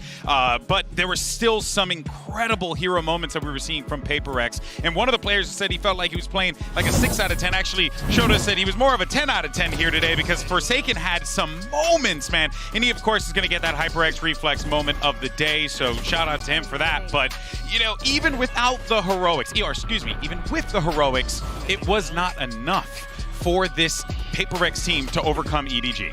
Yeah, I mean, he was just bailing them out entirely. Amazing stuff, but I think at Word, we have an interview over at the stage. Es la victoria para Edward Gaming. Quiero escuchar los fans de EDG. Where are the EDG fans here? I want to hear you scream. I want to hear you celebrate. Y estoy aquí con Kankan para esta victoria súper importante para la escuadra china. Mi primera pregunta para él va a ser que me cuente, ¿es la primera vez que derrotan a PaperX? ¿Qué se siente para el equipo esta victoria tan importante? Y si es el inicio de una nueva era para Edward Gaming. Kankan, congratulations. The first thing I want to ask you is, this is the first time that you take down PaperX. What does it mean for you, for the team, and is this the start of a new era for EDG? 第一个问题，先恭喜康康赢下了这一场你们面对 PRX 的第一次胜利。你觉得这对于你们来说意味着什么？是否要开启属于你们一个新纪元？我觉得我们赢下 PRX 就代表我们进化了，对，就是我们从以前那种混乱状态的，就是会被别人带入节奏，但是我们今天我们只需要把自己的东西做好，我们把自己发挥出来了，所以说我觉得如果我们能做好我们自己，我们会越来越强，对。I think winning PRX means we are evolution along all the way, and feel like we are not like bring by our opponent, follow their pace. We're doing our own thing. If like we can keep that, we can be better and better. Dice que el poder derrotar a PaperX es un inicio, una evolución que muestran del equipo y que también dicen que no se están adaptando a lo que hacen los demás, sino ellos traen su propio juego y con ese propio juego lograron ganar el día de hoy. Ahora para mi segunda pregunta, quiero saber un poco de lo que es Edward Gaming, que nos cuente qué los hace ese equipo que, como menciona, evoluciona más rápido que la mayoría de todos los equipos que hemos visto. I want to ask also for EG, since we started seeing you in international events, you've been, as you said, evolving and getting better and better. And how does that happen? How does that evolution even take place? It's so fast. 那在进入世界赛当中，就像你刚刚说到的，一直在不断的进化、不断的进步。那你觉得到底是什么能够让你们变得越来越好，一直进步呢？就一句话，不要小瞧 EDG 所有人的羁绊啊！ Just one sentence, never just don't forget our destiny and fate between all of our teammates of EDG. Nos dice que solamente una frase, nunca olvidar el destino y lo que viene para la escuadra y para los equipos. Esto es todo lo que tengo de la entrevista. Una última o alguna frase rápida que le quiera decir a lo que van a ser los siguientes oponentes. A quick phrase that you want to say for whoever you're going to face next. 有没有什么话对接下来会有面对到的队伍说的呢？我觉得我们打好我们自己的东西就行了，然后就希望下一场比赛也会是一场酣畅淋漓的对决。对。I think we just play our own thing well, and I hope that next matchup gonna be so dope.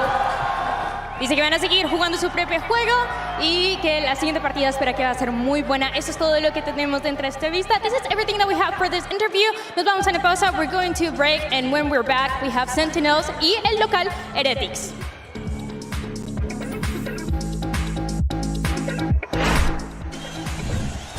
Has given us a lot of surprises. Maybe it is time for EDG to bring another one onto the table.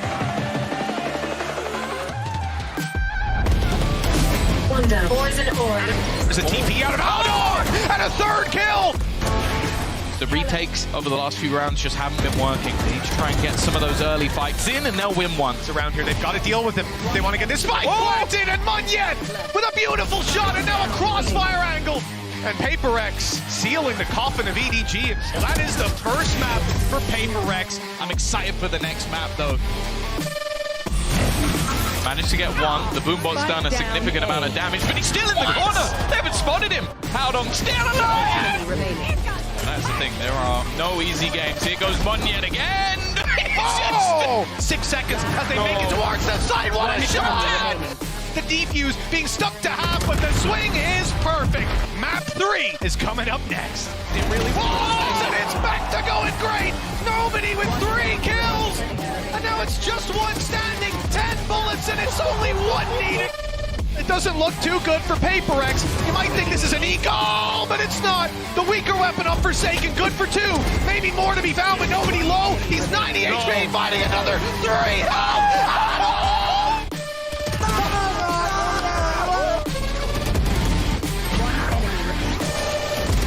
And now the problems really are there. 2 flashes will now no longer, and it's a few bullets in the difference, but that's enough. EDG, 4th time is the charm, as they finally bested PaperX.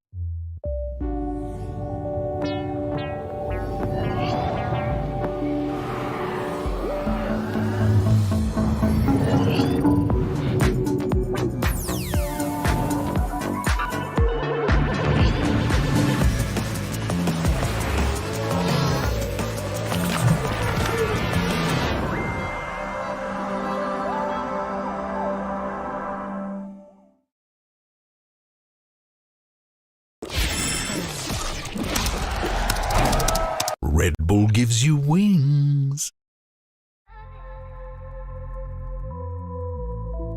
Said I will find you, but it's not the time to make a mistake. You're calling out the name. I'm falling down again. You're calling out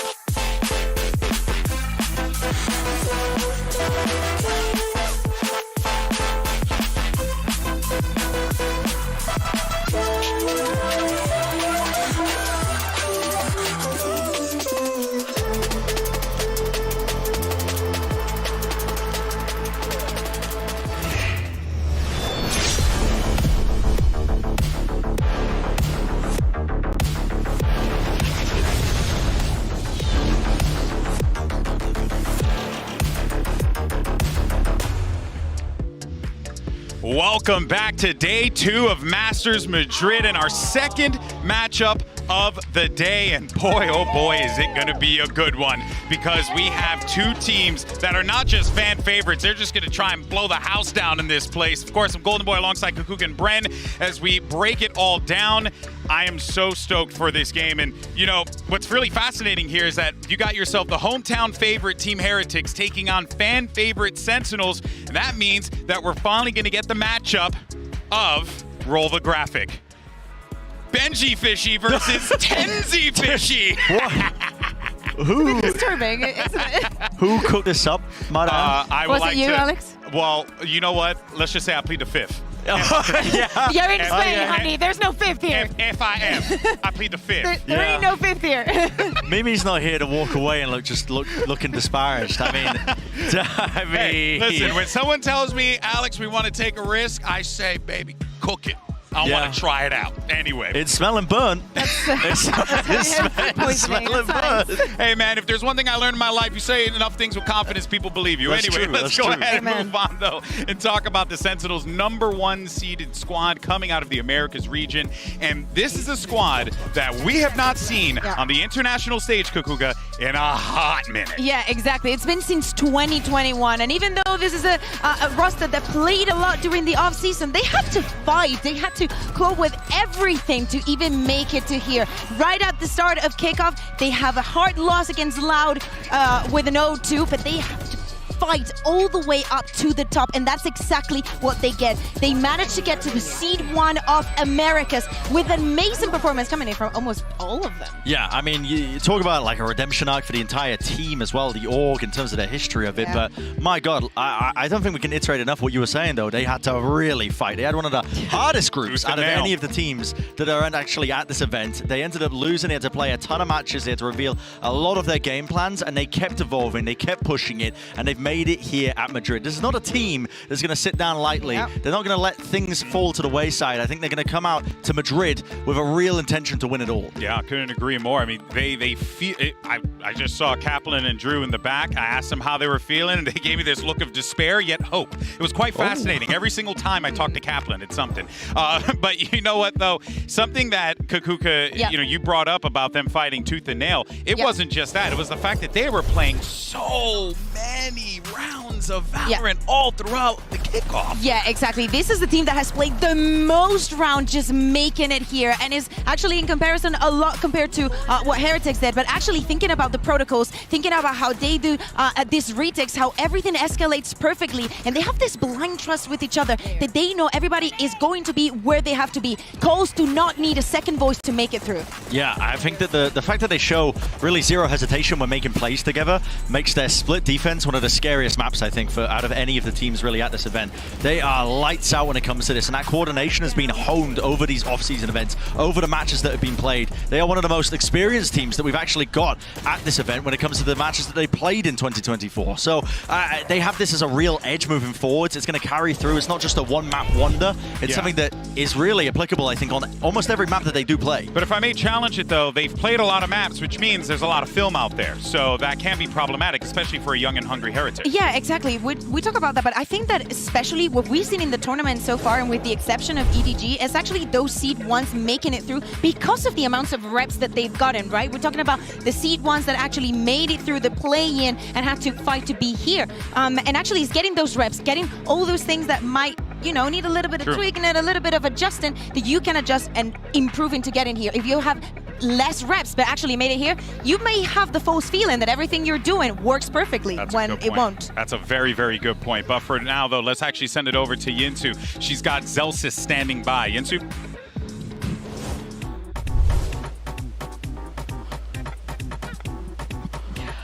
Oh, Zelsis, I'm so happy you're here. I have a very, very important question for you now. Everybody knows Sentinels, one of the most popular teams in the world, but how do you convert the non-Sen City believers?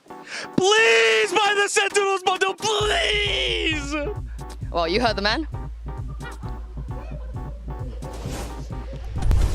We learned so much from that bit of content. All right. Honestly, marketing god, average support player, I'd say. He's been pretty good on the supportive role. I'm joking, Brent, I'm joking. I was just looking at Pansy right there. She was giving me the look. I just did what she told me to. Well, let's talk a little bit more about this Sentinels lineup here. The dynamic duo of Tens and Zekin. Even though Zelsis loves to make a few jokes and always likes to keep the energy high, I think a lot of people have been paying attention, Brent, to this 10-second combination because they have been dynamic in kickoff. Yeah, I'll keep it short and sweet. I mean, this role change for Tens has absolutely reinvented this guy's career. I think he's coming out swinging on the Omen. He plays like Angel if he had good aim. I mean, it's just unbelievable to see at times. I mean, listen, I'm sorry to throw some strays out to Angel. He's not even here. But it's been fantastic to watch. I mean, it really has revitalized his entire career. And then when you combine that with Zekin finally with a good team around him, he was one of the top-rated players of last year in 2023, and his team was losing everything. And now he's got a winning roster around him. So what do you think that does for them?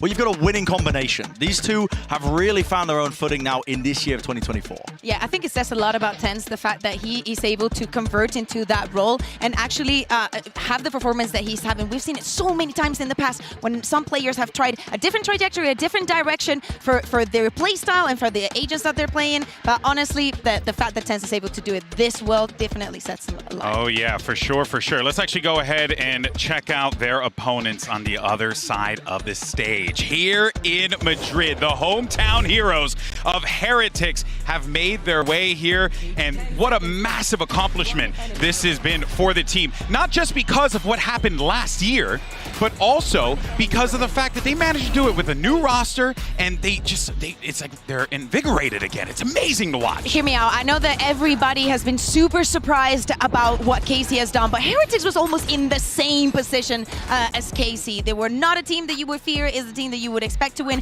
Benji joined for one match at the end of the year, and it literally looked people like were clowning on Benji because, you know, Fortnite kid, lol, you know, I had the pleasure of casting this kid back then. He is incredible, man. Yeah, exactly. He decided to stay, and I think that the incorporations of Rians, of Miniboo, by the way, I've been seeing and casting Miniboo for years now. He's been in casting for so long, and he actually is a star player. I'm between sad and happy that Wood is not here because we get to see Patitech. Now, if you were a fan of Valorant in 2020, there is no way you would not know this name. But hey, right now, I mean, at least he made it, you know? Yeah, I mean, it's even more astounding as well. Just this storyline of Heretics is ridiculous because Patitech has been filling in for them. And he's been, honestly, the bread and butter of what makes Heretics so good have been their coordination with the supportive util. And Patitech hasn't missed a beat with this. I mean, that is mad impressive for me. I'm kind of glad in some way that Woots isn't playing, that Patitech is going to be able to play on the stage with them to some degree because they've just looked that clean. Yeah, it's going to be really fun to see this squad take to the stage. I know a lot of people are really looking forward to this guy, and actually Yinsu standing by with the one and only Miniboo.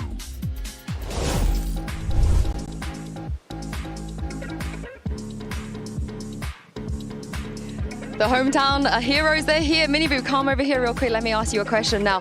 You were one of the best rookies we had in EMEA, but there are a lot of great rookies here in this tournament. So how do you think you'll compare up against them? I mean, I'm excited to play Masters Madrid. The players, the teams are here. I used to watch like 1 or 2 years ago, but it's just another challenge for me. Like, I don't fear anyone, and I don't care what's going to be on my roster. Oh, I can't wait to see it. Good luck, Miniboo. Fans are excited to see Miniboo and the squad take the stage today. I mean, Kakuga, this has to also feel pretty awesome for you to just see Heretics playing here in Madrid. I'm just so excited because for so long, the Spanish fans have, you know, mourned for having an event here in Spain. Not only because it's an amazing country, but because I feel like this area, we have a very big community. We're also big friends with the Latin American community. So we're very happy to do it here. And I think for Heretics, it's definitely going to be a difference maker. For example, I remember that back in EMEA, Koi, I had an interview with Starso, and he was telling me how sad he felt that the Koi fans were not attending their games because they knew that they could have that kind of impact in them. Yeah, and you know, the fan reception as well will be the same on the other side for Sentinels. So that's certainly going to be something that both Heretics and honestly Sentinels are going to be mindful of. It's going to be loud in here, people. Get ready. But let's talk a little bit more about the Boo brothers here because they were the story coming out of EMEA kickoff. And Bren, it just goes to show you that when you stick to the system and you build around these two guys, you'll find success. Dude, I have been dead impressed with the way that these players have coordinated around themselves as these brothers as well. well on the big stage because they are so damn good at fighting aggressively and proactively for map control at different times. Part of it is because Miniboo is an absolute freak of nature on a Neon, but they are magnificent with a supportive util. And they pick and choose these little quirky timings when teams are setting up, right when they least expect it. It's not just in the retakes, they're innovating in terms of smoke placements a lot of the time as well.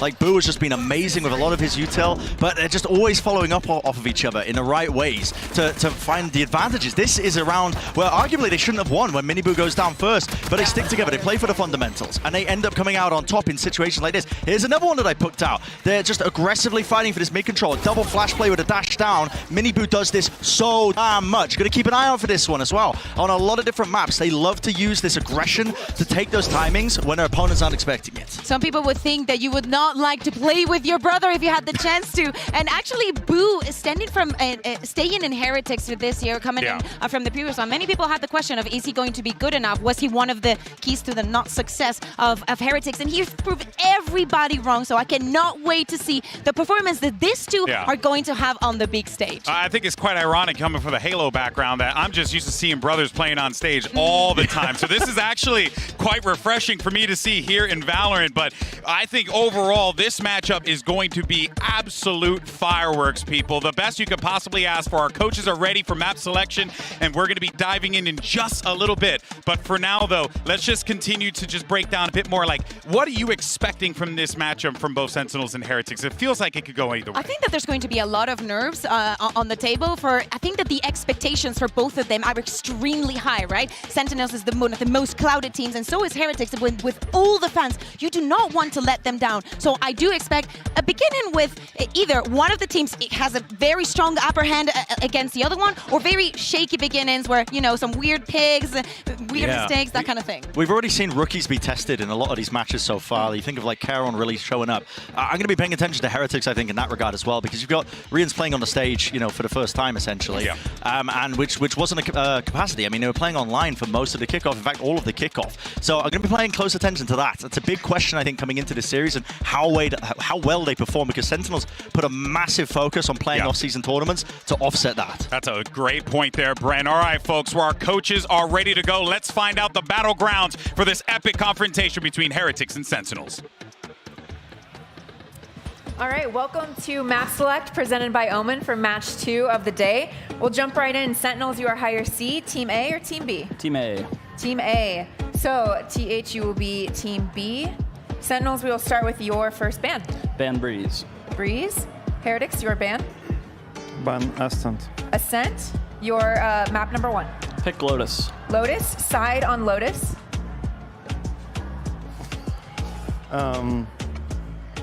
Attack. Attack. And map number 2. You have Bind, Icebox, Split, and Sunset. Pick Sunset. Sunset, side on Sunset. Attack. Attack. Starting the next round of bans, we have, starting with Sentinels, you have Bind, Icebox, and Split. Ban Icebox. Ban Icebox. Your ban? Ban Split. Ban Split. So map number 3 by default is going to be Bind, Sentinel, side on Bind. Pick Attack. All right. Okay. Good luck to you both. Thank you very much. Thank you. Good luck. Good luck, man.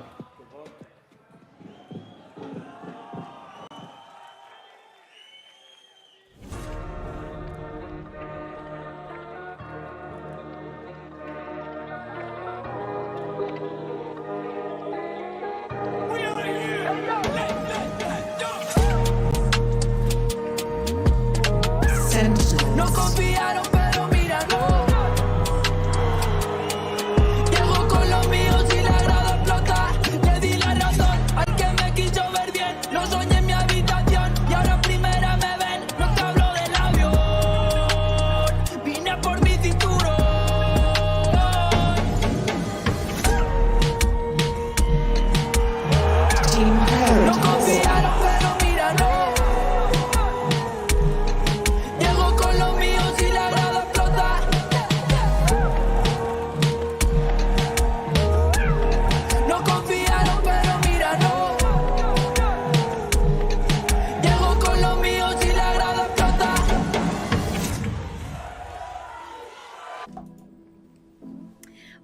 to a new series here and to the second day ng Masters Madrid. Honeyglazee the double nga po pala. Kasama ko ngayon si Blackenblue and we're finally going into the most intense event na makikita natin ngayon between players from Sentinels and also Heretics. I mean, ang Sentinels, isa yan sa mga team talaga na pag tinignan mo, madaming nakatutok dyan. Isa sila sa mga unang-unang, actually, they were the very first winners ng pinakaunang Masters na nangyari na sa Reykjavik noong pinakaunang taon pa ng VCT. And it's been a while since nakita natin sila sa international tournament ulit. But they've made their comeback dito sa unang Masters event dito ng 2024. Siyempre, meron silang mga napakamalaking pangalan dito sa Valorant. Sina Tens, yan, sina Zelsis na rin, sina Zeken at si Tito Zeken kasama na rin doon. So, huwag natin kakalimutan, may Pinoy pride pa rin doon. Pero, parang iba ata agenda na dito HG hindi manalo, kundi mangbenta ng bundle.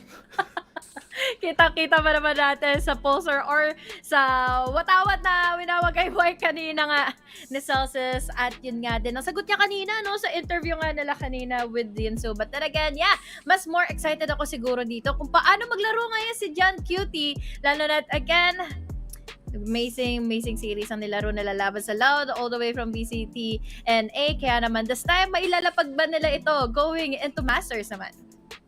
Well, tignan muna natin dito ang mga opening maps na nakita natin. I think it was Sunset, Lotus, tsaka Bind, diba?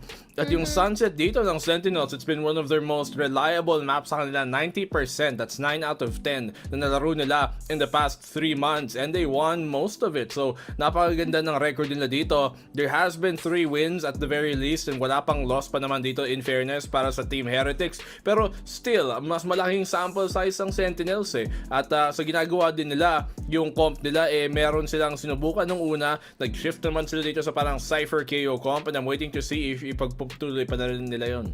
Yeah, ang gusto ko rin makita dito kung sakali man going into Lotus, one of the maps kasi na halos nagiging promotor din and one-sided maps, kaya naman will it be also the same lalo na dito at makakalaban nila ang team ng Heretics who has been also kind of good pagdating nga sa kanilang place going into Lotus, although hindi man ito naging mas favored map nila going up against Carmine Core, pero once more baka sakaling ito ay mas makakapagtapat pa laban nga sa side nga ng Sentinels na kung sakaling hindi nila maging araw ngayon, magiging problemado dito ngayon ang Sentinels. Well, I mean, at least for Sentinels, sila ang naging grand final winners naman ng Americans, hindi pala NA, ng Americans mismo. And so, to go into this with that momentum, especially as a team na talagang madaming expectations sa kanila kasi malaking brand sila talagang na naganap dito para sa Valorant din. And it just puts even more expectations on their shoulders. Madaming siguradong nanonood, masala na sa international broadcast dahil sa pangalang Sentinels na talagang isa sa mga OG talaga na org dito at saka pangalan dito sa May Valorant mismo, especially nung pumasok si Tens galing Cloud9 at pumasok siya sa May Sentinels. Pero tignan naman natin Team Heretics. Sila din naman galing sa EMEA. Naging grand finals sila, hindi nga nila talo ang Carmine Corp, pero baka dito mas maganda yung matchup sa kanila para sa Sentinels. Tingnan naman natin dito ang composition sa ilalabas. Walang pinagkaiba. Sentinels, Lotus nga ang kanilang lalabas. Double controller para sa pareho. Ang pinagkakaiba dito is that may Gecko nga sa Heretics and they have that Raze naman sa Sentinels. Oo. Tapos meron pang Neon nga na mapupunta sa Heretics ngayon. So it can be a big of a change lalo na kung paano nila tatapatin at paano ba nila lulusubin or kaya naman magiging playstyle nila dito going into Lotus dahil once more ito ay pinili ng Sentinels at nakita naman natin yung kanilang numbers earlier on 100% win rate pagdating sa kanilang agent comp. So ang laking factor pa lang doon pa lang sa sitwasyon ngayon. And once more, ang ina-expect at ina-anticipate ko dito is yung galing na pwede ngang ipamana or ipakita all throughout nila John Cutie and Sassy all together dahil nakita naman natin kung paano nila ito ipahiwatig ng mga nakaraang VCT Americas nga. But then, once more, they are going to play out all the way from the defender side and this can be a chance para nga maiba yung magiging tema natin ngayon for Team Heretics. Tignan natin ngayon dito as we go into the first map ng ating pangalawang at huling series ng araw na to. Sentinels here on the defensive side para simulan ang Lotus and ang Team Heretics. Well, they'll start on the attack. Nakita nyo ngayon ang wall dito ng parehong Viper. Mas naka-focus dito sa pag-A control. Double controller ang kanilang setup ha. So which means they can have the utmost possibility para makapag-control down din ng mga sides, ng mga corners ng places. But will they be able to do so? Lalo na't ang ganda na ng crossfire na pwede nga gawin nila second and tens. But the problem is, andito na ngayon si Lorenzo going for the kill. Hindi nila yan anticipate. Yung pwesto ngayon ni Tens na nakakuha na ng triple. And now Boo all together with the trade. Now down to 9 HP. Wala siyang TPL. But what is happening? 9 HP and an ace for the pistol. 1-0 already for Sentinels. What? Grabe yun. Tens. Naka-5s. Isa pa na naman. Maka-tens na nga. What a way to do it as well. Hopping back and forth doon. Ang ganda naman ng movement. And he's always been such a mechanically gifted player. What a way to do it as well. Tens. Talagang hype na hype yung team. Galing sa performance na yan. The star player. Sa pinakaunang star na nakita natin sa Valorant dito, unang round pa lang ng unang mapa, nagpaparinig na.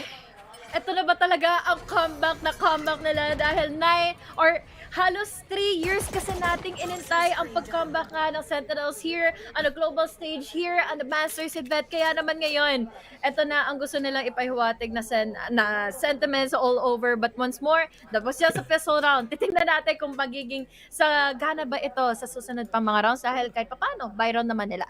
Sentiments? Sentinel elements? Tignan natin kung ano ba talaga.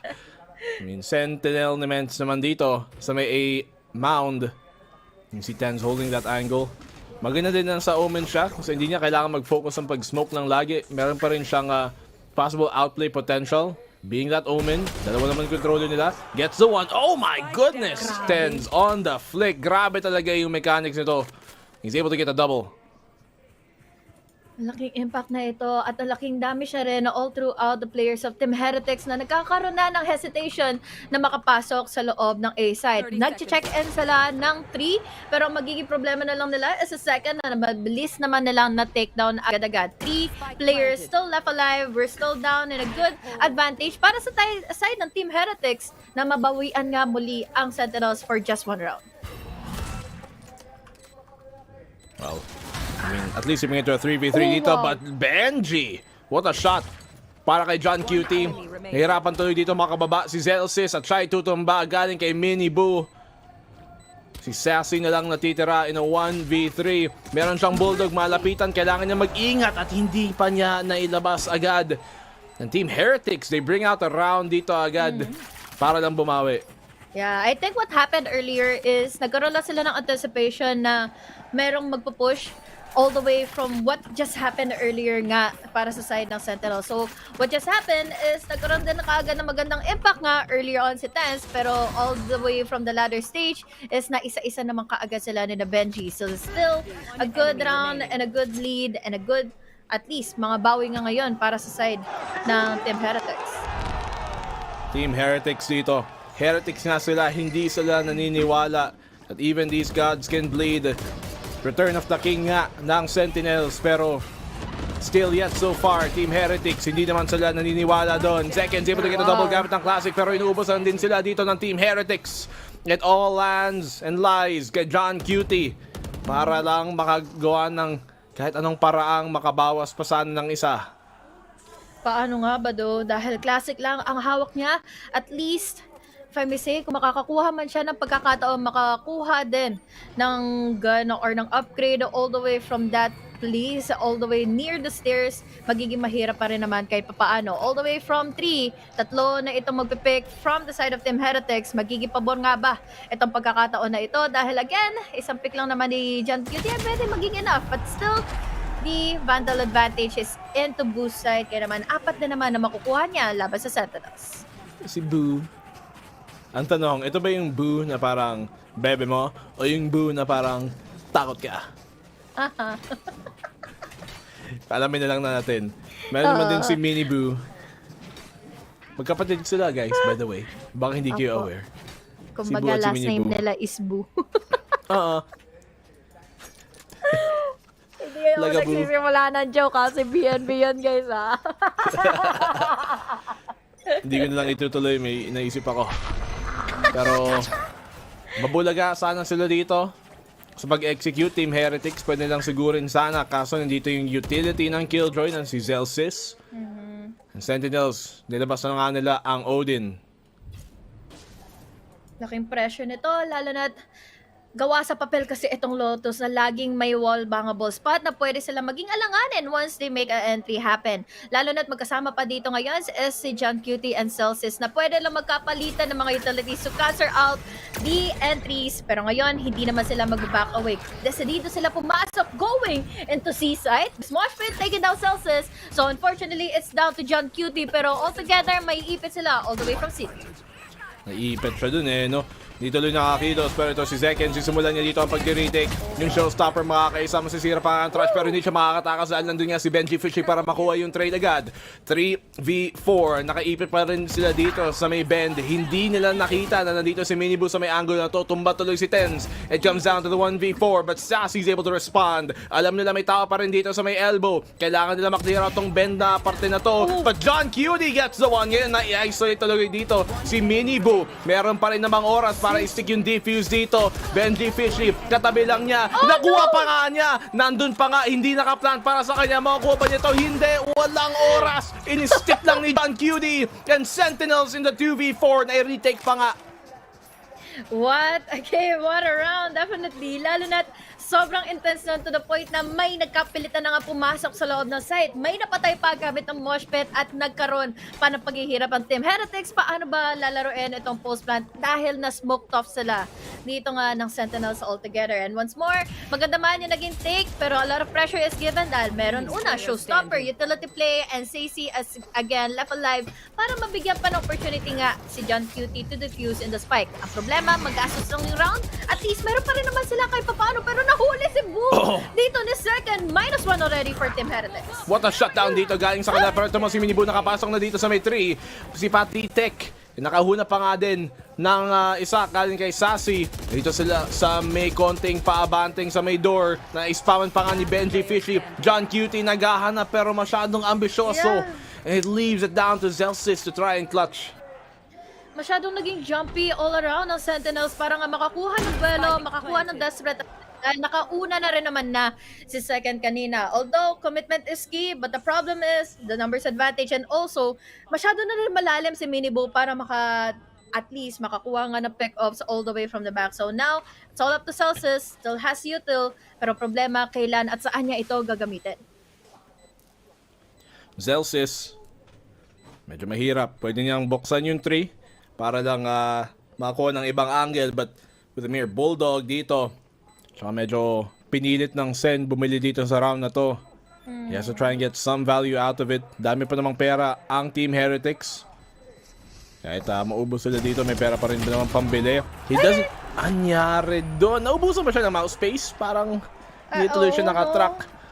Si Minibu takes him down and Team Heretics, all things considered, malinis na round. Definitely. Lalo na, again, na-curious ako kung bakit napakalalim na ni Minibu earlier na sa loob na siya kagad ng 3 even though na ang daming ang naganap all the way here from Mound and once more nagkapalitan lang kaagad sila ng mga trade-offs and kudos to the side of Team Heretics dahil ito ang kinakailangan nila. Mapigilan kaagad yung momentum, mapigilan kaagad yung mga attempts nga ng players sa Sentinels to control in the tempo. So once more, a really difficult round ito para sa side nga ng Sentinels. Nakapasok din kasi agad si Minibu doon as a Neon doon sa may 3 kaya parang nasira tuloy yung defensive hold ng Sentinels. I mean, yung mapa na to ay attacker-sided naman kaya para sa Sentinels, kailangan lang nila makakuha ng few more rounds para maging talagang viable yung half na to at yung mapa na to mismo. So, timeout muna dito para sa Sentinels. Talk things over kung anong pwedeng i-adjust, kung anong pwedeng ayusin. For Team Heretics, maganda yung pagbawi nila. Definitely. Grabe yung composure nila to hold onto those duels na alam nilang nag-over-extend at alam nilang nag-overcommit na kasi yung Sentinel. So, mas wagi sa kanila yon once na nagkaroon nga sila ng pagkakataon, makakuha din ng space agad si Minibu to control in such a space na hindi man lang nakapag-react on time ang Sentinel. So, once more, a lead for Team Heretics. Walang pera ang Sentinels. Alright, Sentinels. Ego naman din dito. Let's see if they can do economic damage. Mound ang kanilang susubukang paglabanan. For the most part, yung Team Heretics dito, parang mas pinipili nilang pumunta ng C. Kahit pa paano kasi, ang laki na rin ng damage na ginawa nila laban sa Sentinels. So, they are for sure anticipating na halos walang commitment or walang kahit anong eco or kahit anong vice ngayon ang players nga ng Sentinels. They're down to just their classics. Ang tanging pangaraan lang nila para manalo at makakuha ng objective is playing it together. Kaya naman nakastuck sila ngayon in A side. But luckily, dito nag-rotate ang Team Heretics. So, may chance dito ang Sentinels. Kumuha sila ng first pick. At matradean din naman nila agad. Pwede pa magkaroon ng timing dito. Paranoia after the wall connects. Paatras tuloy dito ang Team Heretics. Hindi pa sila magko-commit. Napansin nila, teka, madaming defenders dito. Daming utility na binato eh. Paranoia together with the pain shell. So now, this gives them a go signal na umikot na lang din at mag-commit further going into B side. 30 seconds left. Makakapag-planta nga ba sila ng spike dahil all together magkakaroon na naman ng palitan ng mga bala. Boo and Minibo all together para makakuha din ng triple kill laban sa Sentinel. So now, it's down to just a Paranoia and a Crossfires. But now, Celsius, makakatatlo pa rin pala. We even have a go signal para gamitin pa yung Nightfall. Kaya naman ngayon, nagkakaroon pa ng problema ang Team Heretics kung saan na nga ba sila aapila. But the problem is, they're just playing well together now. Para nga may pahirapan pa yung retake scenario ng Sentinels at na-exhaust pa nila yung Nightfall nga kanina ni John Cute. Sayang, ganda sana nun. Ganda sana nun para kay Zelsis at Sentinels. Kasi natamaan sila ng Nightfall eh. Hindi nila maririnig yung takbo ni Zelsis papunta dun sa B-Link. Pero na-check pa rin nila. So good intuition din dito para sa Team Heretics. Grabe. Pati yung right click ko hindi gano'n na. Pati yung sa kanya, ang layo-layo. Dalawa pa yun, burong ulo lahat. Distansya nga yun eh, no? Nakuha niya pa rin yung ulo ng dalawa. And once more, ganito ba kung paano nga i-advertise yung Sentinels bundle, no? So, again, at least fruitful round para sa eco nga ng Sentinels. But the problem is, around naman for Heretics at 2 rounds lead ito na kanila nga maabot laban sa kanila. Sentinels. Makakabawi ba sila? Ito Team Heretics starting to build the lead. 2 rounds lang naman yung lamang. Pero syempre ayaw nilang palakihin pa yon dito Sentinels. So aatras sila. Madedetain ang dalawa ngayon. Medyo kailangan na mag-ingat. Free kill yung isa. Makakaisa pa nga dito. Si Tens kailangan yung matras. Free kill sa pangalawa. Ganda ng punish dito ng Team Heretics. At makakatakas pa nga yung isa. Tens will get the 1. But they come out with more players alive. Mas malaki yung casualty na nakuha nga na ng Team Heretics and they even have the opportunity to use that Viper's Pit. Kailangan nilang gamitin yung mga utility nila to check in corners katulad itong Prowler pero wala na silang iba pa to check every corner out here dahil all the way from elbow nandito nga nakapwesto si na Reigns but then Reigns nakadali pa ng ulo ni Tens and this time 2 players left alive para sa Sentinels and ngayon sa nakikita nating pwesto all the way from the minimap mukhang isa-save na lang nila ito at na-timing nga pang hindi niya nakita na close by pa si na Minibu so ang bagal tuloy ng pwesto niya ngayon. Yung pa nga na-pushan patuloy. Everything that could go wrong ngayon is going wrong for Sentinels. Nung simula napakaganda pero patuloy-tuloy lang nananalo dito ang Team Heretics. Napanalo pa nga nila yung eco round kanina ng second round kalaban ng Sentinels and from then on forward hindi na makamomentum masyado ang Sentinels. Yung punish din doon sa may city nakuha pa nila yung dalawa dito na hinahanap nila. Hindi mo protektahan ng Sentinels to. Si Tens nga yun nandun eh. And feeling ko, it was too late for him to use sa Paranoia para nga mapaback away pa yung Heretics. So, again, akala natin may papanalo nga niya yung mga duels pero dahil doon sa one-way smoke, it gave Team Heretics such more confidence para nga ituloy yung push na yon. Once more, we have punishment laban sa Team Heretics or laban sa Sentinels at ngayon si second pa agad ang nawala sa mapa. Oo, second tumba agad dito. Sentinels looking shaky so far. Meanwhile, Team Heretics parang kalmado lang. Maganda yung sistema, kiniklear lahat ng mga kailangan i-clear. At yung maganda dito sa comp nila, galing kay Minibu is may stun pa rin siya na pwede niyang gamitin as support utility. Hindi naman kailangan para sa kanya lahat lagi yung mga stun. Pwede niyang i-stun in doon para makalapit naman si Reigns. So, madami silang option dito eh. Madami silang utility na pwede gamitin. Yeah, true. Lalo na't again, we have even here the Gecko para maging may 6 months sila makapaglaro na nga, makapasok na nga sa loob ng site, makapag-plant and pa na spike. Pero ngayon na hindi sila binayagan na pumasok in B, they still have the option para bumalik ng A. Pero mabilis lang din naman itong iikutin nga ng Sentinels. Force buy ulit ito for Sentinels. Kung matalo man sila, it's going to be another punish for them and another round. Possibly na makukuha nga ng Team Heretics. Ganda na ginagawa ng Team Heretics dito. Hinatak nila yung depensa doon papuntang B. Tapos hindi lang din naman sila nag-commit. Pero dahil ang dami lang utility B na to, syempre bentang-benta. At talagang kinagat ng Sentinels to. And now, Sentinels don't have much to retake with. They have yung lockdown, pero kailangan nila makahanap ng isa pang pitas para ma-justify i-commit yun. Patitek, binabantayan pa nga niya dito ang TP ng kanyang kakampi. At Sentinels, isa't isa silang tutumba. Sasi na lang ang tanging natitira, makahabol pa ni Minibu. At malayo na rin naman na nakitakbo ni John Cutie. At hirap na rin talaga sabihin kung paano nga pa sila makakabawi from that round alone na, as mentioned, hinabol at finors out lang din talaga kasi ng Team Heretics yung defenses going to be, at nagkatalo-talo na lang sila pagdating sa pag-ubos nga ng mga utilities at hindi na sila nakabawi pa. Once more, another round pa ang mapupunta sa side na nga ng Team Heretics dahil nahuli si Second na masyadong out in the open pa yung pwesto niya kanina. Ang ganda din ng ng talagang systemic play nila. Parang kiklear muna nila doon yung sa may pakaliwa, sa may door, isa-stun ni Minibu doon para kay Reigns, yung Neon para doon sa Gecko. At hindi nang papabayaan na may mga corners na hindi na check, na hindi na ginagamitan ng utility para i-clear. At hindi rin mabasa ng Sentinels yung attack nila. Kaya ito tuloy, Sentinels, nasugod sila dito sa may mound. Makakahanap pa nga ng huli dito yung paranoia. Pero yung spike na sa kanila. Sila na daw yung magpa-plan. Ika nga na ngayon ni Second na binabantayan mismo etong spike. We even have here the smoke. We even have here the mollies. Pero nakakuha pa rin naman ng free fire kill dito kay Ray. So unfortunately, fences down. We still have the lockdown and the Viper's Pit. Pero ihahabol pa nga ba nila dahil baka sakaling i-force out pa ito ng TH ngayon. Isang opportunity dito para sa Sentinels, pero mapipigilan ba nila? Nalapitan, Second with a shotgun. Makakapalo nga si Second dito. May kasama pang showstopper. Hindi siya makaka-connect. Pero madami doon. Boom! Wallbang sa isa. Viniper's pitan pa nga. Gusto talaga na makuha yung round na to mismo kahit Eco. Sassy with a big pick-off. Natitira lang dito si Benji Fisher at si Petitek. Nakuha na yung spike. At pupunta sila ng B dito. Makaka-atras pa nga.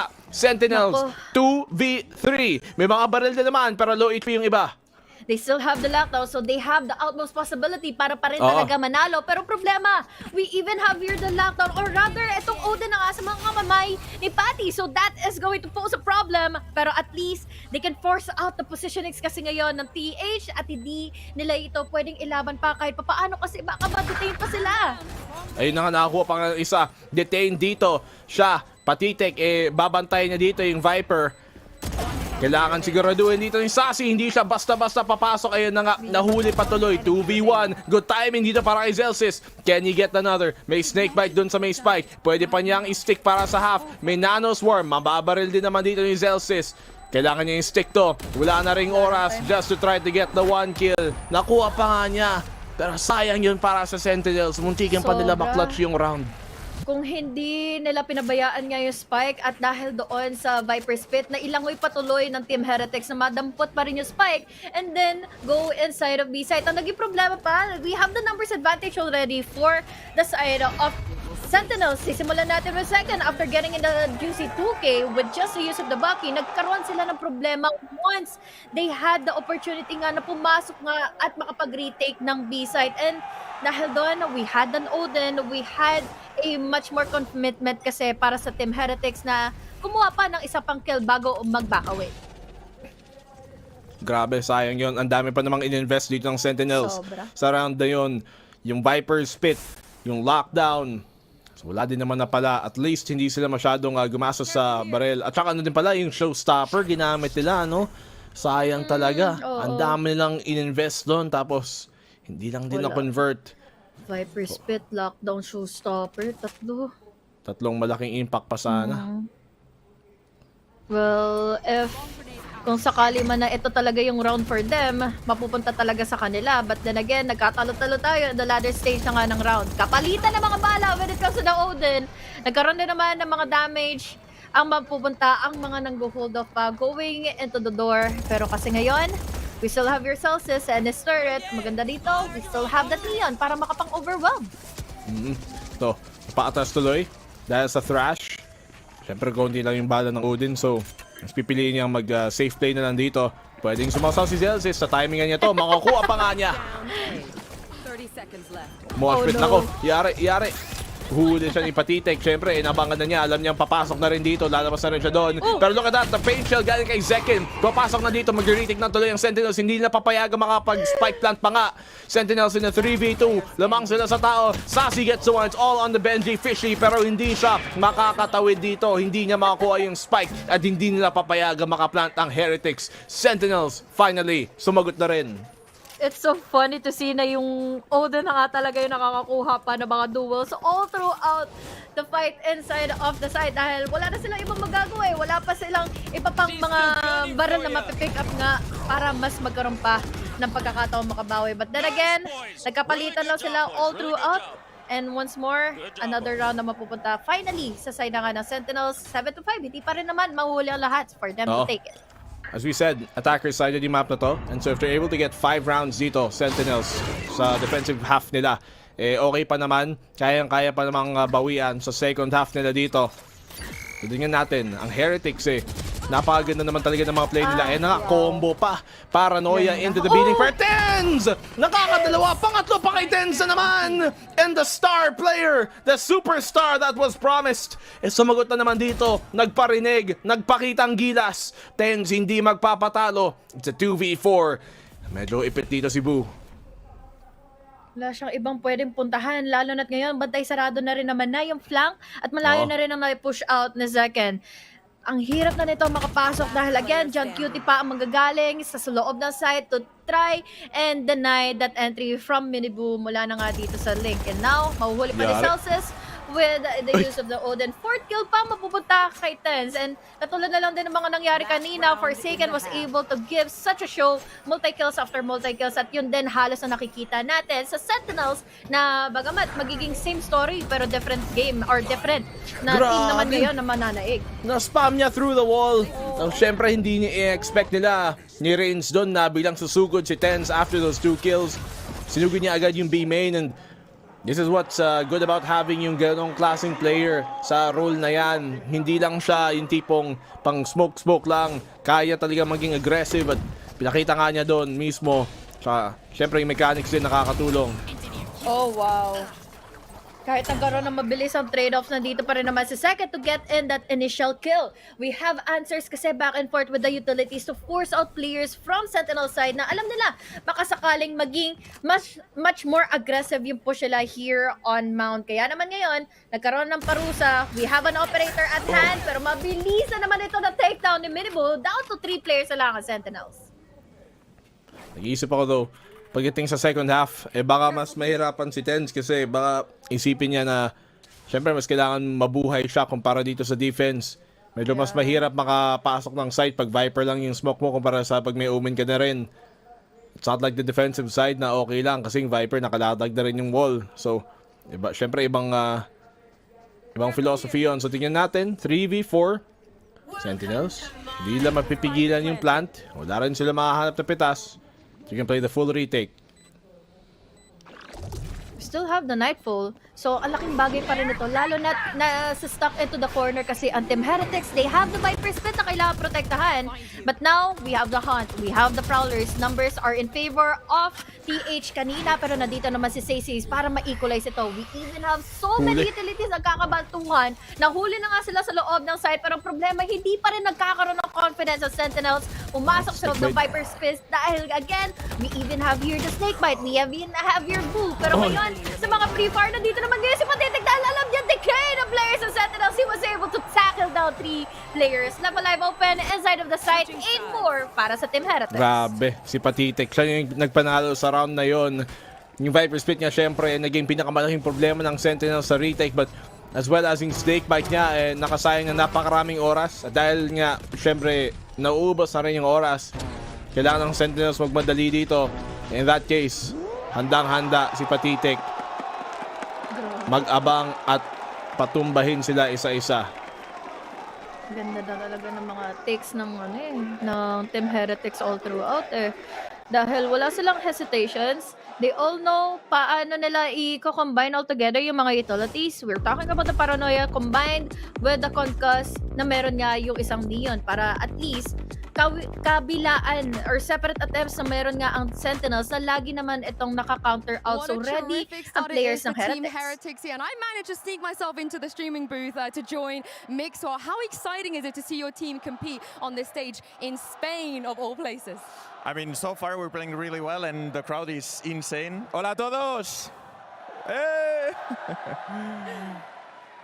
I love it here. I love it. It's a dream come true. There was talks that maybe VCT was gonna come to Spain, and in the end it was in Berlin. So I'm super happy that finally we have an international event here. Yeah, it's very special to have a Spanish team make it as well.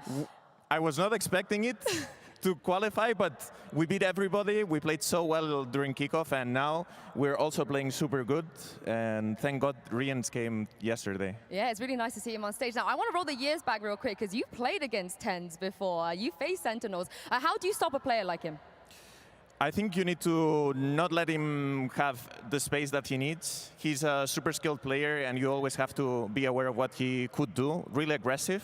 So as long as we keep him, as long as we trade him, we're good. Because when players are so good as him, you can always die first, but you need to trade him always. Just take him down. And lastly, any words for the Spanish crowd one more time? Chicos, lo estáis haciendo genial. Haced mucho ruido, vamos! Woo! Well, let's see if Heretics can close it out in front of this electric crowd. Ayun na nga, si Tarek Espanyol na in-interview. Hindi, joke lang. Si Mixwell, mga kaibigan. Kamukha niya kasi may bigote lang.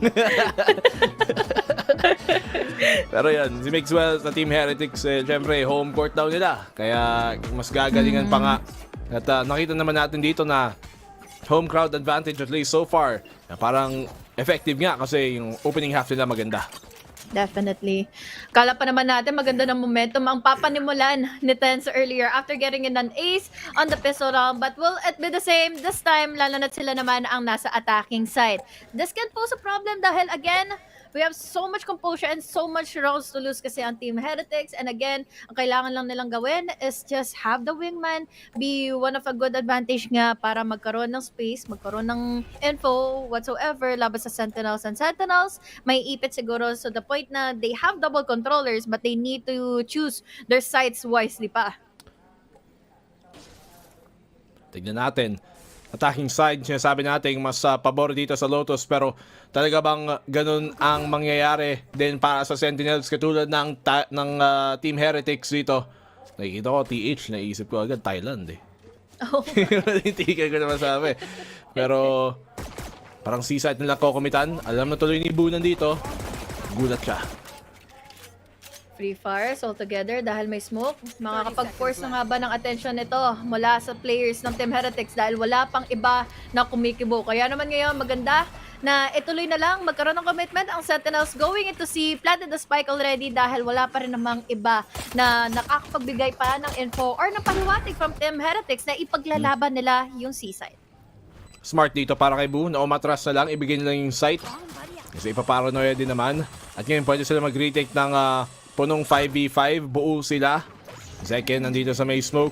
Naghahanap ng angulo, makasawsaw. Zekken with the double! Ayan na ang kailangan dito ng Sentinels para simulan ng pistol round nila. Makakasagot din naman ang Team Heretics, pero for the most part nanalo dito ang Sentinels. It comes down to Bu. May makuha pa siya. Siya ba ikakalbo? Ayan na nga, Zelsis gets another.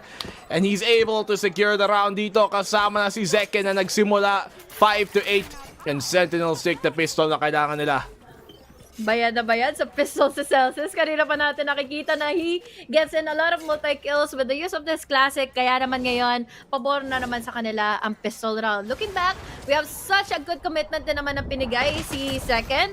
All the way from close on defender spawn. So, ibig sabihin lang nito, it's a now or never kind of situation na kailangan niya na makuha talaga mismo yung mga pick-offs dahil he still has the smoke na naging pabor pa nga sa kanyang position kanina. Ang positioning din naman dito ng Sentinels mas nagmumukhang okay sa attacking side nila. Playing the default out, giving madaming punto ng pressure tsaka ng contact para hindi mabasa ng Team Heretics ang attacking side nila. Alam ng Sentinels ngayon na malalim ang push ng Team Heretics dito sa may A. Kaya nag-rotate na lang sila para sigurin itong C-site. Walang kahit anong barrel ngayon ng TH kaya naman there's a lot of possibilities na makakuha nga ng mas magandang play at mas magandang pagkuha na nga ng site ngayon ng Sentinels. Nagkakapalitan ng mga free fires. They still have an opening to plant in the spike, but will they be able to survive the following retake nga na gagawin ng Team Heretics? Dahil yun ay nangyari na nga kanina na mas na naeg ang Team Heretics dahil they were able to play in together at na-amplify pa nila yung pagkakamali nga, flaws na kinumit nga ng Sentinels earlier on. Decision din dito para makalapit na tamaan pa nga ng Dizzy. Pero si Second makakadouble pa nga gamit yung Stinger. Tutulong din ang mga kapwang Sentinels dito para pigilan sila. At gusto ko din yung ginawa doon ng Sentinels at ni Tens, especially knowing na isa lang yung smoke ni Tens. Prenayo niya is-smoke doon yung city kasi kung in-smoke niya yung water, makakalapit din yung mga nasa waterfall. Since medyo malalim yun, malayuan, mas okay nang na habang nakapistol sila, wag na lang nila i-smoke.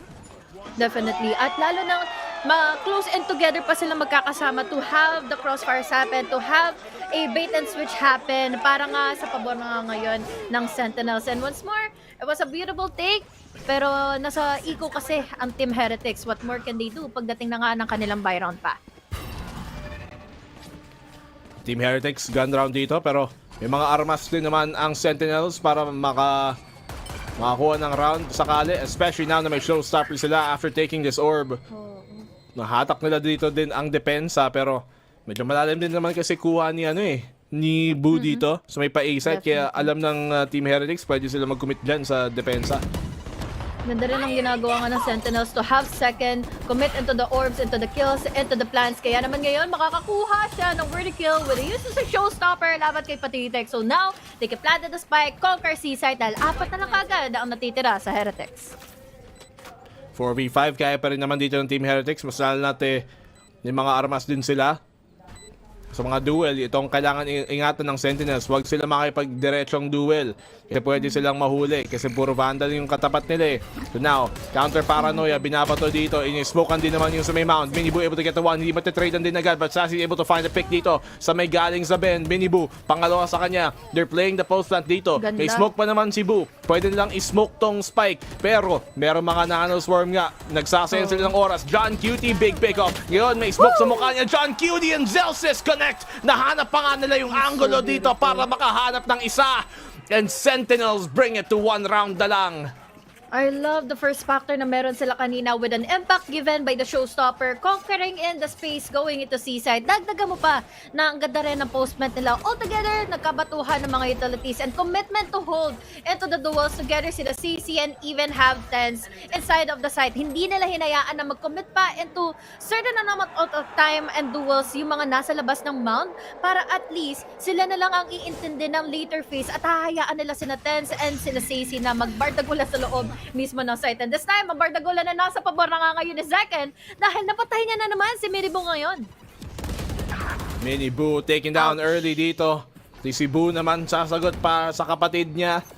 Pero isa lang din makukuha sa trade. Sentinels nagbabalak mag-commit dito sa may pa-A site. Alam nila dito si Reigns. Huli! Si Sassy! What a shot dito galing kay Reigns. Pwede rin naman tumulog dito sa Patitek. If he can swing at the right timing, maybe find another kill. Si Tens nakaikot, gets another range. That's a double kill para sa kanya. Pero 2v2 pa rin yun. 2v2 in which they can still play in for time, buy themselves some time para makapag-plant ng spike. They're trying to bait out where Patitek is going to pick. Pero ito ay naging unfortunate pa sa kanya sa pag-pick off niya ng kanyang poison cloud. It's down to Benji, pero hanggang saan siya dito ngayon makakapag-push. He can still go in for an upgrade, pero wala siya makita na kahit ano. Tingnan natin. Dahil at least there's still smoke para nga i-commit ito ng Sentinels for post plant. Benji, high-low sila. Nakuha pa nga yung isa. Hindi pa nga dikit doon yung high-low Muntikan pa nga hindi matradean pero at least si John Cutie mabilis. And that is Sentinels tying up the game. Patas na ngayon 8-8 at timeout. Ikinol ng Heretics dito. Ang unang timeout nila. A good start though para kay Reigns earlier to take down CC. And ang dami kasing pangyayari talaga na nasa pabor pa rin talaga tayo na may Byron nga ang Sentinels, pero it was so close for the players of Team Heretics na manalo nga into their duels and to holding up the site.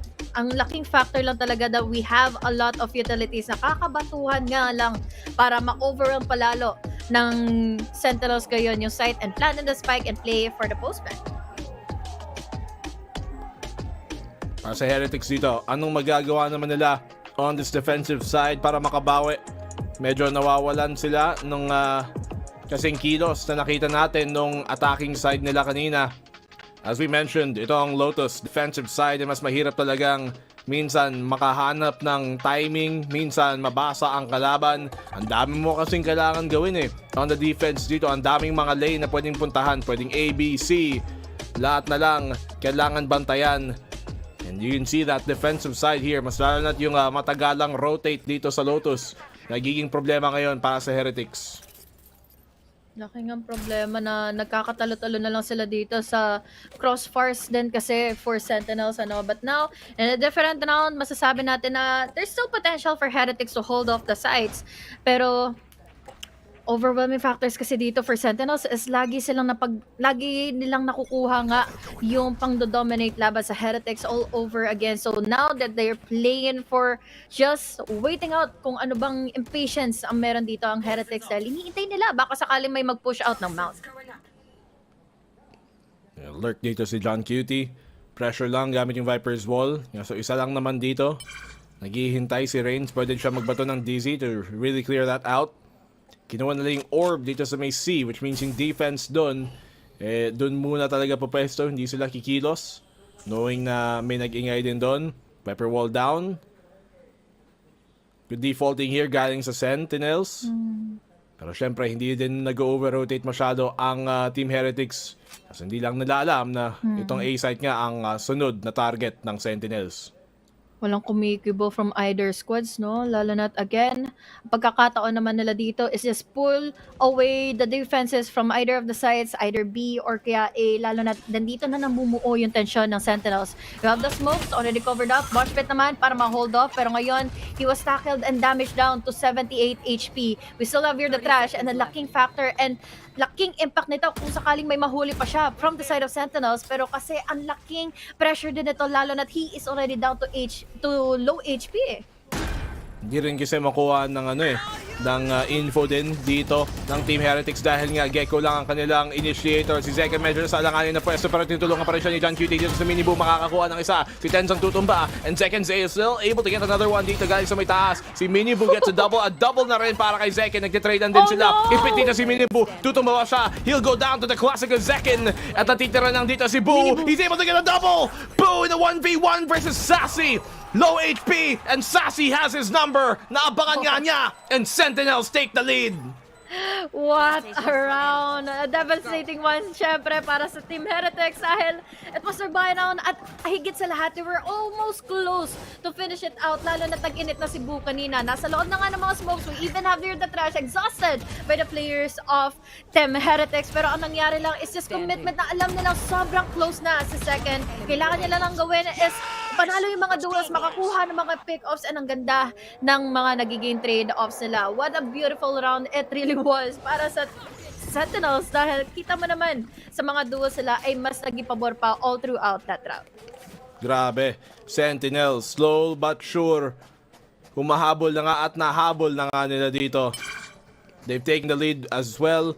Zekin, napakalaking impact ng laro niya dito. Can't believe na nabuhay siya all that while dun sa taas. Laking tulong din ni John Cutie, yung Viper ng Sentinels para mabuhay siya. Ito nga ang showstopper. Huli pa rin si Patitek. Kala niya makaka-atras. Benji Fisher is able to get the one before siya. Tutumba na rin galing kay Tens. Oh, Tens. Nahuli pa rin ang TP. We still have your Minibu. Pero again, Sassy. Overwhelming in the factors of Team Heretics na sana.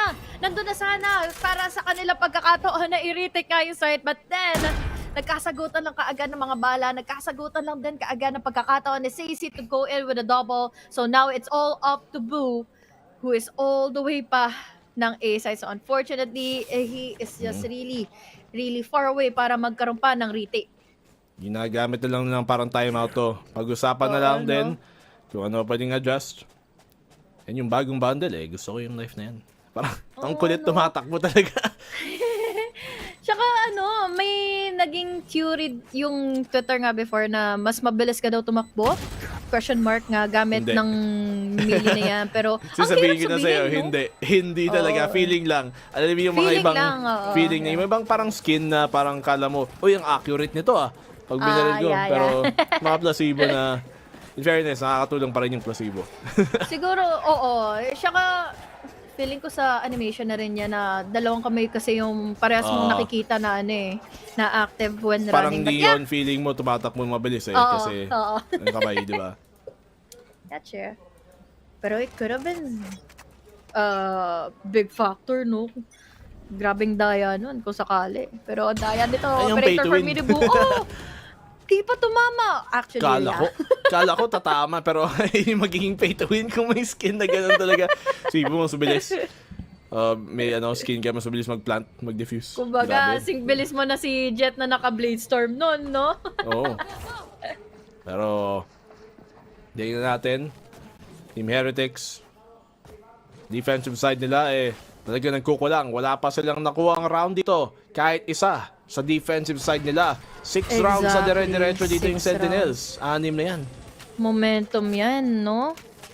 Lalo na there are a lot of desperate attempts para nga manalo sa mga duels. But then again, mas napapanalo pa rin ito nila Jed Cutie and Celsius altogether dahil ang tibay ng backlines nila. In case na pumasok na nga si Zekken, he immediately gets in the first kill, the first initiative para mabawasan ang Team Heretics. So now, speaking of, we have the backline supports para makakuha sana ng pick-off pero nahuli sila sa mga crosshairs nga ng Team Heretics kaya na lang tatlo na kagad sila natuturayan. What was that? Tens! Walking just really closely by doon nga sa crosshair ngayon ni Minibu. So unfortunately, 2 players na lang. Maganda din time dito ni Minibu. Able to find those 2 picks. Ngayon, Sentinels. Finally, ito na nga siguro ang round na makakuha ng Team Heretics at kinalbo ni Minibu si Celsius doon. Pag-angat, peekaboo daw. At yun na nga, nabulaga. Parang nakaka-whack-a-mole tuloy yung scenario niya kanina. Jud Cutie still has the opportunity to win out this round dahil nasa kanya naman yung pabor to buy in some time. Pero now with the paranoia and everything else covered up na nga kaagad ngayon ng Team Heretics yung pagkakataon to defuse the spike. Numbers are still in their favor. And again, Jud Cutie na lang natitira at wala nang ang bala, wala pa pagkakataon para madepensahan nga yung spike. Good effort doon sa dulo para Jud Cutie pero syempre, Team Heretics mas marami sila. Patidik dito sa may kanto siya nagsimula. Pero si Minibu really being that menace gamit yung operator niya. Hindi in-expected Tens makapag-reposition siya agad pero Neon ba naman mabilis tumakbo yan. Kaya alam mo naman Pinoy, di ba? Kaya ingat ka Tens ha? Mabilis na manakbo. Oo. Dami nating snatcher dito. Kala mo Tens, makakatakas ka. Yan, huli ka tuloy. Kaya nga huling-huli tuloy siya na wala pa na naging takas na. Pero makakatakas nga ba sa pagpasok sa loob ng site ngayon? Lalo na nakapag-TP in pa from the shadows coming in from Tens. Pero ang sakit! Lahat ng mga na-receive nilang damage coming in from the turret itself. Pero now Tens, nakakadalihan siya na nga all the way from the back, going over the wall bang laban kina Benji. So now, this time, 3 na lang ang natitira kaagad na opportunity pa para ma-place in yung lockdown. Pero ang problema, nagkakabawasan na kaagad sila. Ang daming molly dun sa site. At least may lockdown sila para makakuha ng space para makapahinga. Makapaghinga kamo dito. Walang na-detain.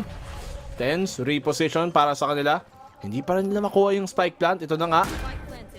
Still, daming oras para mag-retake dito ang Team Heretics. It's Reigns opening up here with a pick. Kailangan makuha yung Celsius to. He gets the one para mag-trade. They're playing in together. Hindi sila pwedeng basa-basa mag-pick dito. Dalawa ang magkasama din from Team Heretics. And now, they're waiting it out kung sakaling dalawa na nga ba ang mag-pick. Nagkakatalo na lang tayo with the trade-offs and hindi na nga kailangan ni Tracy yun. Double kill for him. And then, sila na nga ang pupunta to a close to a match point pa sa half na ito. And grabe, ang na-receive ng pressure ng Team Heretics just to hold off Seaside. Pero ang dami din kasi nilapag nga ng Sentinels sa kanila. Ganda ng hold on ng Sentinel sa bandang dulo. Sinigurado nila na makakuha sila ng space gamit yung lockdown na yun. Yun talaga isa sa mga pinakalakasalba. Pero Sassy, gandang control dito, gandang transfer sa pag-hold ng angle. Siguradong kiswing din naman si Celsius doon.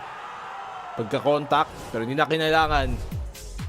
Ang Team Sentinels, inahawakan pa rin nila dito ang kanilang lamang time out galing sa Team Heretics.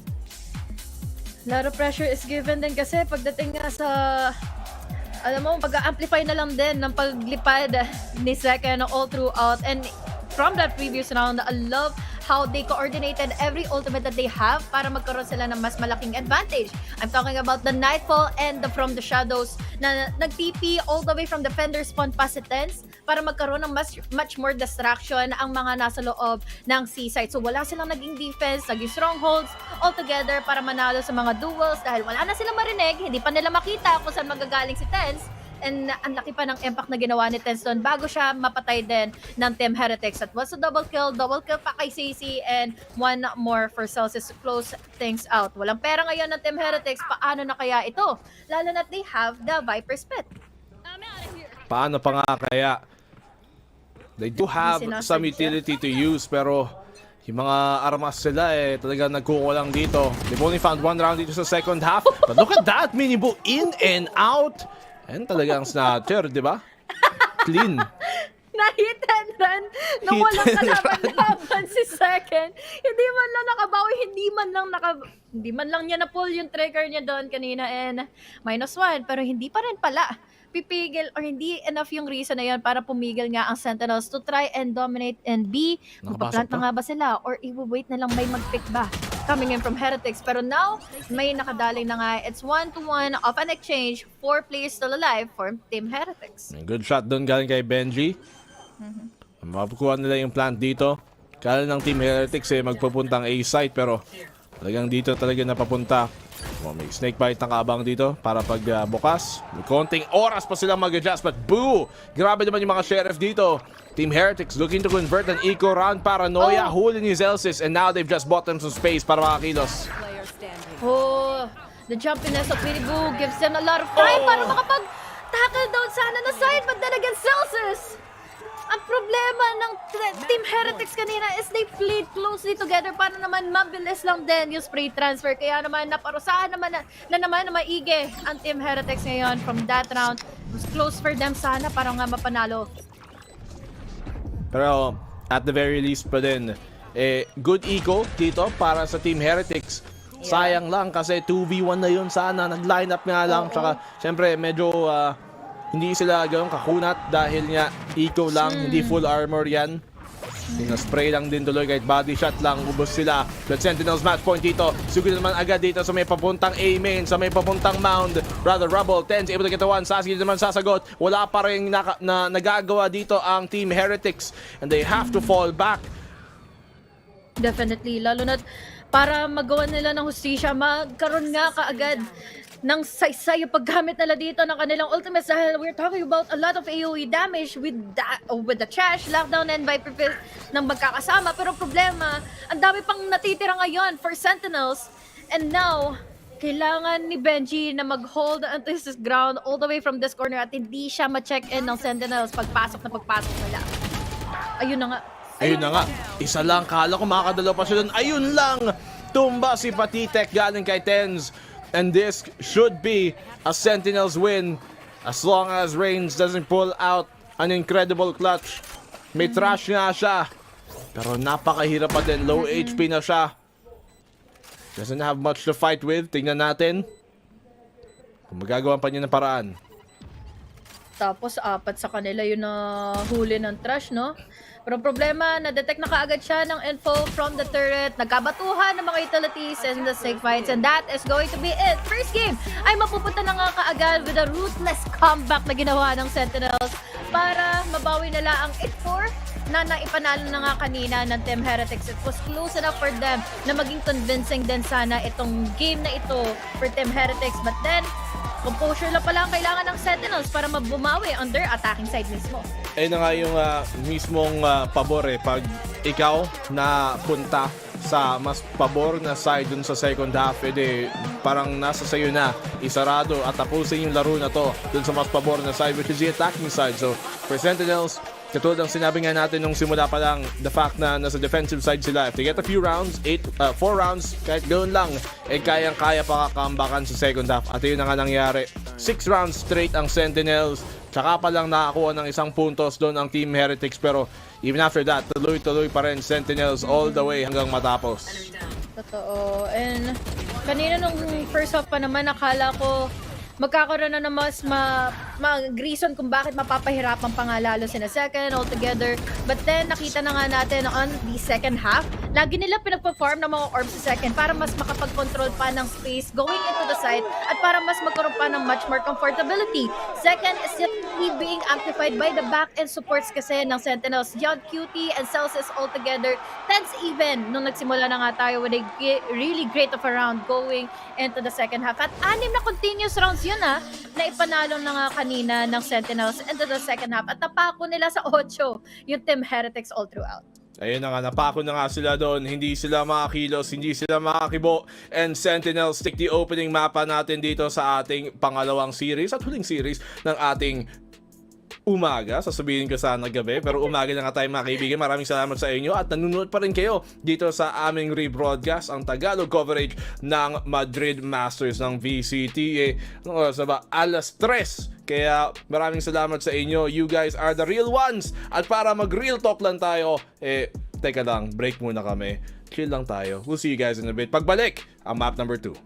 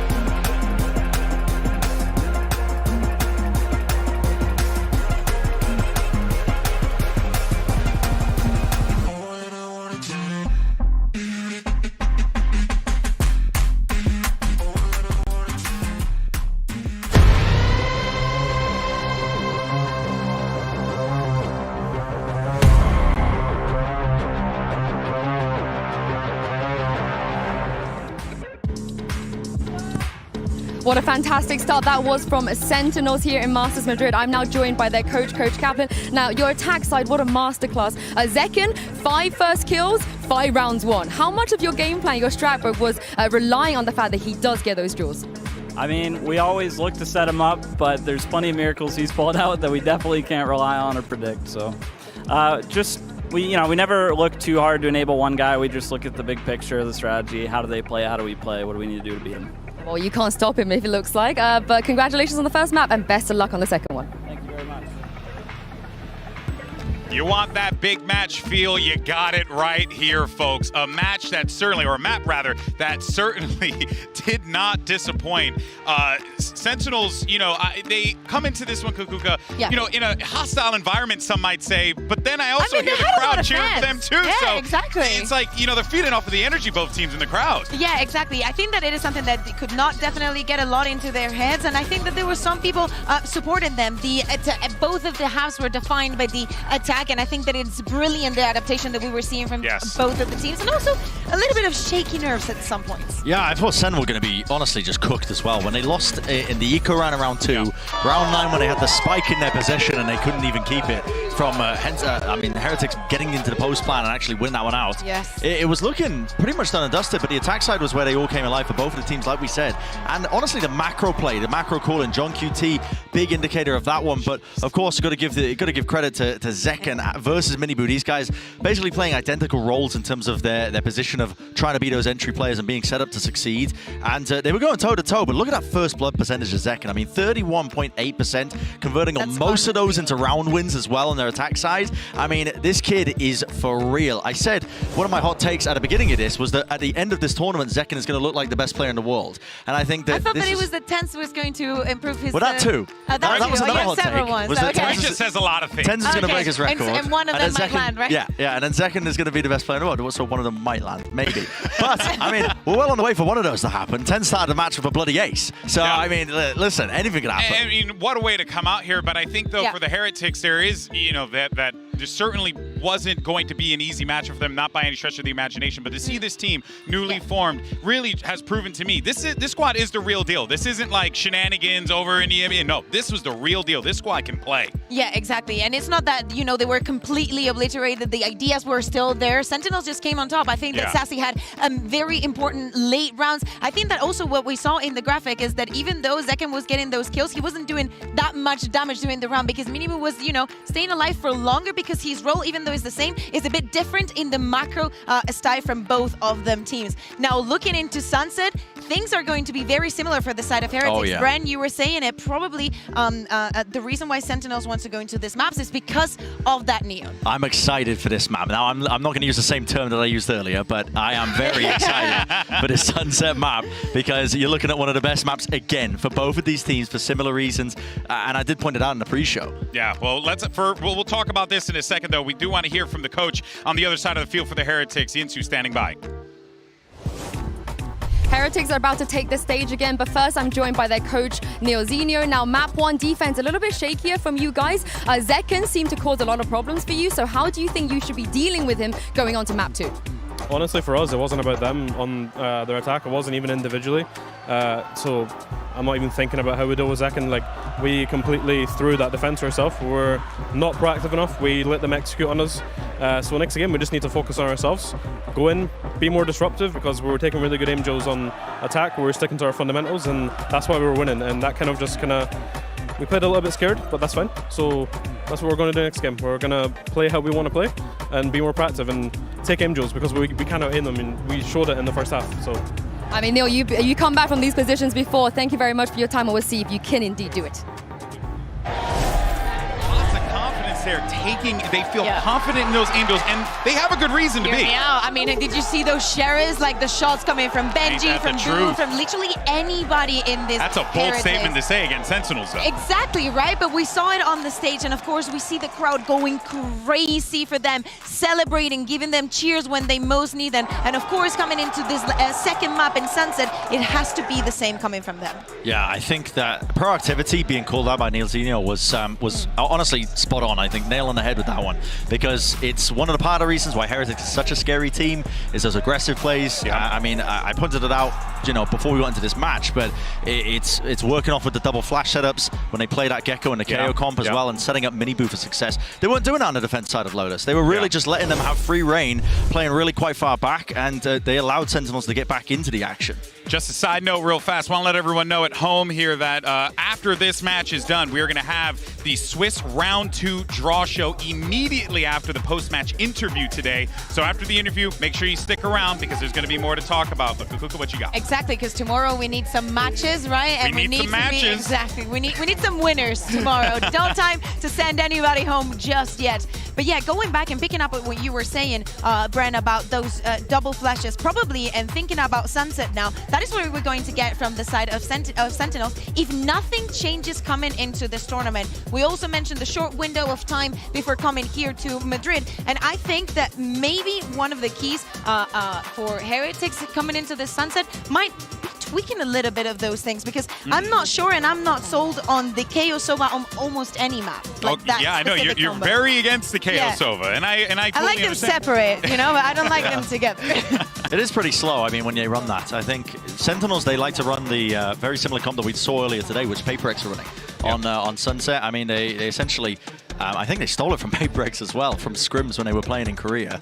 But they play really well. I mean, their retakes with the comp is incredibly strong. They understand this necessity for like fighting over that extremity control, using the double initiator at times for that.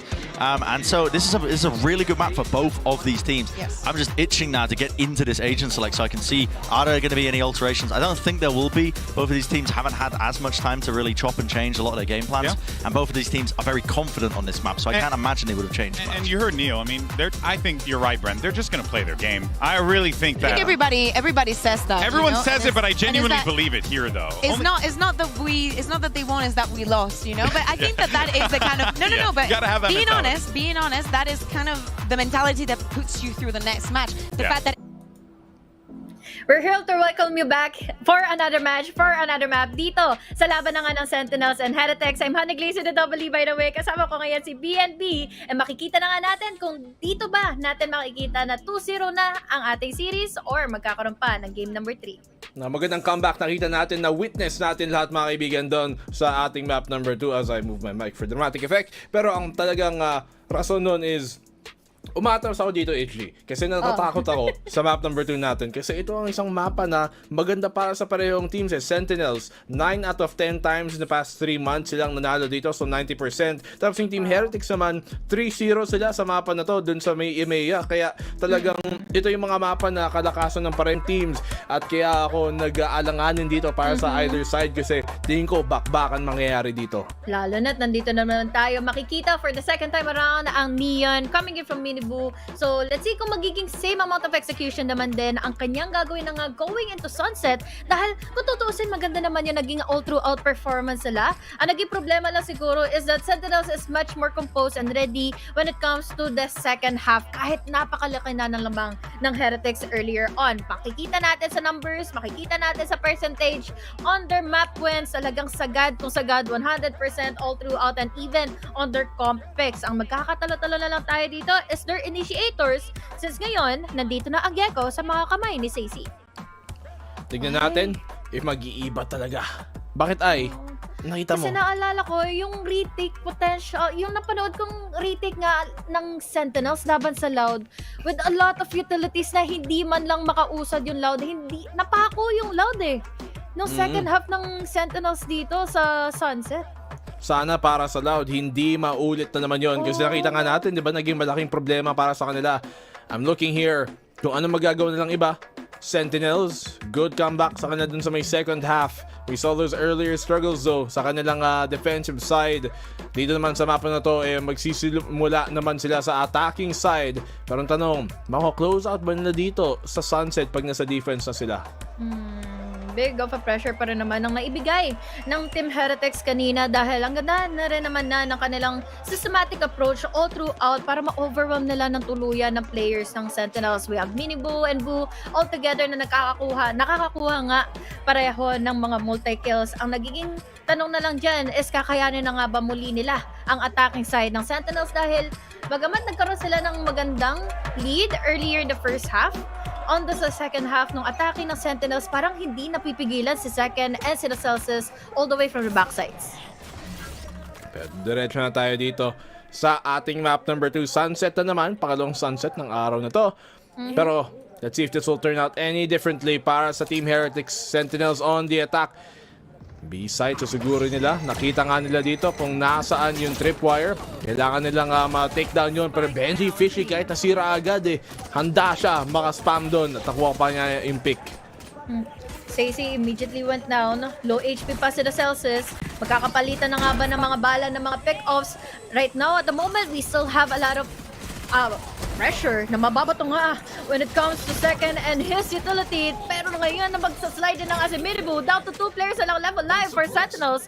At mukhang nagkakatalo-talo na lang tayo when it comes to the isolated places. Okay, 2v3 ngayon. Ma-isolate pa nila Zelsis. Big pick off dito. Able to bring down to the 2v2. May Molly para mahawakan siya dito sa may kanto. But Team Heretics on the retake, able to take them down. Makakuha pa nga yung defuse. So, yung unang pitas talaga doon ni Benji Fishy. At really broke down dito yung mga miyembro ng Sentinels. Hindi tuloy sila makakuha ng lamang.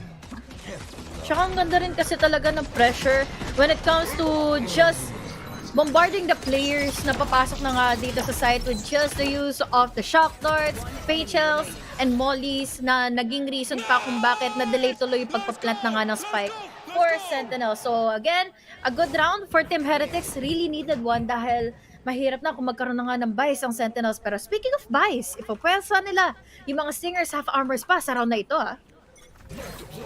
The buys. The buys. Tignan natin yung mga the buys ng Sentinels dito. Pinilit pa rin nila actually forced buy din, no? May mga Stinger, may mga Sheriff pa rin silang nilabas. Sigurado sila or at least confident sila na pwede silang manalo sa round na to. So tingnan natin, nakuha naman nila yung spike plant din ulit. B-site is theirs. This time wala namang napitas sa pag-unang pasok. Liz, maganda pa rin naman ito for the retake scenarios for Team Heretics. Pero ang kailangan nilang gawin ng Sentinels is survive until the latter stage na nga ng round na ito. At hindi na lang din mapaglaruan kaagad ng Team Heretics. Pero what was that? We have Second with a double kill. Switch of the guns is really well needed para magkaroon pa ng mas magandang composure. Dahil na minimum makakatatlo pa. Slide in, pero mapapunish out ng kaagad ni Celsius. Dalawa, laban sa dalawa, matitira makakapagkaroon pa ng time to defuse the spike. Pero hindi niya ma-trigger at hindi niya nga mahanap throughout the smoke yung dalawang nagdi-defuse. A good round though for an eco ng Sentinels. Oh, sayang kung alam lang niya na mawawala na rin pala yung smoke. Sigurado ako hindi siya magsaspam doon hihintayin na lang niya. Kala niya siguro kailangan ko lang mas-spam to kasi baka ma-stick yung defuse. Okay na sana to. Early picks off para kay Zekin. But somehow Minibu, gusto ko makita yung collab dito. Parang nadoble niya ata yun, no? Spray and pray gamit yung Guardian, tapos parehong ulo pa nakita. Grabe. Dahil Guardian pa yun with the Neon, parang nagiging mahirap i-spray down yun, especially na puro one taps lang ang kakayanin mo kahit papaano. But now, in that previous round, nag-force ng mga buys ang Sentinels. Ibig sabihin nito, masyado pang magastos para makakuha nga ng mga Vandals all throughout to the third one. So, we're down to the shadows. Pero let's hope for the best for them na magkaroon pa ng objective to take down at least a couple of heads laban sa Team Heretics. Sentinels, tunay na eco naman ngayon. Dahil hindi gumana yung force buy nila. It's gonna be 3 rounds they're gonna have to give up. Minibu, unang pinas dito kay Zelsis as nahanap siya agad. May one-way din naman dito si Benji Fishy kaya ang hirap tuloy i-push para sa Sentinels. Nag-aalangan pa sila sa mga pwesto nga on the trip wars.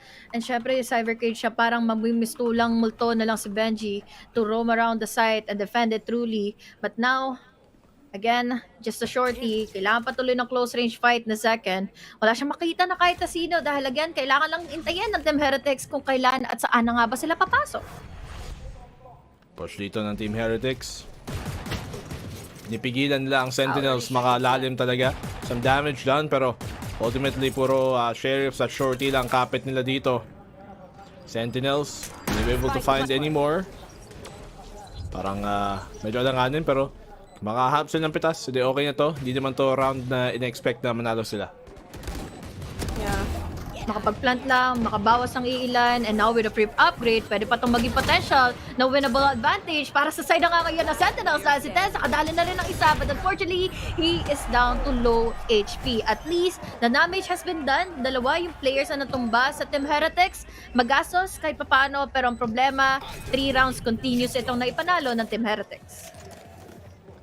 Ito na yung mismong round dito ng Sentinels para may panalo.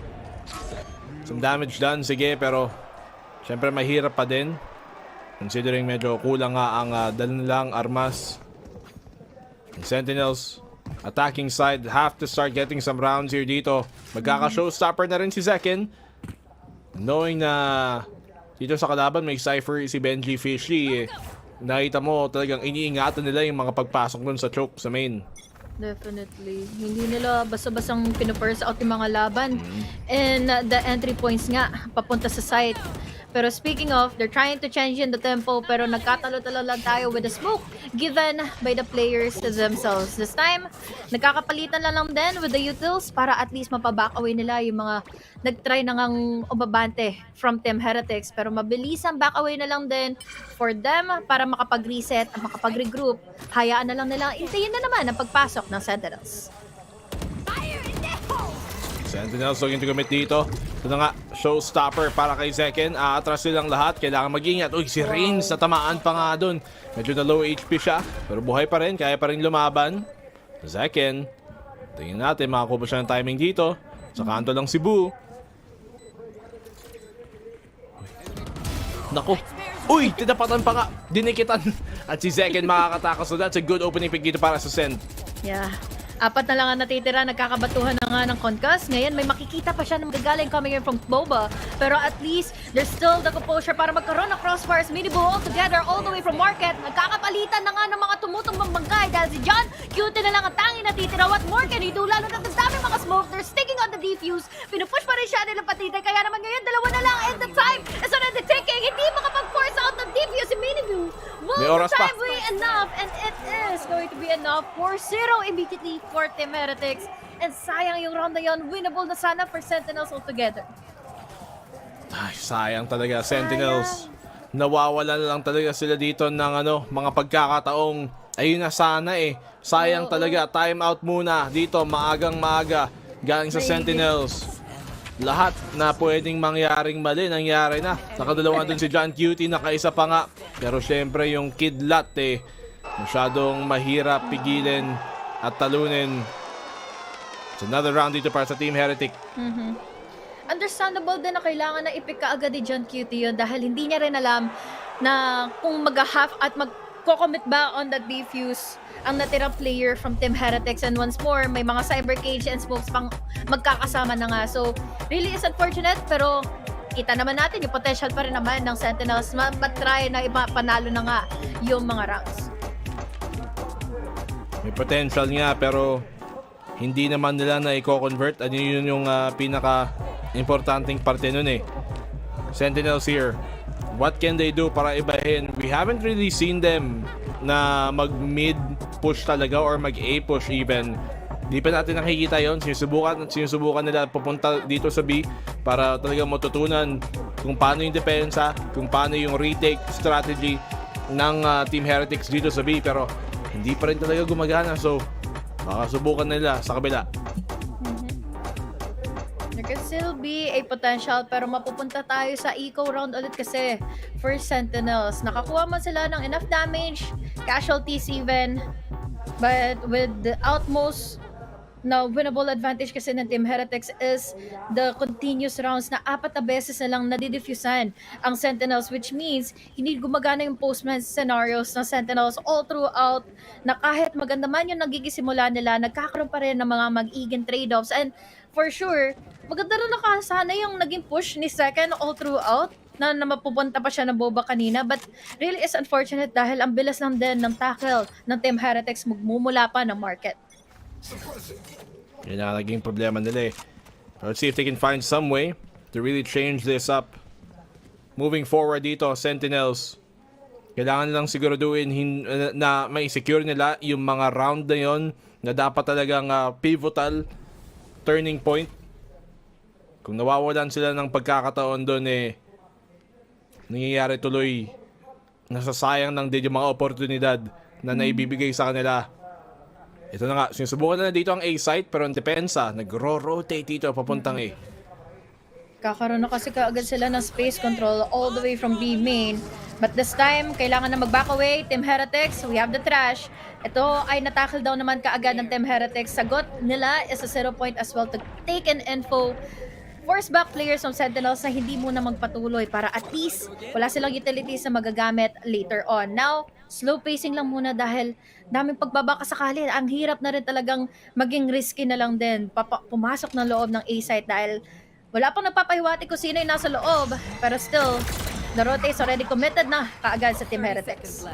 Ito na nga, push dito ng Sentinels sa may papuntang A site. Di pa na makuha yung plant dito. Ang daming oras sinasayang ng Team Heretic. Sentinels, hindi makahanap ng pwesto, hindi makahanap ng kilos. The flank coming on here from John Cutie. May pressure dito kay Miniboo. Hindi mahanap ni Tench kung nasaan nakapwesto to. Hindi pa rin na makuha yung plant. Smoke down para makuha ng konting pwesto. Zelsis gets the one. Trades happening dito sa may site. Bakbakan na dito sa may site mismo. Pero ang Team Heretic ay mananalo dito sa barilan.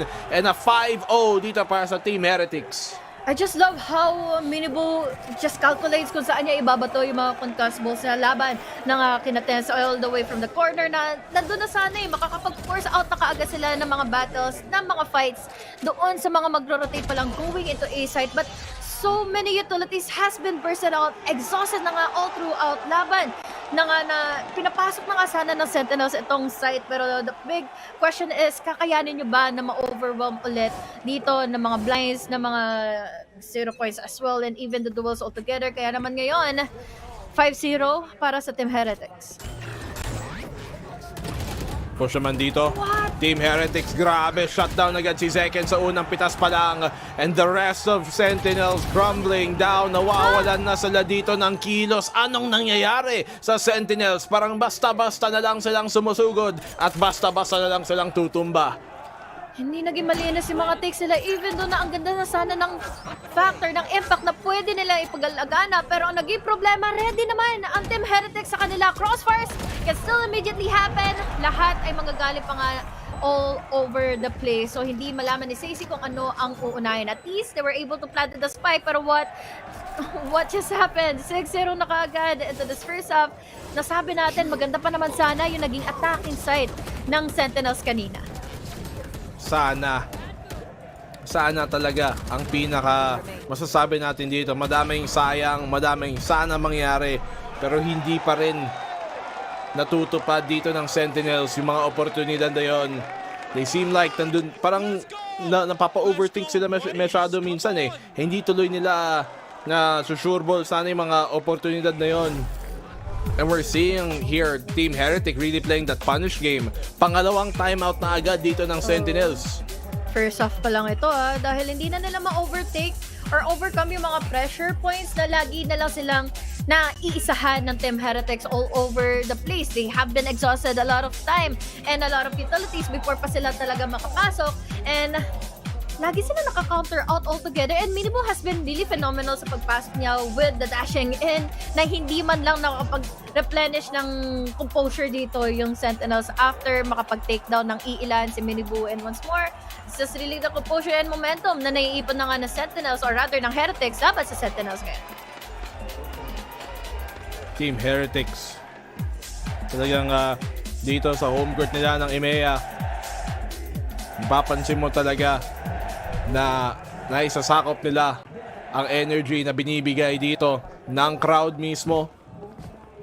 Sentinels, pressure para sa kanila mag-perform dito opening half.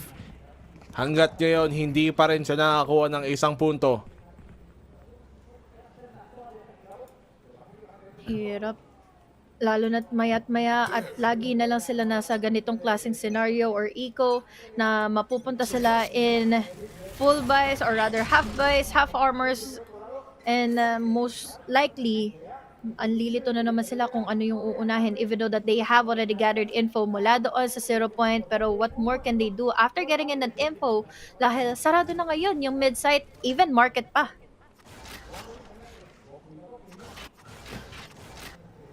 Well, Sentinels Slow play dito. Yung depensa karamihan papunta sa may B site. So, if matake nila yung site na to na mabilisan, they have a good chance of getting the plant down finally dito sa may A site. Susubukan na nila ngayon. Mag-rotate na ngayon dito ang depensa. Wala pa rin smoke sa ibaba to. Hindi nila din-W key. Kailangan lang bilasan to kasi mag-a-address na yung depensa. Ganito lagi ang nangyayari. Mauubos yung time, hindi man lang nakakapaglabas pa ng any kind of info ang Team Heretics, yung mga utilities as well, bago sila tuluyan na nga makapasok. And yet again, wala pa naman din na naririnig na info nga dito sa loob ng B-side. So, ibig sabihin nito, baka bait out sila na mahulog nga sa patibong na naman ni Venji. Since again, the Cypher Traps has been really deadly here on Sunset. Ito na nga, execute dito sa may pa-B site. Kaso ang daming utility dito. Nakabang pa naman ang Cypher. Mapaplant nila yung spike. Hindi yan made-deny. They can play the post plant. Buti na lang. Hindi natamaan ng molly. Ito mo, ang lurk dito. Galing sa likod niya. Makikita ba niya to? Hindi niya napansin. Hindi yan narinig, Minibu. Bilis ng mga traders, bilis ng mga pagkakataon. Kaagad ang nila second to manage to take down Minibu. So now, 3 players left alive. Makakabawi pa nga ba at makakapasok dahil ang gagawin na lang ng players sa Sentinels is display for time. Huwag magpa-appear tuhod sa mga bala na nga ng Team Heretics. May mauhuli when it comes to the info camera. Coming from John QT. Nagkakapalitan na lang sila ng mga trade-offs. Send with a kill. Reigns with a triple. So now it's going to be such a big casualty. Low HP. But then, nandito pa rin naman si Sen. Second, para makabawi, but no, he still has a blast back para makapasok, para makakuha din ng pangatlong ulo. So, Boo ang mamamaalam, pero ang gastos na raw na ito for Sentinels to make it finally a 1 round here in the first half.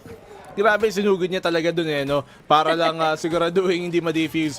Pwede naman niya gamitin yung blast pack para patanggalin sa spike. Ibato lang niya sa spike, di ba? Hindi. Susugurin niya talaga. Pag binato niya yung dalawang blast pack na yun, matatanggal siya sa defuse Pwede naman niyang gawin yun. Pero sige, at least nakuha pa rin niya. Grabe to si Reigns. Muntikan pang solohin tong Sentinels. Buti na lang. Si Zekin comes in big. Pinoy pride pa rin. Sentinels, nakaisa na rin. At least ang importante doon is circle. Baka kasi sakali is hindi umabot yung pagbato niya ng blast back. So, again, a serious round once more for Sentinels. Kaya ako sasabihin mo, yung importante doon, Pinoy siya. Kahit pa paano. Ano rin yun, factor din yun, ganun. Oo, at least, di ba? Dami tayong mga kapag-Pinoy doon dito sa Madrid. Si Zekin, si Tita Zekin, at si Tita Mika. Mama Zekin. Si Mama Zekin pala. Blind and info. Nako, hiwalay na naman dito Sentinels, no? Parang B-site na naman i-commit nila. Kaso parang lahat ng mga B-site plant nila alanganin Oh. The thing is, talagang hirap sila in general dito sa may A Ayun, kaso dahil nga sa ulti ng Omen ni Boo, kala tuloy nila sa A site kasi nakita nila yung dalawang ini, nakita nila yung Gecko, kasi si Sacy at si Zelsis. Ngayon, libre tuloy yung B site, sira yung mga trip, makaka-plant pa sana sila. Kaso, ayun, naging ito na execute. Huwag lang sila maging alanganin. Buti na lang naglabas sa showstopper. No! Hindi na napatay kaagad yung mga nasa backside. Kaya naman ngayon, we have a Raze and Minibu all together to tackle down 3 players left alive. Wala na nga sa Sentinel. So now, no issue pa ngayon si Jug Cutie. Paano hindi siya namatay doon? Kala ko sure ball na yun. Benji Fishy, nabuhay pa. They're gonna need some kills here. Nakapaggamit pa nga ng ulti yung Neural Theft para na mahanap kung saan yung mga pwesto nila. Dito ang stun. Nako, lagot na lagot si Zekin galing sa relay bolt ni Minibu. And that was looking so well for Sentinels until it wasn't. Ito na namang sitwasyon na sayang kasi ayun na sana yung site. Sobrang calculated yung mga times na nagbabato si Minibu ng kanyang relay bolts. And laking factor nun dahil sobrang nagkakaroon siya ng space and confidence para i-tackle down yung mga nakatago sa mga corners and all that.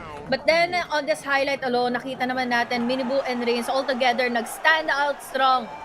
If they play together, they can really just overwhelm players mga sa Sentinels na gusto sana mag-rush in the site. Even though nasira na sana yung mga utilities, yung mga trip force, pero hindi, nawalan ito ng visa, nawalan na rin sila na pera, we're down to just a classic and a ghost para kay Sacy pa. Ano naman, 7-1. Sentinels, ang hirap na naman ng posisyon nila. Okay na sana, pwede sanang i-momentum into a second round in a row. Pero ikaw na naman ang kailangang ipaglaban dito ng Sentinels.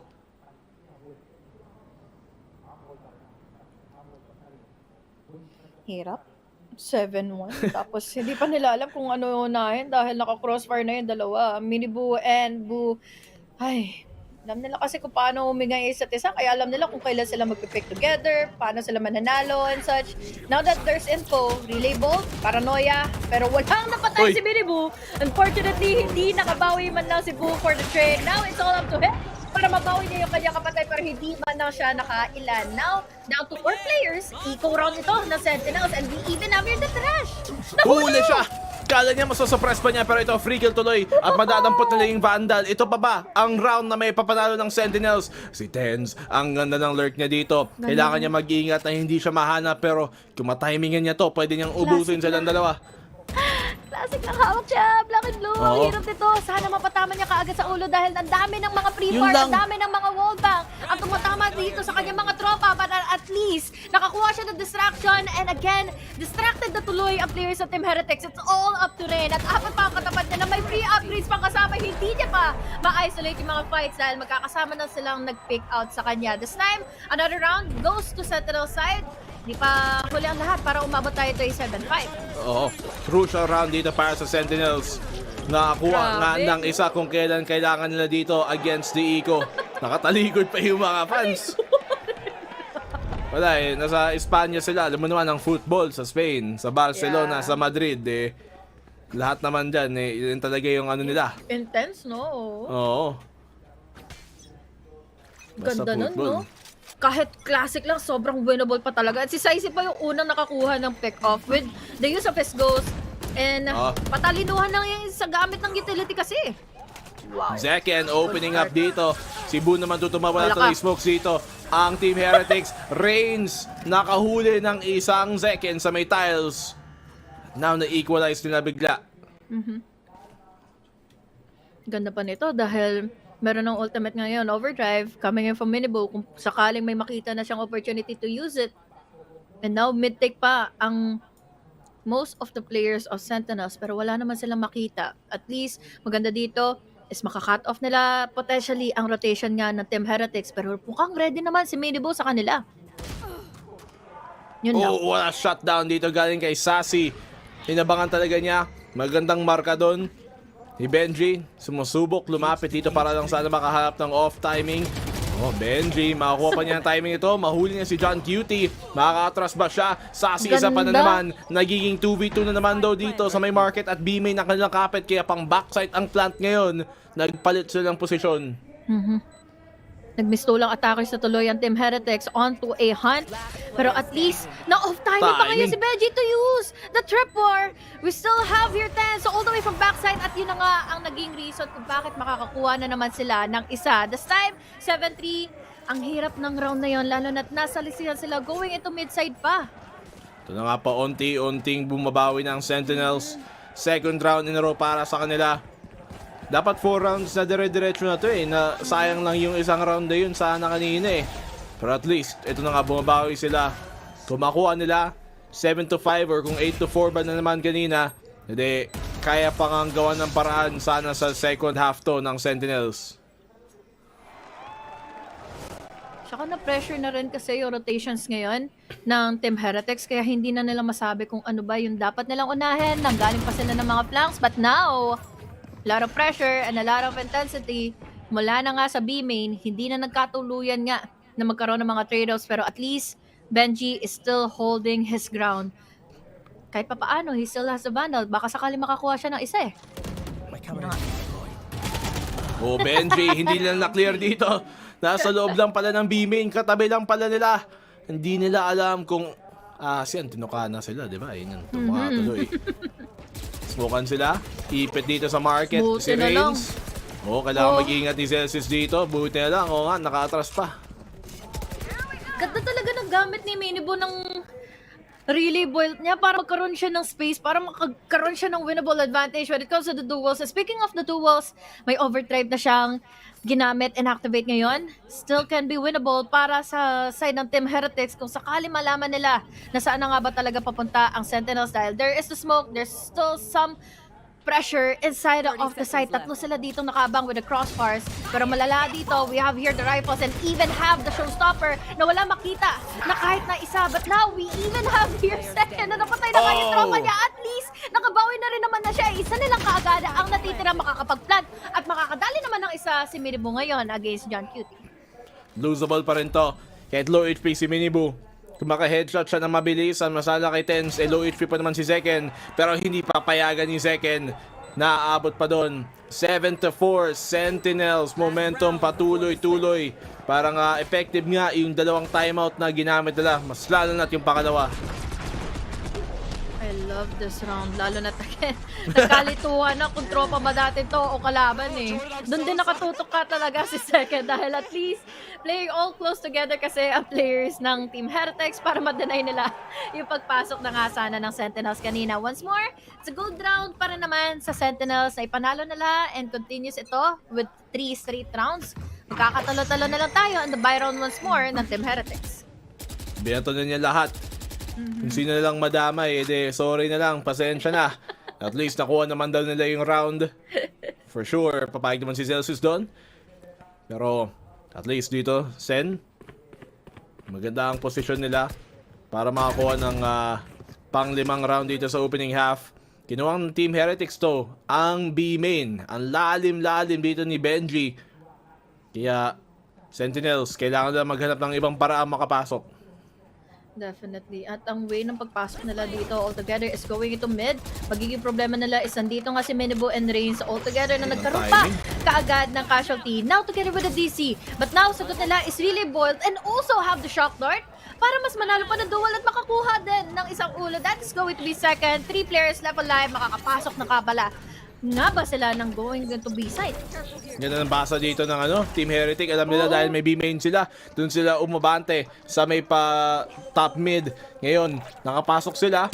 Benji Fiship, kailangan niya timingan to. Ayan, nahuli pa nga niya yung isang Minibu as well. At tumba na ngayon ang Sentinels. Mangyayari dito, 8-4. John Cutie gets the one pero defuse din naman.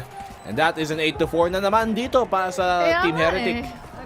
Curiously enough to see na sabi nga natin, pwede pa tayong umabot na 7-5 in this first half. But then, it was beautiful traded off. Nagkaroon na nga ng pagkakataon na ma-hold off ulit ng Team Heretics. Itong mid-take sana ng Sentinels. And nagka-problema lang kasi we have so much initiator utilities na nagkabatuhan. And again, as you mentioned, meron kasing space take na ngayon yung players of Team Heretics from B main and also all the way from backside pa. So once more, ganda ng half na ito para sa Team Heretics.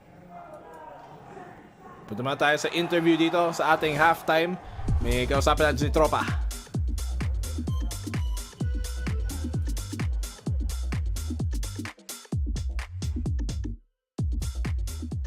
It's another fantastic start for Team Heretics, but I'm joined by 2 very, very special guests. It is Benji Fishy's family, his mum Anne and brother Charles. Now, you guys have traveled all around the world to support Benji, but how special is it to be in Madrid among the Team Heretics fans, El Barco? I know they're very, very passionate. Oh, the Heretics guys are unreal. These guys could be losing 10-0, and you can see them still cheering for their bucket. I can't swear. If I could swear, I would. They'll be cheering for their lives. It's incredible. I love it. Oh yeah, the atmosphere is great in here. And also, Anne, you know, not a lot of people expected Heretics to make it here. So how proud are you to see that Benji and his teammates are thriving and defying expectations? Oh, absolutely. I'm so proud of them. They're a new team formed, and they're proving everything against expectations. And hopefully we'll go on and win. Oh, I think you will. If there's anything you could say to him right now, what would you say? Just that I'm very proud, and let's go. I want your dream to come true and to lift that trophy on the stage. I can't wait to see it. I think we might just see that, Anne. And lastly, can we get a let's go Benji, everyone, as well? Yeah, let's go Benji! Come on, boys! Let's go Benji, let's go. I thank you so much, Anne, for joining me, and thank you, Charles, as well. I hope you have a great time here in Madrid, and let's see if Team Heretics, they can make their dream come true and force a map 3.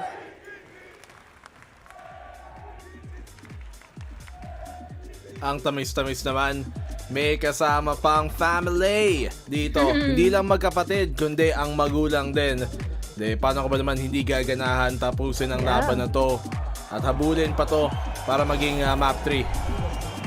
Lamang na lamang pa naman sila, lalo na't ito ang same scenario na nangyari na nga kanina. Although, mapapahirapan sila, yes, later on ng Sentinels, kung magiging maganda man yung mga placings and mga retake scenarios ng Sentinels altogether nang ginawa nga nila against Loud. But furthermore, maganda ang pangitayan pangunahin. Buwelo ngayon ng Team Heretics dahil na-blind na kayo si Stacey, and this is a good opening. Baka sakaling ma-off guard pa siya na pick off dito ngayon nila Miniboo. Sentinels, kailangan mag-retake dito sa may B site at hindi nila naipigilang makapasok ang Team Heretic. So full 5v5 retake. 3-day bolt galing kay Miniboo. Sinusubukan niyang sumugod pero walang takot talaga si Miniboo no? Sumugod. Hindi siya tamaan ng paranoia. Naka-atras pa sila sa B main lahat. Ito kasi ang kalakasan ng isang Neon mananakbo ka na lang talaga anytime na magkaroon nga dito ng disadvantage of a duel. So now in a 5v5, we have the smokes, we have a lot, we have a recons as well na pwede nga nilang gamitin para ma-deny yung defuse. Pero ang dami nakakaaga nagkakabatuan pa ng free fire. Pero nandito naman yung Gecko Wingman. Pero yun lang! Ang bilis na nagkaroon na nga kaaga ng winnable condition. Ang players of Team take this first round laban sa mga kamay ngayon na Sentinels in another round. Ang maganda na nakuha ng Team Heretics, pwede pang ma-eliminate itong momentum. Yun lang. Team Heretics. Sa simpleng spam lang dito, naubos ang Sentinels. Wala ka bang kalaban-laban, syempre, di ba? Hindi mo nga nakikita yung bumabaril sa'yo. Hindi ka nakikita nung bumabaril sa'yo mismo.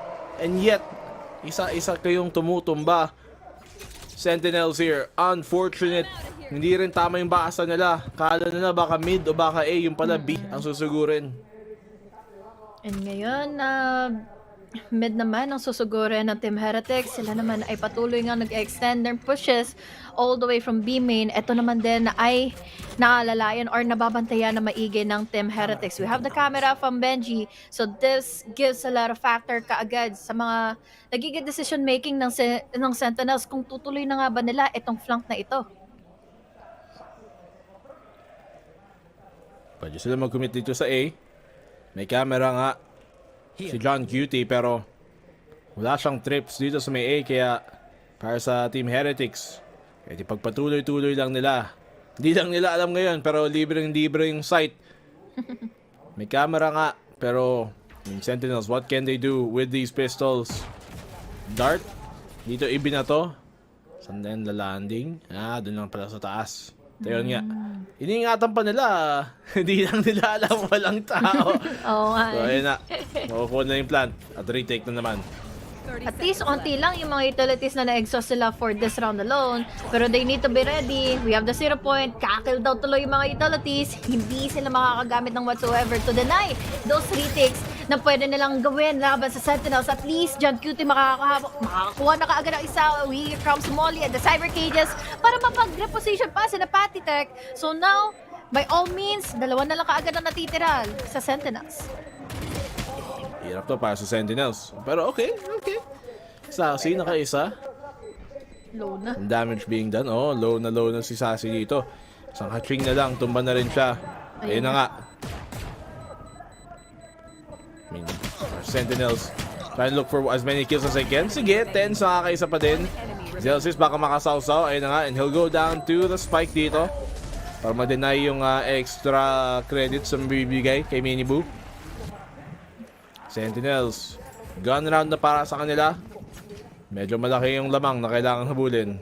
Definitely. At lalo na't again, nasa comfort zone na rin kasi ang Team Heretics para manalo sa mga duels, para alamin na kaagad kung ano ba yung mga chances na pwede lang ipag-hesitate at ma-overwhelm ng tuluyan ang Sentinels. Kahit na may mga trippers or alam nila na nandito nga nagbabantay si John Cutie, if they know already na nasa pabor nila ngayon ang mga duels and even yung mga utilities, mas rarakada sila ng tuluyan. Now, Tens, He's backing away dahil ang bilis lang din kaagad ng space take ngayon nila Minibu and nag-connect pa sa kanya yung paranoia. Sugod na dito. Pupunta sa may site mismo. 10 sa kabang ng paranoia pero kailangan niyang siguraduhin hindi ang sasayangin yon. He has to use it in a moment na makakapag-swing din naman ng Sentinels dito. Kailangan lang ingatan yung smoke. Parang nakita niyo si Minibu. Gusto niyang sanang pasukan. Ito na nga, retake galing sa Sentinels. Ngayon na magsusubok sila mag-plant ng spike. Patetek, makakakuha ng isa. Zekens the only one dito sa Sentinels. Makakuha ng pitas din. Makakahanap pa ba sila ng isa? Oo, he goes down. Ngayon, 3v3 na ngayon. May wingman sila pang deny ng spike. May angulo din naman sila. Pero shock dart din agad. Ay, masisira nila yung wingman dito. Sassy has to find timing here. Makakuha nga siya ng isa. Reigns nandito sa may backside din. Nagsisprayan lang din sila. Kailangan niya mag-ingat sa loob ng smoke. Pero nakuha pa rin ni Sassy. And that will be the round dito. Sentinels, muntikan pa sa bonus. Definitely. Mukhang sobrang laking pressure pa rin naman kahit ang ganda na sana ng retake potential. The Sentinels, we have the blind, we have the C, we have even the paranoia to make an opening. But then, ready kasi ang Heretics to force them all back, all the way from B main para doon na lang sila magkaintayan na nga, magkasalpukan na nga when it comes to the duels itself. Dahil smokes na ang naging ang naging hadlang nila altogether and yun ay napaka-vulnerable lang at napakadali lang i-pre-far. Kaya naman ngayon, it's another round na medyo gipit na naman sa eco ang Sentinels. Sentinels, at least, kahit paano may mga baril din naman sila. Sige, Guardian yung isa, Bulldog. Not the best, not the most ideal. Magigamit pa din. Si Budi naman, naka-Guardian lang. Punta dito sa may pauntang mid. Thrash para ma-dissuade ang Team Heretics sa pagko-commit ng mid control pero dahil doon naiwan tuloy ng napakabukas itong A-site. Kahit pa paano, malapit naman sila pero magiging problema is again, ready na ang Team Heretics sa kanila. They're playing for post plant already, waiting out sa mga mag-push all the way from tiles. We even have here the trip war and now with the Hunter's Fury, this gives them a lot of time and space para kasakali na mag-force back pa dito ngayon ng tuluyan ng Sentinels. Thrash dito, huli si Benji. That's a gun down pero makakatago naman siya dito sa may mas safe na spot sa may backside mismo. Kailangan din ma-clear. Ang ganda na naman ang stun dito galing kay Minibu. Lagi na lang yung mga relay bolt na yan napaka-on point at ang Team Heretics mukhang sinusugod na nila dito. Papuntang match point, isa na lang kulang. What a flawless round dito para sa Team Heretics. I really do think na ito na ang round, ito na ang game, ito na ang map para sa side ng Team Heretics. They have so much comfort to play around the sides, to play around the entry frags na pwede nga gawin nila Minibu and Blue all together. Tapos si Reigns kasi laging nakatulong na lang din at laging on point na lang din para ma-counter out in case na may matamaan na kaagad ng trash. At yun yung reason kung bakit hindi tuluyan nakapag-pick pa ng maayos si Second to use a bomb bot and make an opening already. But now, in another round, magpwersa na naman sila ng half armors, half buys. Team Heretics dito, sumusubok siguro rin ang A-site agad. Meron pa din namang armas yung iba dito sa Sentinels pero nakita mo parang medyo alanganin talaga yung buy nila. Naka-stinger pa nga dito si Zelsis, pinilit na lang niya. Si John Cutie din. Kahit 100 credits na lang natitira. Sentinels doing what they can just to hold on to this game para lang maiwasan sana yung match point.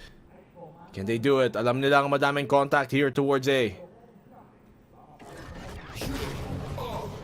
0 point and a null command.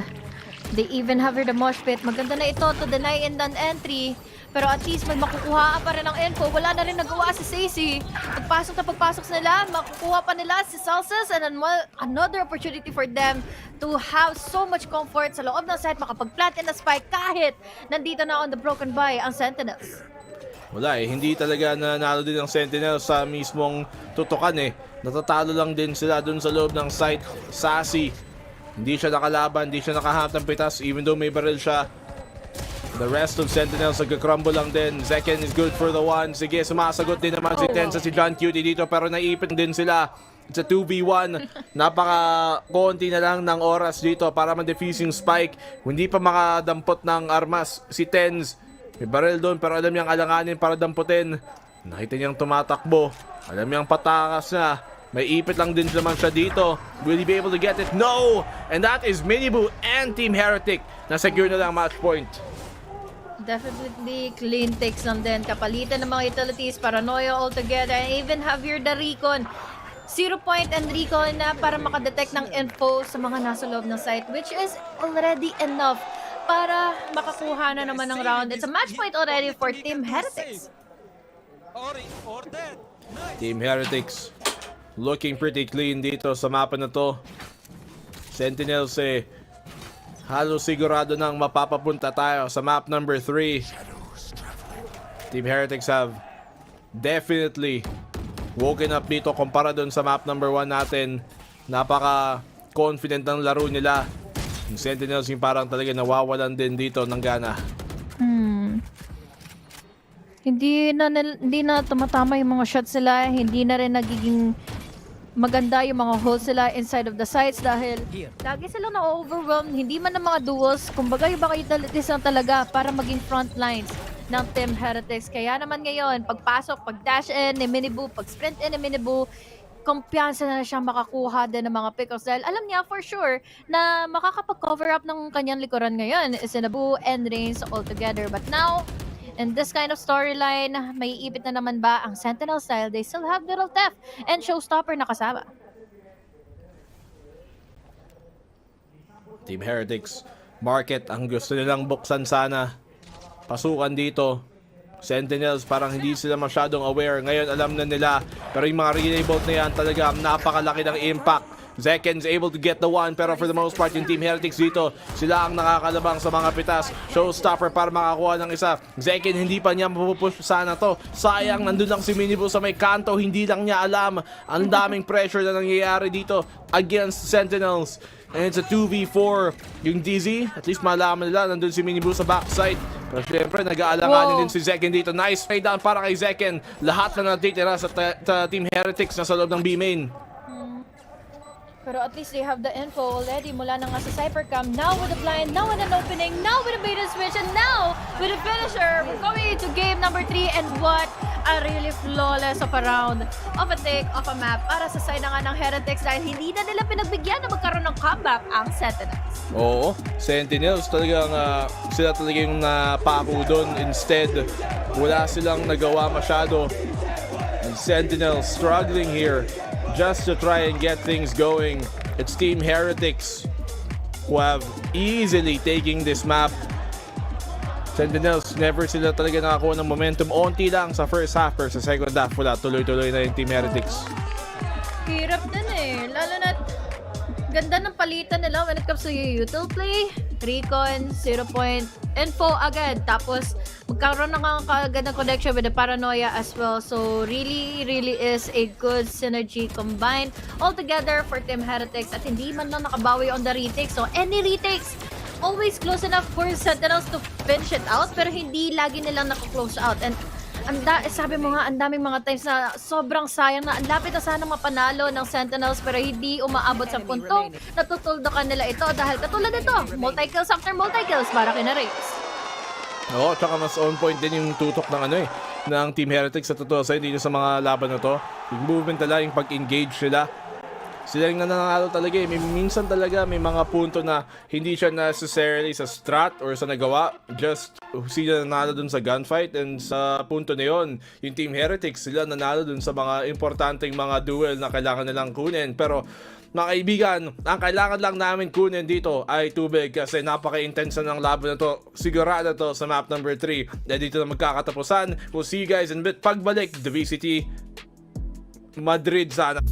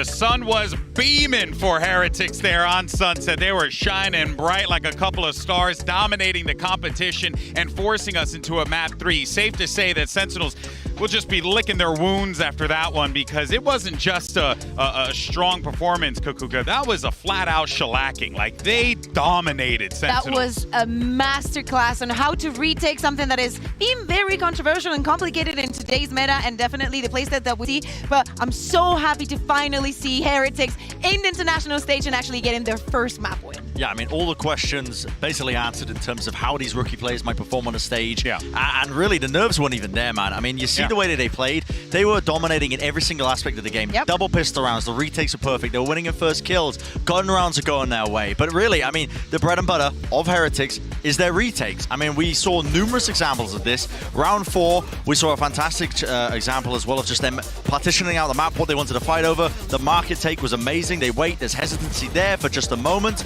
Backside control just being held by Rians. He just does his job and holds it down, while the rest of his team overwhelm them from the market side. But they have different takes into this. It's not just like this as well. I mean, the pistol round, which is round 13 on the other side of things, them playing the post plans, they have so many different looks that they throw into it.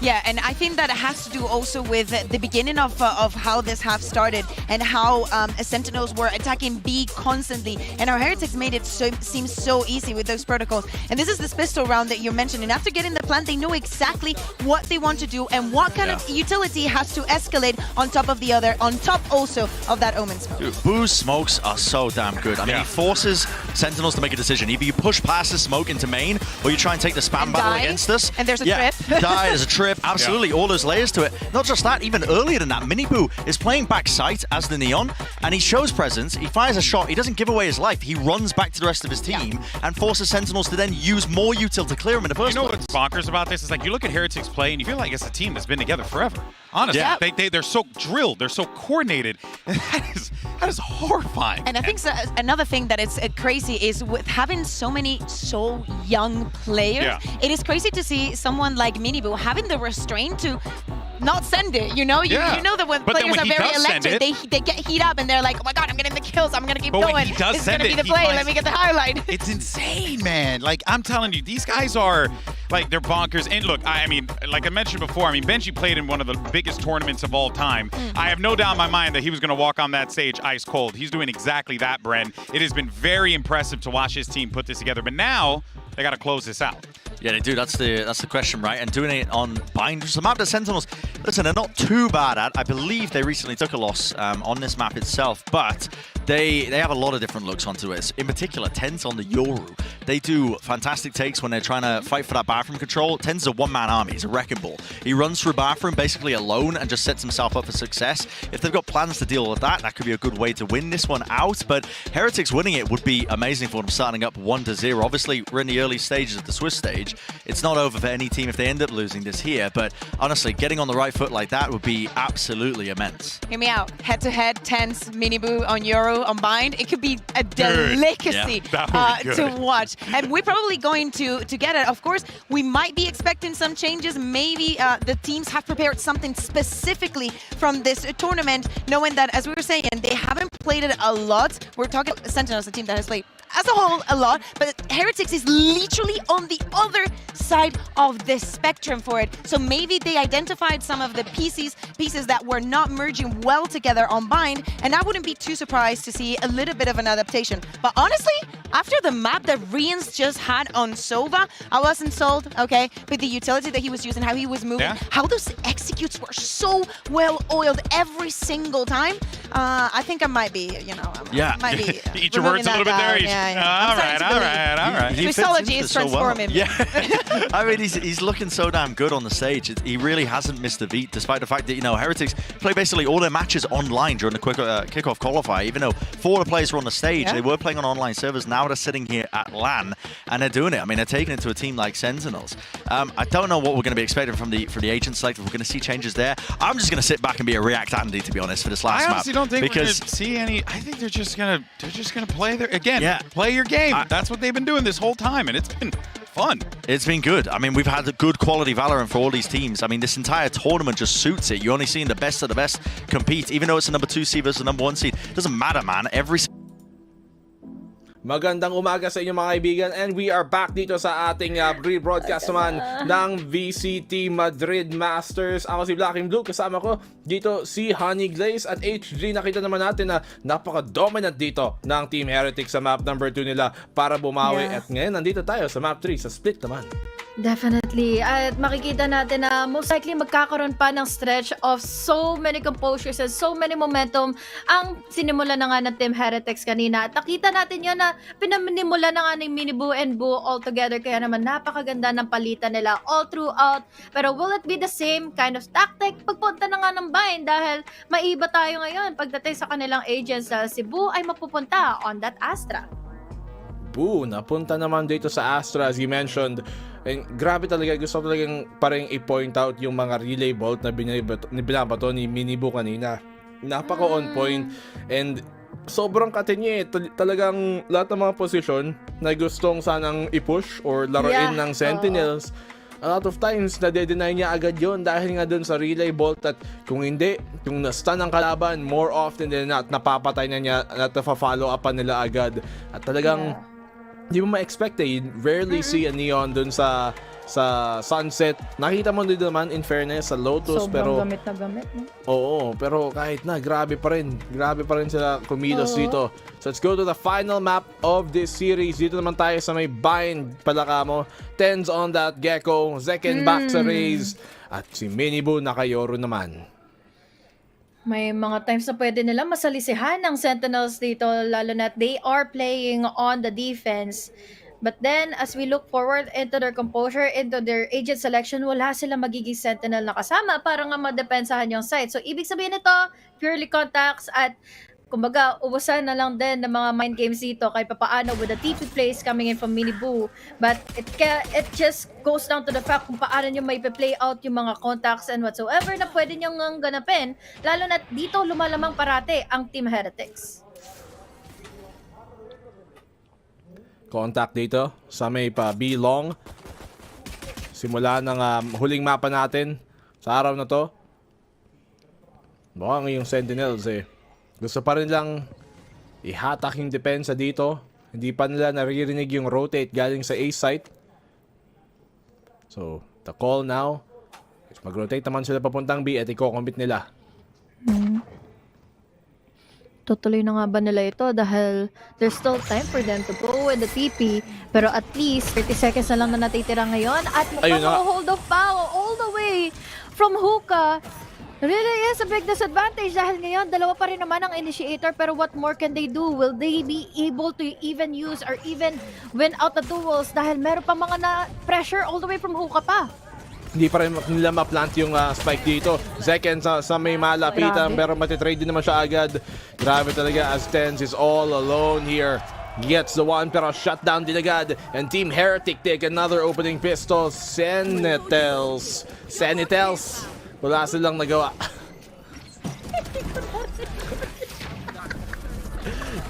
Walang nakarinig.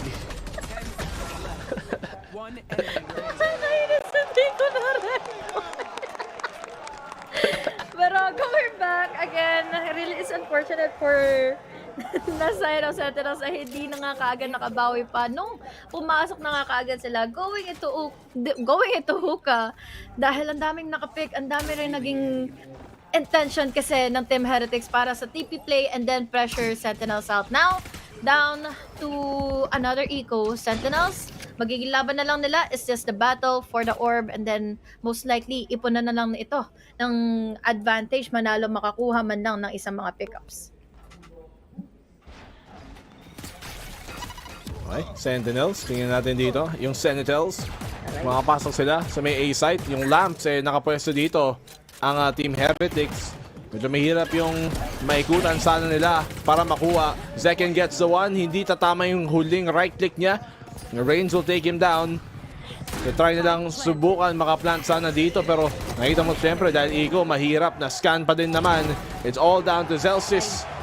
It's gonna be for the most part isa lang ang tutumba, si Benji. 2-0 agad para sa Team Heretic. Almost a clean round for Team Heretics, but once more, that was just an Eco Classics lang ang kayang ipanglaban ng Sentinels. And ang hirap pa rin naman na i-force out yung mga duels na yun dahil una sa lahat, it's the deadly corners kasi ng Bayan talaga na naging reason kung bakit nahihirapan yung mga players from the attacking side. Ano ang dapat na unahin? Crossfires, malala, and even have the utility plays. Nagkabatuhan ng mga snake bites and hindi na kaagad nila mapasok na ang loob na nga ng LAM. So this time, by round, hoping that it's going to be worth it, lalo na at Sentinels. Hirap na nga ito, lalo laging nananalo sa mga duels kasi yung Heretics eh. Oo nga eh. Heretics, napakalakas sila ngayon. Talagang nahihirapan tuloy ang Sentinels.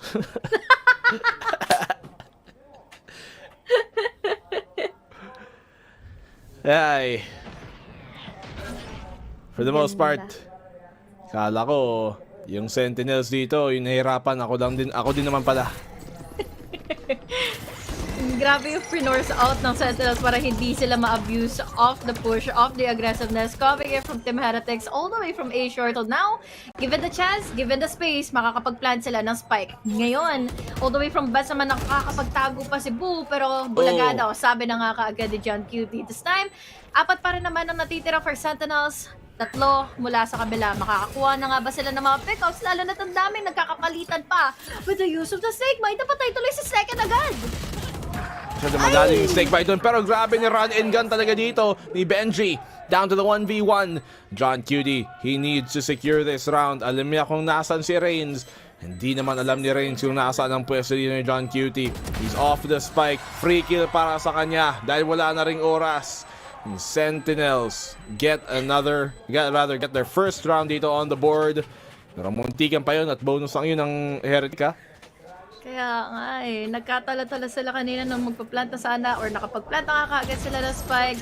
Nasalisihan sila kaagad ni Boo going into bats and yung retake nga, nagkaroon ng opportunity na mag-drawing sa dingding itong nasa loob ng lamps from Sentinels at hindi man lang nakabawi kahit papano. Still, around is around. Naging problema is magastos, half armors lang, pero at least there's an available trash na pero na nga dito sa mga kamay ni Tess. At least may ekonomiya pa rin sila para makabili ng tamang armas. Siyempre, hindi full armor, but better than nothing for sure. May wall sila dito sa may A, yung default na parang pang lurk wall ng Viper. Pwede lang gamitin para makalapit, pero bibigyan nilang impormasyon gamit yung Trailblazer pagpasok dito. Sa spaman lang din naman galing sa Heaven. Thrash para makuha yung site. They should be able to get a plant. At least nakahuli pa rin ng isa si John QT even though na hindi na i-check out all the way from backside. Pero at least, itong pagpa-plant pala ni Wingman na hindi madedenay kamit lang din ng Gravity Well. So this is a good opportunity ulit for Sentinels to win it out. But now the problem is, we have the Dimensional Drift. Free reign territory or free reign info. Ito para sa side na nga ngayon ng Team Heretics to take. But now, he needs to win out the duels. We have your Boo all the way from the flanks. We even have your Trash na pwede pa ulit na magamit. Half on the defuse. Patitech going for the double. It's going to be a problem already para sa Sentinels. Dahil dalawa na lang sila natira. Magkasama pa sila. Masusmoke pa agad ni Boo. Naka-half pa. Pwede nilang ma-stick to. Kaso papasok dito agad si Zelsis. Walang katakot-takot. But he had to do that. Sayang lang, hindi nanalo dun. At hindi niya nabantayan si Boo. But that could have been it para sa Sentinels. 3-1 ngayon para sa Team Heretic. Grabe si Patitek. Oo. Patitek. Grabe yung impact.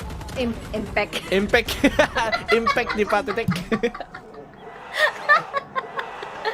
4 AM things. Ano? Pero yun nga, kung babalikan natin, the impact is just given to Patitek. Kanina na nag-hold off lang ng A-short or even the planting spot nga ng Sentinels at hindi man lang nakapag-react on time ang players ng Sentinels. And unfortunately, nakuha pa sila ng info mula na nga kay Dimensional Drift Boy, Miniboo.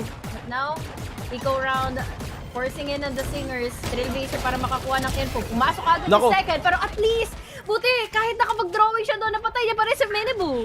Oo. Naubusan din ng bala kasi si Minibu kasi nagsispam siya bago nun eh. Kaya yun tuloy, hindi niya na-expect na susugurin pala siya yung Zekken. Kaso si Range with a double shock dart! Lightning from above! At tutumba sila isa't isa. Zelsis stands alone. Meron siyang orbital strike. May lineup pa siya dito? Meron. Tatama ba ang tanong? Pwede pa niyang ma-half? Nakuha pa. Hindi ito mabitin! Naku! Yun na sana yun. Kakarampot. Napwesto, kakarampot. Namoli sana ang dumikit at hindi pa rin pala ito magiging enough. Unfortunately, close of a range or close of a round na sana yun ulit para sa side na nga ng team or ng Sentinels. But then, ang daming problema kailangan tapatin nga nila Tens, nila Celsius all together sa loob na nga ng Sentinels sa mga lineups and shock darts and even the gravity wells. May snake bite din kasi dun sa taas nung nung tube. So na-decay sila, na vulnerable, tapos sakto tumama pa yung shock dart kaya one hit din tuloy sila. Lahat na lang kinombo. Gravity well para walang takas, no? Ganda. Wala talaga. Ngayon mahirap pumasok dito dahil may judge nga si Boo. Cebu. Walang taga Cebu. Up. Wallbangable spot. Buti umexit na lang kaagad si Patty since, again, it could have been different of an outcome kung ipagpapatuloy nila yung bad side, pwede pa silang mag-TP kahit paano.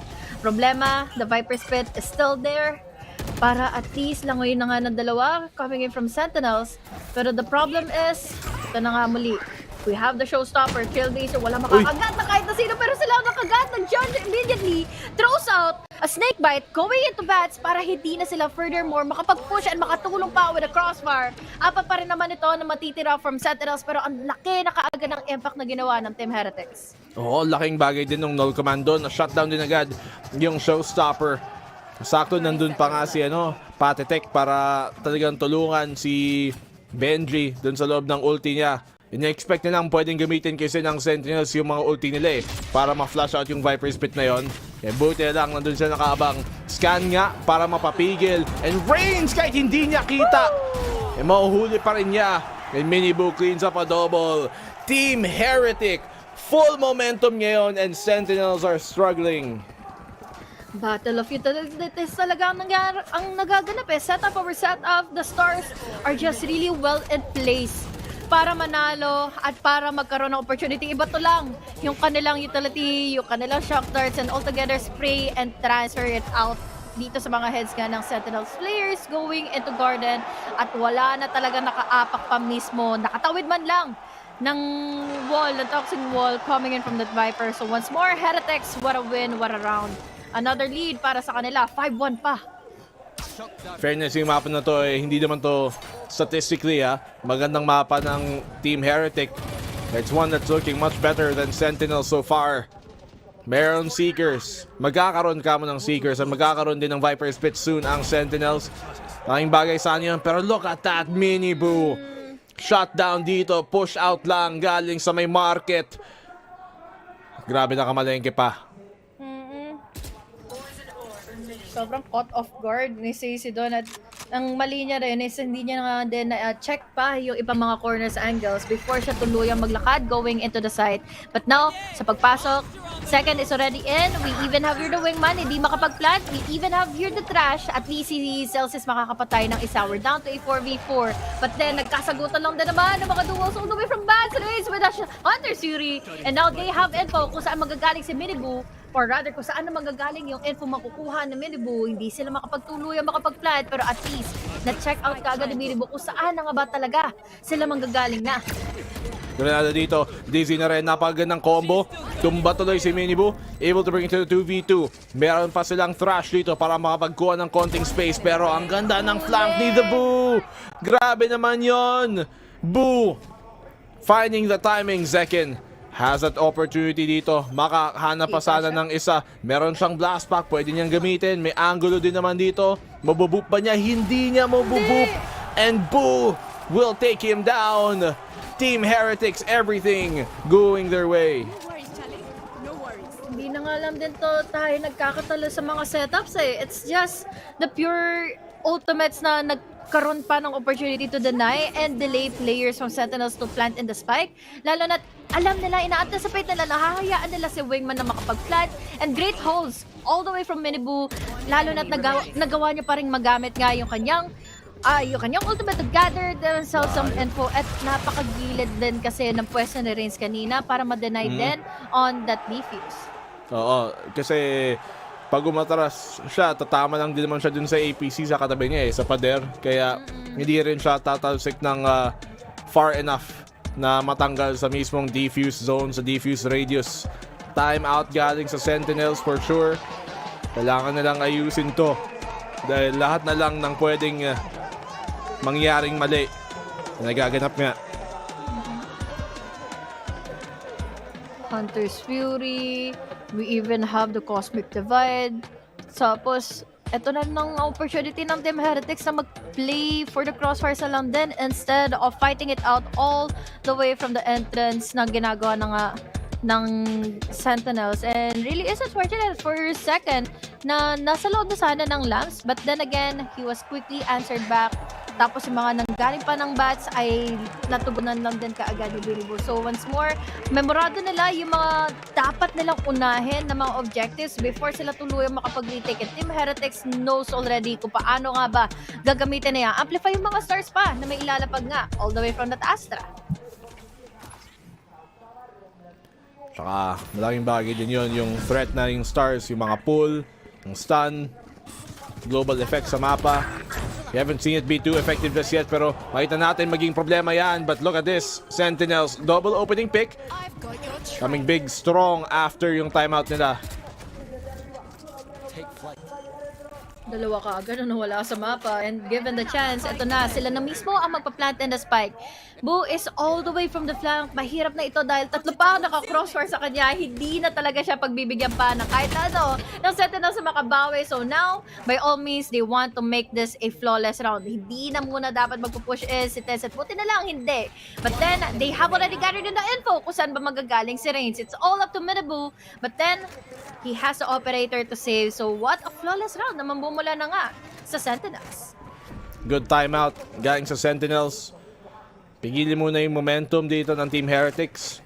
They come out swinging dito sa pangalawang round na may papanalo nila sa mapa na to.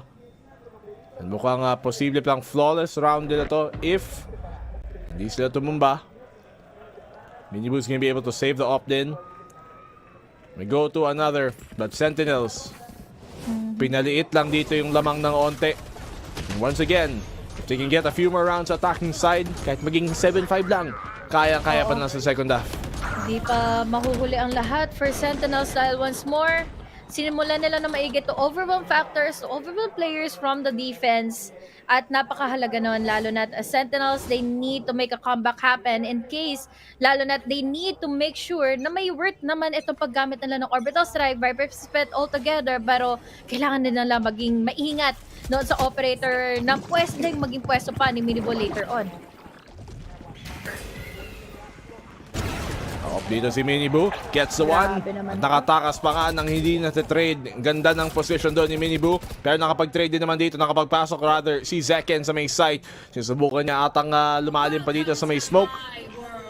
Kailangan na mag-ingat, may operator pa nga dito sa retake ng Team Heretics.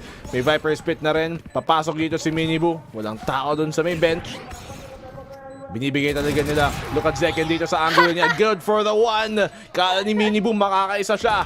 Pero meron pa rin siyang showstopper. Zelsis na rin nakahuli ng isa. Sentinels slowly but surely coming back dito sa round natin. Si Reigns, mahuhuli pa kaagad. Si Jud QT Tens though, going with a double. Laban na nga ngayon. Si triple pa nga. Mukhang may habol pa nga na ito, pero problema, we even have here the showstopper na magkoconnect na talaga ng tuluyan kay Reigns. Ang gastos ng round na yan, but then again, importante mapanalo pa rin naman ng Sentinels sa itong round. Unfortunately, grabe ang naging tie-up or kaya naman yung pagka-close out pa ng Team Heretics bago pa matapos nga yung round na yun. Timeout muna Heretics para pigilan ang momentum na paunti-unting bumibuild up na dito para sa Sentinels. Grabe si Reigns, muntikan pa tumaklat. Nakita niyo yung barrel doon. Na-flickan pa nga niya to. Alam niyang nandun si Zelsis. Buti niya lang na direct hit to. Good effect galing doon kay Zeken. Nagpagamit pa nga ng showstopper pero at least to secure yung round.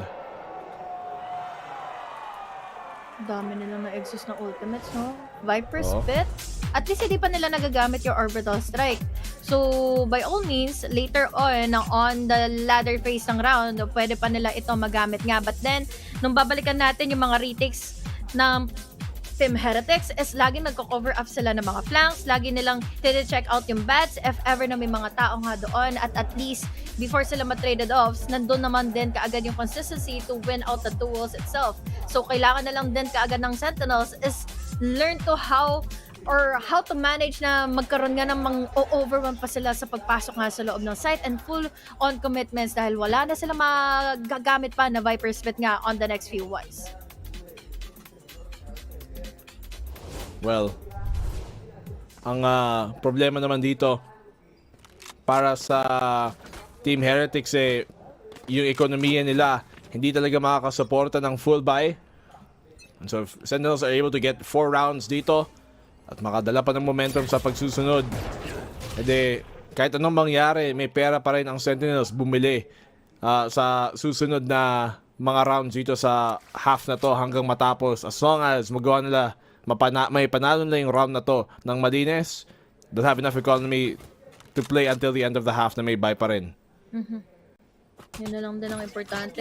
Just the moments na pwede silang mag-consume pa more and more players coming in from the side of Heretics at malaman na nila kung saan nila ito mabubutasan pa at palakihin pa ito lalo na kailangan lang nila masira yung momentum from Team Heretics. But then, with the ongoing lead, masasabi natin, enough pa rin ang eco kahit papaano with a broken buy.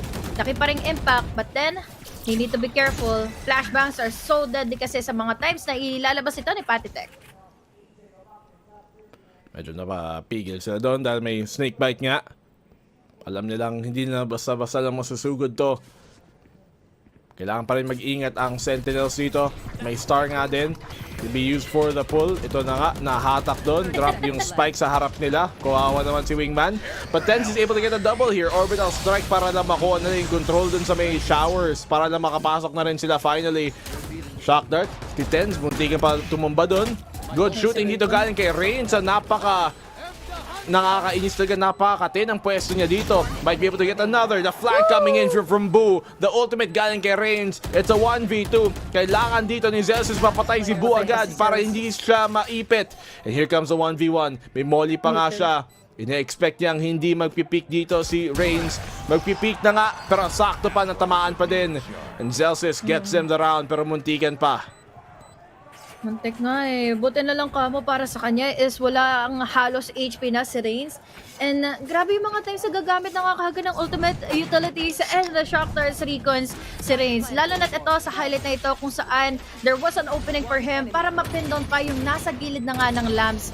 And buti na lang natugunan kaagad ni Celsius yung mga gagaling na nga ng flank. So once more, Sentinels gathering themselves another round. Hindi pa huli ang lahat para nga for another 8-4 or another 7-5. Pero this time, pwede pa tayo talaga na umabot nga ng 6-6 Tingnan natin. Magagawa pa talaga nila.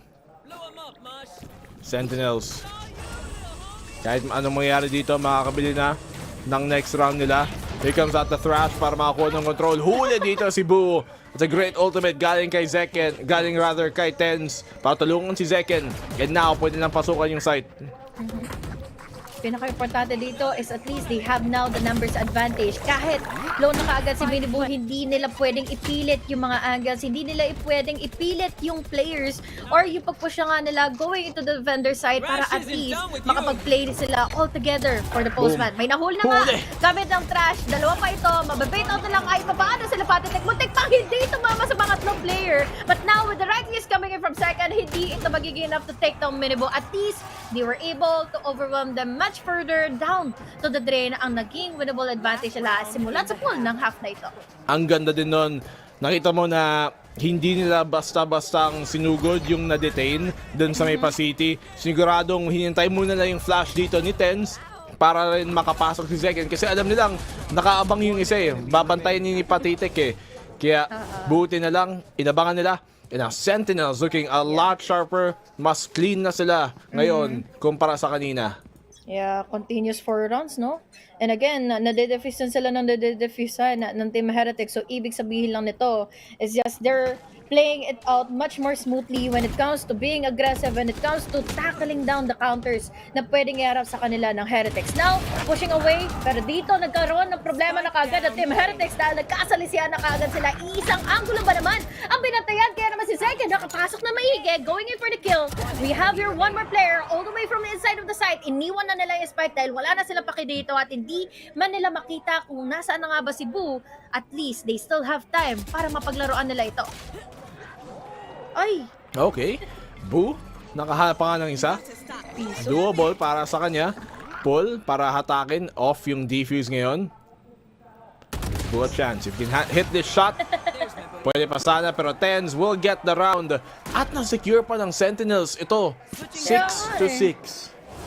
Kala pa naman natin na pwede ngang umabot to an 8-4. Pero ang dami kasi pang-debate na ginawa nga kanina all the way from that right corner. We had altogether Sentinels na nagkaroon nga kaagad ng potential to attract the attention ng players pushing in aggressively mula na nga sa side ng Team Heretics. Kaya naman, a good opportunity for them to take down 2 players na caught off guard na naman sa pagpupush mula sa Team Heretics. And again, great half for Sentinels, ha? 6-6. Grabe. Sentinels, finally nakapag-lock in sila. Yung kailan nagmumukhang alanganin na sila dito para sa series. Parang baliktad yung sign na yan, ha. May Kaide pero may Go Heretics. Ano? Hindi ba dapat Go Sentinels kung gano'n? Pero baka Heretics fan lang talaga siya, pero fan lang din niya. Pero ayun nga, Sentinels nakabawi pa. Yung really after yung timeout nila, parang patuloy-tuloy na yung momentum. Why? Nagkaroon sila ng much more composure and na-reset nila yung mga sarili nila into baiting out or kaya naman pang-overwhelm nga ng players ng Team Heretics. So, there's a lot of pressure then given to hit Team Heretics na bakit sila biglang na-comeback? It's much more frustrating kung ganun kasi lalo na't ang laki nung naging lamang nila. Nag-start off tayo to a 6-0 lead para sa Sentinels or 6-1 para sa Team Heretics. Tapos unti-unti itong ginapang ng Sentinels to the point na hindi man lang makabawi with a good shot and a good momentum pass in Minubu and Boo. I mean, yung sa Heretics dito, paano naman sila makakapag-reset kasi kahit nung nag-timeout sila parang wala din naman masyado nagawa, hindi rin naman nakapala dito, hindi rin naman nila naipigilan ang momentum ng Sentinels. And so if you are Team Heretics, itong halftime ito has to be a big one. Mag-swap sa second half kahit home court nila to. Slowly but surely, it's been Sentinels who have been driving this game in their favor. Sa mga last few rounds, no? Definitely is a beaut to see, lalo na again, nagkakapalitan lang sila ng momentum, nagkakapalitan lang sila ng mga struggles, and all throughout, we saw how formidable Celsius is pagdating sa mga ladder phases ng round. Now, in a different story, mas malayo na yung smoke ngayon ng players sa Sentinels, opting to go aggressively. Pero nahuli na kaagad si Celsius. At least nakatulong na kaagad yung second blind. Tens and second altogether all the way from B short. That's gonna have an impact dahil may ipit na ngayon ng Team Heretics. Makakabawi naman si Patitech, making the equal numbers into their favor. Kaya naman ngayon, dependong pa nila yung position of Spike. Altogether now, we're down to a 2v1. Right click lang na basic. Si Boo nakaabang pa dito in case may nagpa-flank nga. Sa kanya yung spike. John Cutie, matatiming pa nga niyan. Sentinels, patuloy-tuloy pa din. Wala silang takot. Sinugod nila dito sa may bilong. And they take the pistol ng second half. Linis lang dahil kung iibahin nila yung tempo, they have the opportunity to do so. Kaya naman ginawa na nila all the way from B-long. And hindi na malaman ng Team Heretics kung ano yung uunahin. They were all over the place. Sentinels was literally all over the place. Sisimula mo with Garden, dalawa pa yung blinds na inexhaust sila going into Fountain. Kaya naman nalito na ng tuluyan ang players ng Team Heretics kung ano na yung dapat nilang i-defend. Sentinels, another strong start dito. Ayun na nga si Ten sasagot din sa 3v2. At least yung Team Heretics dito nakakakuha sila ng mga ibang pitas. If they can find another pick at makadampot pa ng baril, maybe they can do even more damage in this round. But so far, with Sentinels, na the fact na nakagapang na sila dito sa may fountain, alam na nilang klaro yung bilong. Yeah. At nabangan na nila dito sa may pae. Kaya si Tenz umatras na rin. Ayaw niyang mapitas at maging 2v2 pa. Yeah. Uy. At least much more safer of round. Ngayon, low HP kasi si Patitech, kaya naman unfortunate events magaganap na muli para sa side of Team Heretics. All left down is si Minibo to plant and the spike. 3 players, hindi niya alam kung saan uunahin, hindi niya alam kung sino ba ang makakanya. But then, for sure, he knows na blinded siya at makukuha siya kaagad ng triple kill ngayon ni Tenz. 8-6, mabilisan lang, nasa kanila na kayo ang lead. 6 to 8 as Sentinels dito. Hindi talaga nila pinabayaang mawala yung momentum from that first half to the second. And I really like that Sentinels, for a team na ganitong karaming expectations sa kanila dahil sa brand nila, dahil sa mga pangalan na meron sila, they still have that mental fortitude na bitawan yung mga earlier round losses nila. Bitawan yung nangyari sa map number 2 na talagang ang laki ng lamang ng Team Heretics. They've still made a way to come back here into the third. That is now 7 rounds. Dire-diretso na ipanalo nila dito. Yeah. At dito sa bonus nila, malaki pa ang potential nila manalo dahil onti lang naman ang napunish all throughout the previous round. But now, given the chance, this is a buy round. Ang kailangan na lang kaagad na naisin ngayon ng Team Heretics is to win out the 2 walls, conquer the site, conquer in the space. But now, the problem is, nandito na ngayon, nakapwesto si Zagan. Ready naman si Minibo, pero hindi siya ready doon. So, nagkaroon na nga ng trash. And now we have Celsius to take him down. Patitech, however, with a quick trade. Ngayon, we're down to a 4v3. Hindi pa nila malaman kung saan na nga ba nakapwesto lately ang Sentinels ngayon. No! Blinded na ngayon dito. What a flash galing kay Patitech. Brings it down to the 2v4. Bonus ka lang to ng Sentinels. But maybe John Cutie can find timing dito. Maybe makakahaab siya ng konting pagkakataong makabawi. Pero alam na tuloy ang posisyon niya. Tetry na lang ng Sentinels dito. Makakuha ng konting space, makakunta ng konting damage sa ekonomiya ng Team Heretics. Sassy sa may kanto. Let's see if he can isolate these fights. Hindi nakatingin sa Patitech. Range will get the trade. Napaka-talas naman talaga ng mata niya. And John Cutie here is going to save the gun. As Team Heretics, 7-8 ang may dadala nila. Yeah. Di na rin masama on their buy round. Especially na mag-astos rin naman yun kahit papaano for Sentinels. But then again, going back, it's a lot of pressure given na meron nga kaagad mabilisan na kapag flank. Wala silang Sentinel, however, para sa side ng Team Heretics. Kaya naman hindi nila ito matugunan nga. This time, it was such a waste nung nagamit na nga nila kaagad yung trash. Tapos hindi pa nila ito tuluyan nga ma-amplify dahil mabilisan din kaagad yung mga crossfires yung mga trades for Heretics to save up another player on their team na mag-last long pa into that round. This time, it's a different story. Kalahati lang yung mga magiging half ngayon, mga buys ngayon ng Sentinels. Yan na naman. Okay. Oh, nag-line up pa sila. Good damage being done dito. Minibo only gets the 1 pero syempre, masakit pa rin yun. And Sentinels, 2v4 na naman agad. Suddenly, yung Team Heretics dito sa attacking side na buhay. And Sentinels naman yung parang medyo mas mabagal lang ngayon ang kilos. I just love the read. Nakita natin yung pagpiping kanina ni Minibo na he anticipated the blind, lalo na't ganun din yung placing ng smoke. So again, pre-fire, nag-line up, and altogether, na-takedown nila 3 kaagad coming in from the side of Sentinels. 2 na lang ang natitira though. Still doable para kina Sacy, lalo na't we still have the utilities available for him to use. And now, nade-delay tuloy yung pag-plant ng Team Heretics ng spike. Sayang. Hindi ka pa mga timing doon si Sacy sa mag-spam kung saan yung plant. Si Patitech, hindi ata sila aware nandito siya sa kanto. If they were, they would be spamming him. Ready na ang right click. Good dodge sa kanya. Anticipating it. Narinig nila na parating. But ultimately, mas marami pa rin ang numero ng Team Heretics and they tie up the game. Close game talaga dito para sa map number 3. What a game, what a half. Lalo na nagsimula tayo, equal of a match, 6-6. Nagkabasahan lang din, unfortunately for Sentinels is nagkaroon nga ng lineup potential para makabawi at makakuha kaagad ng momentum once more ang Team Heretics laban sa kanila. Nagkatalo-talo lang sa pagkakataon na nabasa nga yung kanilang push all the way from Garden.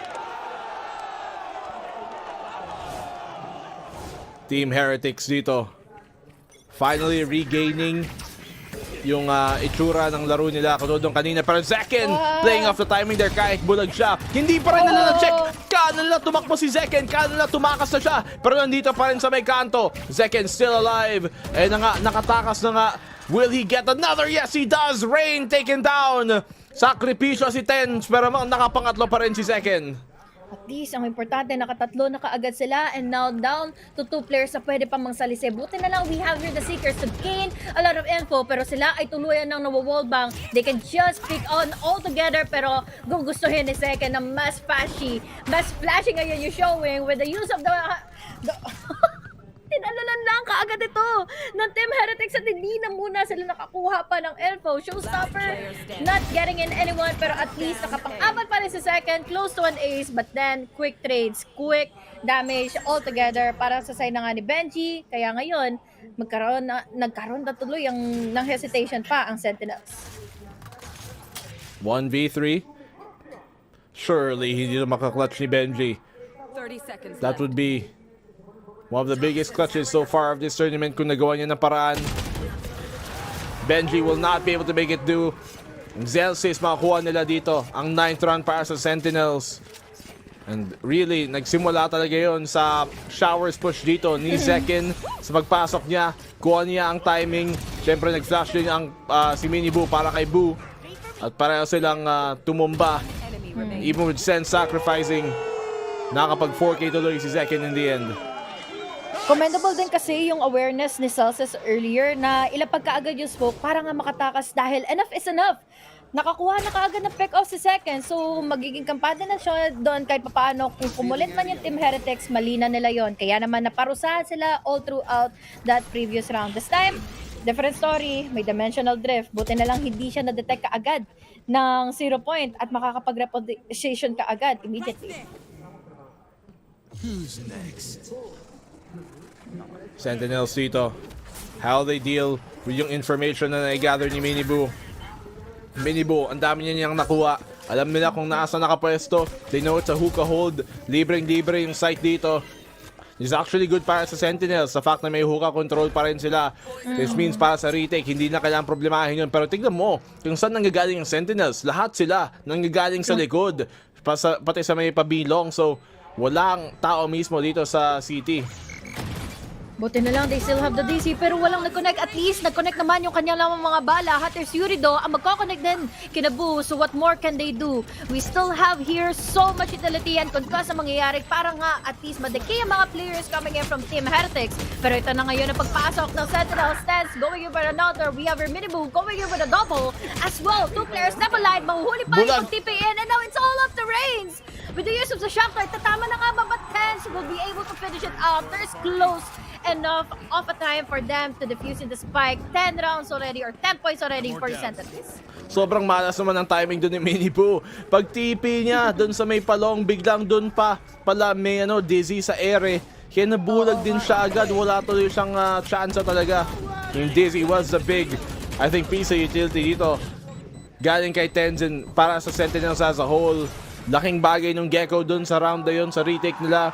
Nahanap nila yung unang pitas doon sa may pa-gardens, doon sa may pa-TP sa B-long dahil doon sa Dizzy. And then syempre yung pag-shutdown din kay Minibu. So, Sentinels riding the momentum. At mo, sira tuloy yung ekonomiya ng Team Heretics. Oh, muntik pa si Sisi.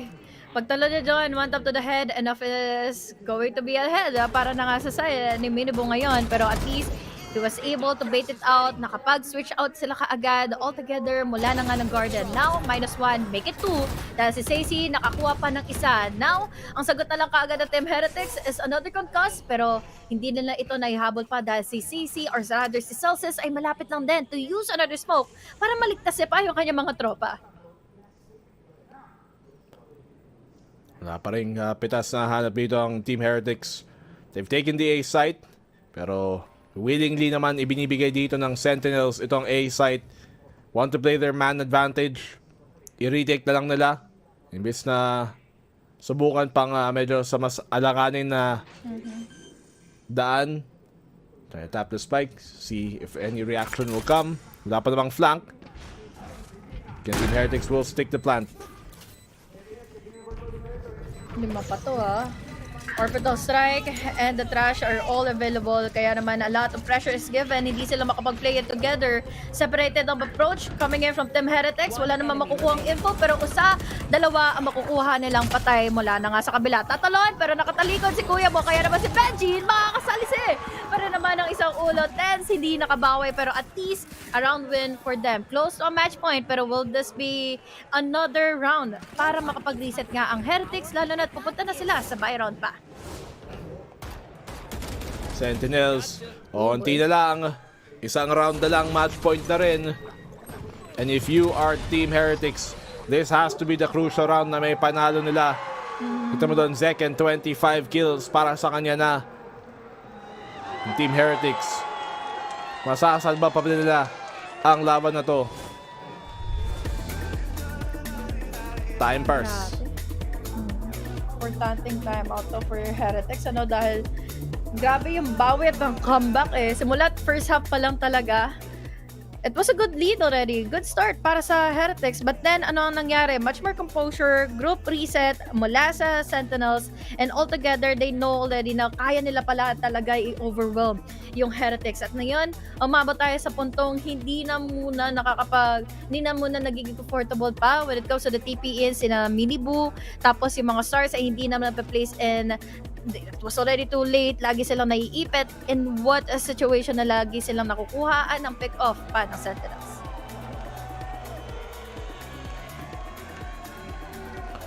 The timeout dito has to be one na magamit talaga ng Team Heretics. Napag-reset sila. Because if not, wala na silang ibang pagkakataon. Wala na silang ibang chance dito sa series. Sentinels, 1 round away dito from match point. Orbital Strike available para kay Celsius. Pero pag-usapang post-plant, meron din namang Cosmic Divide at meron din namang Viper Split tong Team Heretic. They're looking to make contact early dito sa maybe. Iniwasan nila yung flash. Sama-sama sila na nagtago na nga doon sa bandang likod dahil at least makuhaan nila ng opportunity ngayon. Stacey, pero given the chance wala silang nakuha na info, this time, magbabakaway lang muna si Stacey or kaya naman i-hold off niya ito. Pero at least, ang maganda dito, reset muna bago makapasok na nga ng tuluyan si Miniboo. Lalo na nakapag-set up na ng mga star smokes and the TP-ins. Walang makikita na kahit na sino si Miniboo. Nakapasok sila. Sentinels here to play the retake. Late naman yung gate crash papunta doon sa may bilong para makapag-out si Miniboo kung sakaling kinailangan. Orbital Strike dito just to buy some time. Pero wala namang mahuhuli doon so far. Pero medyo low HP yung ibang Team Heretics dito.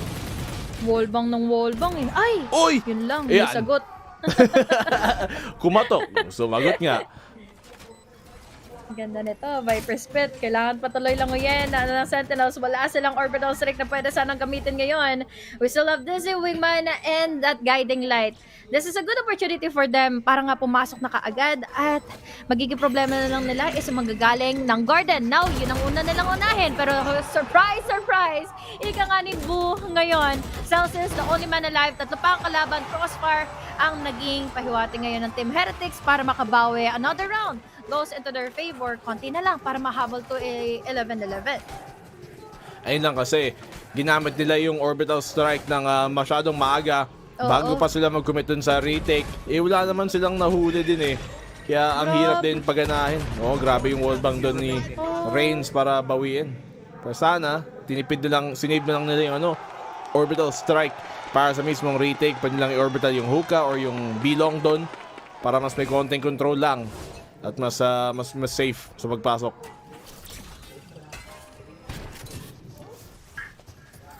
Slow ticks, Recon, 0 point altogether. Wala silang nakuha na kahit na sino. But then, with that pre-fire, mukhang mauudot patuloy ang pagpasok na nga ng Team Heretics.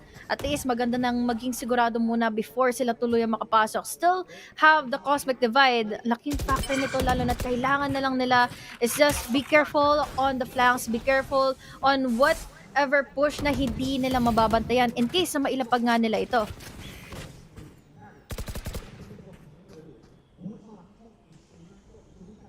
Contact syempre. Dahil dito naganap sa may B long. Dito muna may iwan ang depensa ng Sentinels. So try lang i-clear naman tong hookah. Simansya ni Benji para lang maniguradong may follow up. Ito nga ang push nila, Cosmic Divide. Minibu nandito, hindi na-expect nila. Hindi nila alam na sa may backside na pala. And Minibu is doing so much work para maklear to. Doon siya Ay, nako.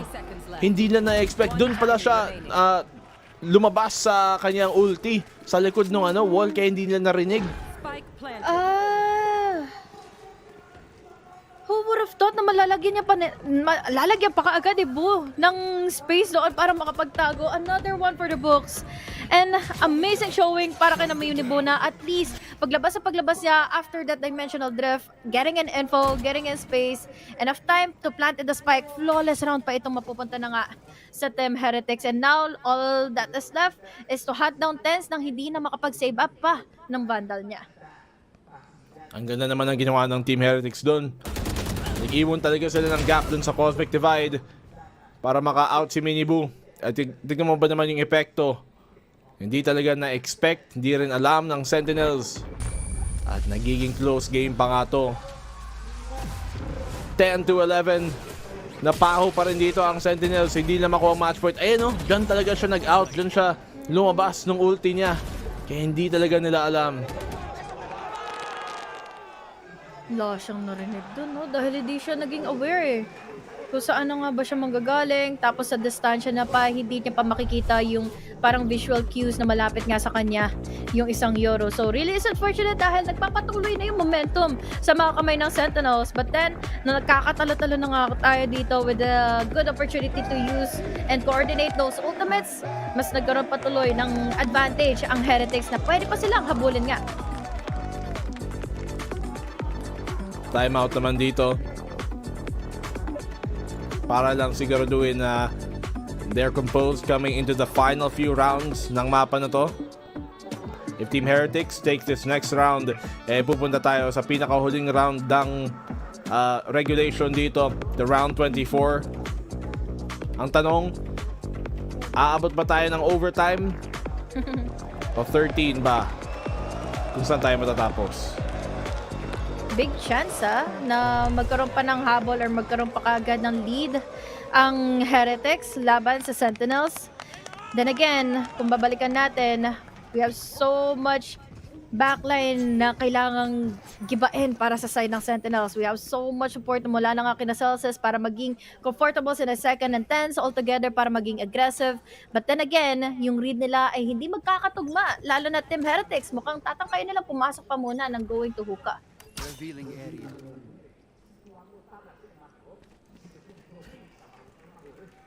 Sentinels.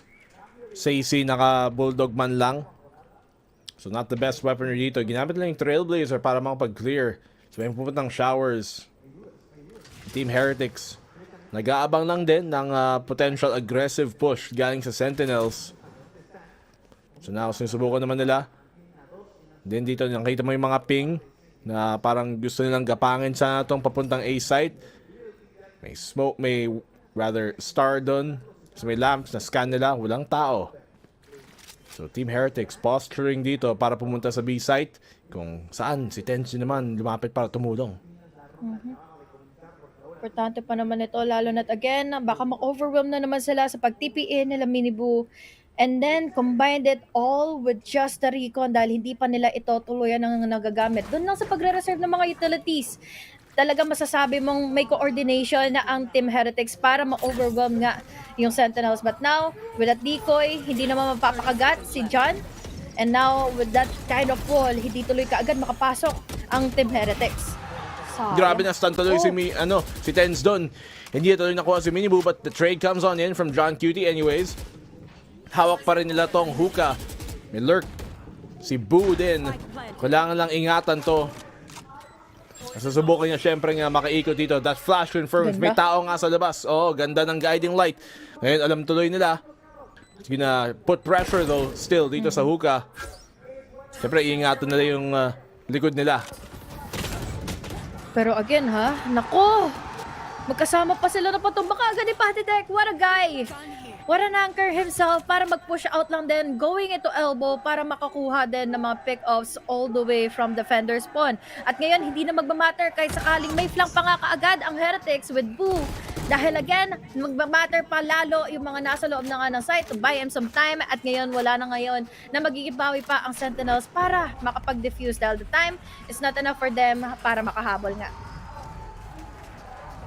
Round over, tie game tayo. And we're gonna go to the final round of regulation. Aabot tayo sa round 24 dito. Dahil nga 11-11 na.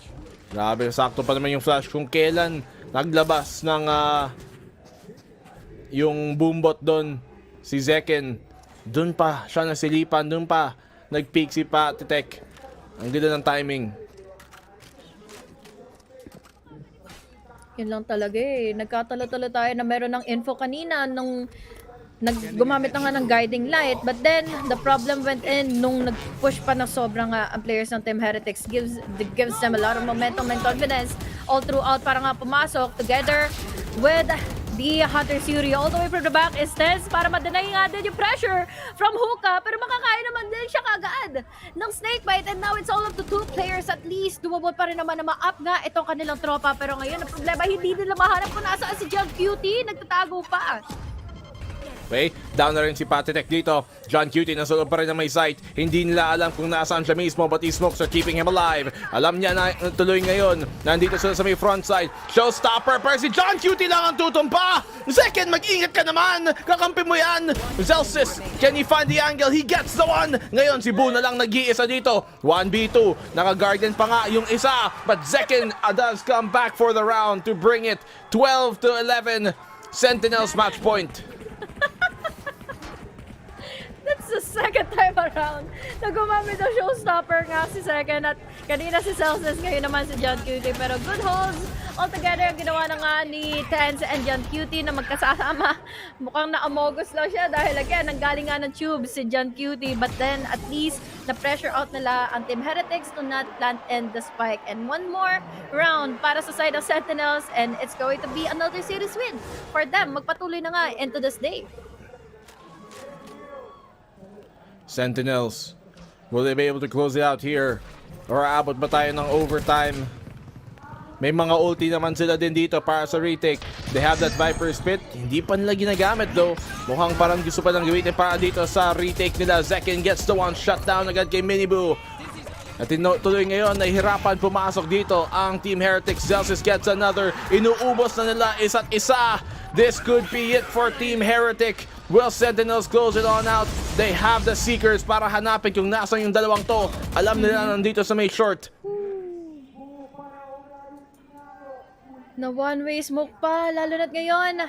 4 pa makakalaban nila sa loob na nga mismo ng site. There's also the sustain coming in from the healing galing na meron na nga ngayon. Kaya and now it's all left down to 40 seconds for them para nga pumasok sa loob na nga ng site and makapasok at makakuha tayo ng overtime. But will they be able to do so? Lalo na't ang bagal ng push nila going into Fountain dahil kailangan nila mag-ingat dahil hindi nila alam kung saan ba nagtatago na yung 5.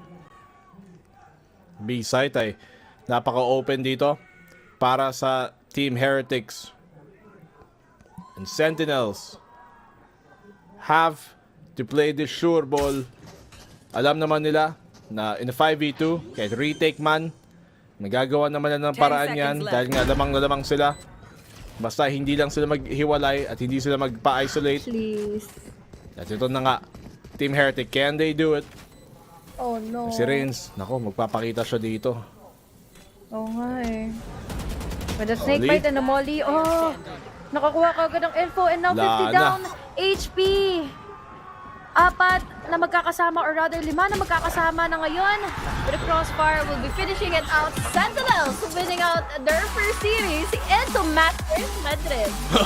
Si Zeken, madaming gusto atang sabihin dun sa camera that finally Sentinels here close out the game. Grabe naman, napaka-close game dito sa dulo. But the home crowd stunned sa nangyari na Sentinels. It's about time na bumalik sila dito sa international stage and they get their first series win. Nakita mo ngayon dito ang mental ng Team Heretics. Medyo heartbroken from the loss. Definitely, dahil una sa lahat, ang ganda na ng simula nila. Starting off game number 2, bumawi naman sila in the first half of game number 3. But then, unti-unti ng players ng Sentinels dahil they had the composure, they had comfortability, and they know already kung paano nga ba nila i-overwhelm maya't maya yung mga TP plays coming from Minibu and the rest of the gang para magkaroon din ng mas maganda pang backline supports or pillar supports nga yung players ng Team Heretics. And once more, by the Sentinels bundle. Siyempre may pa-message yan dito si Zeken, rather si Zelsis. Pero, I mean, siyempre madaming nag-aabang dito ng return ng Sentinels and especially the return of Tens to the international scene at what a splash he made.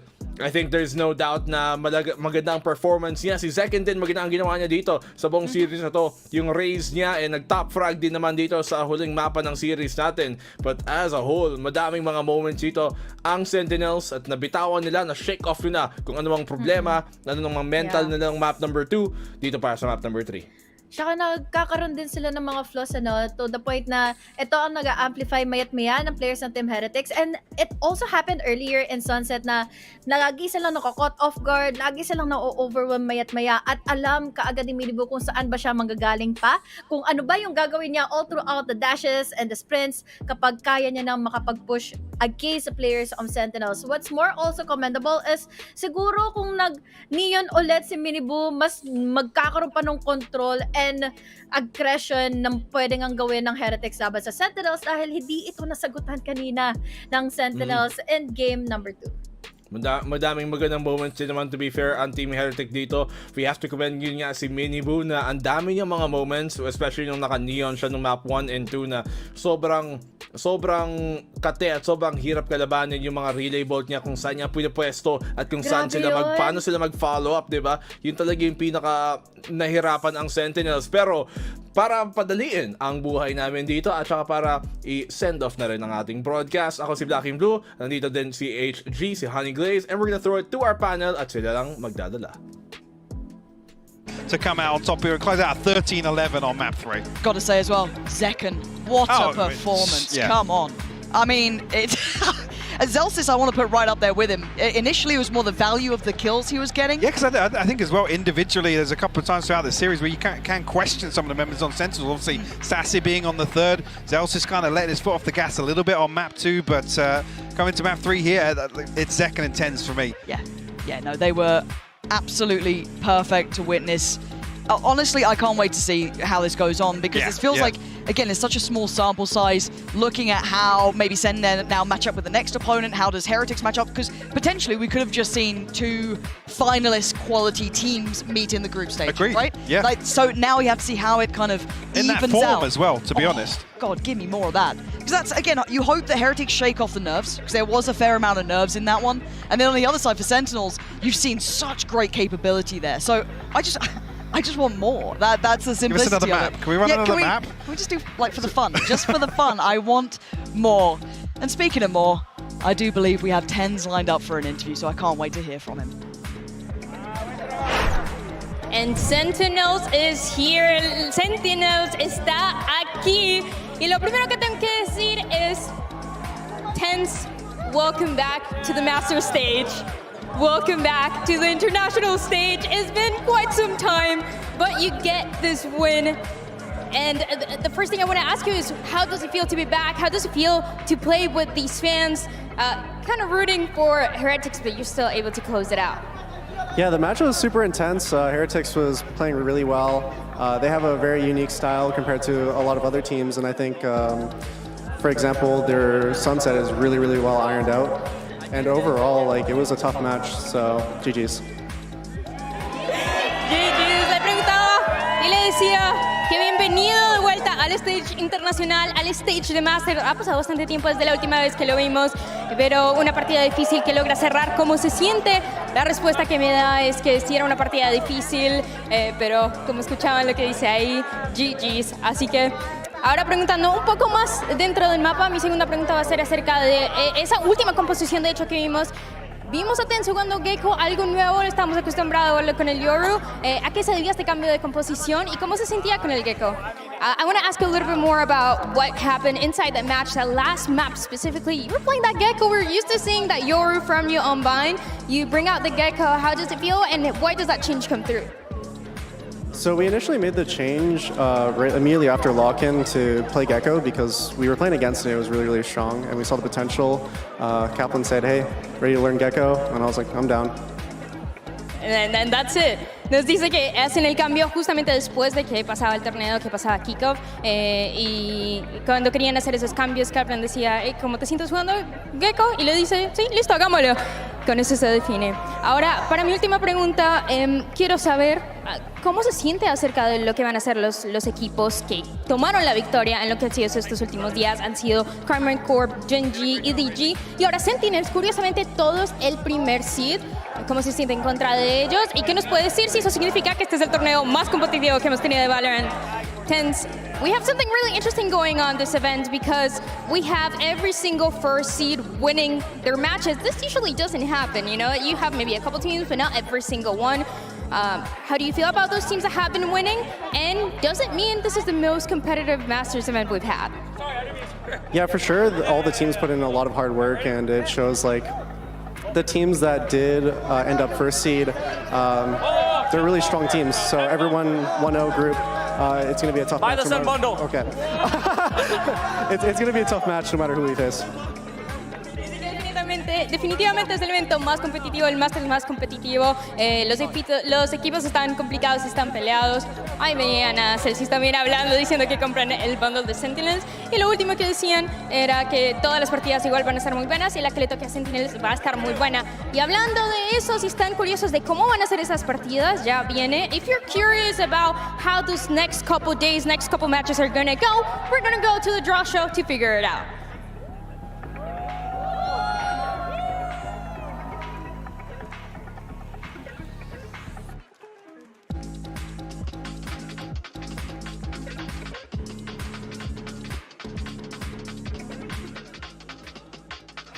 ¿Qué tal? Buenas noches, ¿cómo estáis todos? Good night, how's everybody? Ok, so vamos a hacer el draft para saber qué equipo se enfrenta con quién. Ha sido una lástima ver a Heretics aquí perder, pero bueno, siguen habiendo chances de ganar. We are sad that Heretics lost. Congratulations to Sentinels, to everybody. And let's see the draft. I head over to Victoria. She's going to be helping me do the draft so that I don't take Heretics with the easy ones. What's going on here. So in the first round, all the teams that won are in a single pool, and then all the teams that lost are in another one. So I'm going to draw them one at a time. The first one drawn is a higher seed for that match. I think that's it. Let's get started. So the first team for the first match is going to be EDG. El primer equipo es EDG, mi favorito Can. And they will be playing, let's do this one. So, Heretics no. Gen.G. Against Gen.G contra Gen.G, ¿qué pensamos? Can puede ganar, ¿eh? The second match, the first team, so the first or the higher seed, will be Sentinels. Sentinels, let's go, some noise for them. And so they will be playing Carmine Corp. Y juegan contra Carmine Corp, los franceses. Uf. All right, so duro. So those matches are going to be tomorrow, order to be determined, and we will move forward to the matches on the 17th. So the first team for the first match, we will go with Heretics. Heretics juega pasado mañana. Let's go. And they will play Paper Rex. Contra Paper Rex. Madre mía. Qué partidazo. So that means the second match will be FPX. Fan plus Phoenix. Against Loud. Contra Loud. Vaya partidazos. Tengo muchísimas ganas de verlos todos, en concreto a Sentinels, a Kang, también a Heretics, a ver cómo podemos hacerlo contra Paper Rex. Thank you so much, Victoria. Y buenas noches a todos, gracias por el apoyo, gracias de parte de Heretics y de España por todo lo que habéis hecho de ruido, de verdad, de corazón. Los chavales están súper contentos y gracias de corazón. Nos vemos otro día.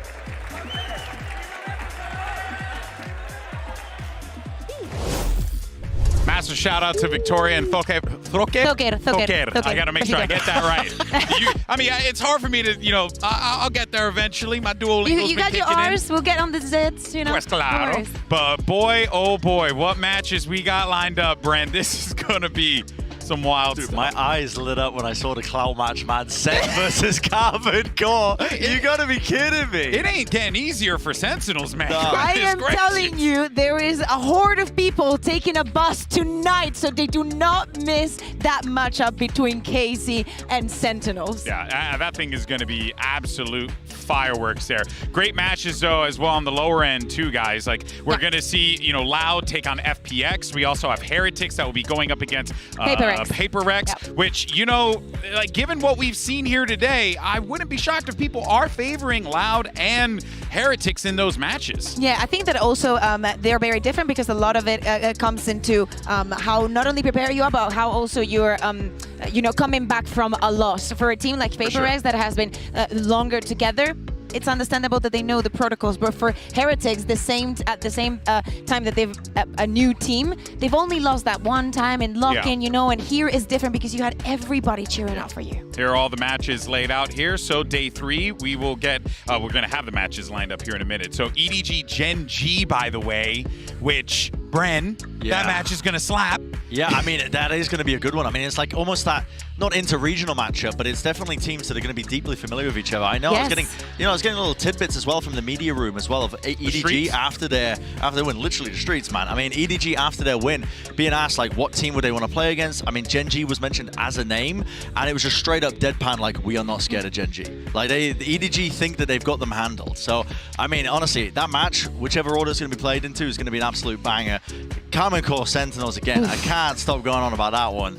That is going to be packing this arena out. Especially after what we saw today. I mean, I stake on it like instant classic. That was, had they forced, we were joking about it before, had they got the 2v5 clutch to force the OT, bro, I would have been, just take me right then and there. Just take me, baby. Like, I want to ascend to the high ground. But here are the maps that the matches that we are going to be seeing. So for day 3, tomorrow, we're going to get EDG versus Gen G, and then we're going to get Sentinels versus Carmine Core. Keep in mind that schedule is to be determined, as you can see on the left there. And then day 4 will be Heretics, Paper X, and then, of course, FPX, Loud. Exactly, and remember that the matches that we have tomorrow are of the winners. By the way, all of them, as Riot was saying, are going to be from that first seed of every region. We're seeing the schedule right now. The first match is going to be I think it's not TBD anymore. Versus, versus Gen G, and then Sentinels versus K-Core. And remember, whomever wins from those two makes it straight onto playoffs.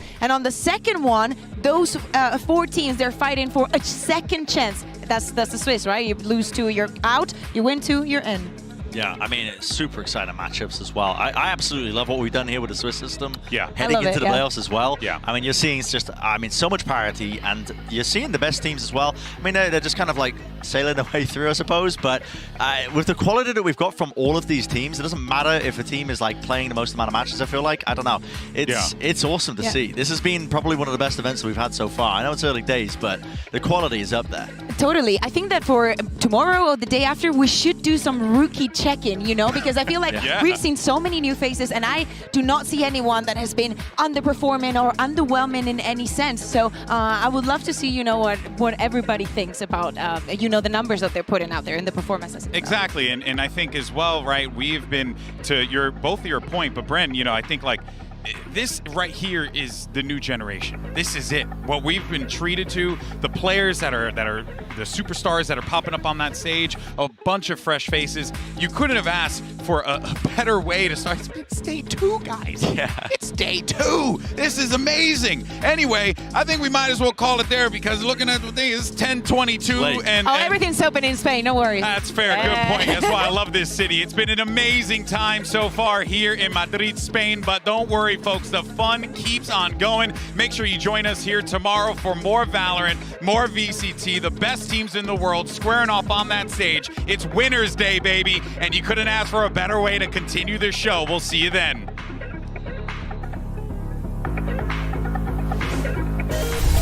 2024 has given us a lot of surprises. Maybe it is time for EDG to bring another one onto the table.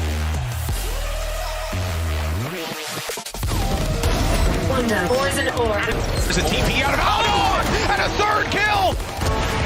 The retakes over the last few rounds just haven't been working. They need to try and get some of those early fights in, and they'll win one. It's around here. They've got to deal with it. They want to get this fight planted, and Munyet with a beautiful shot, and now a crossfire angle.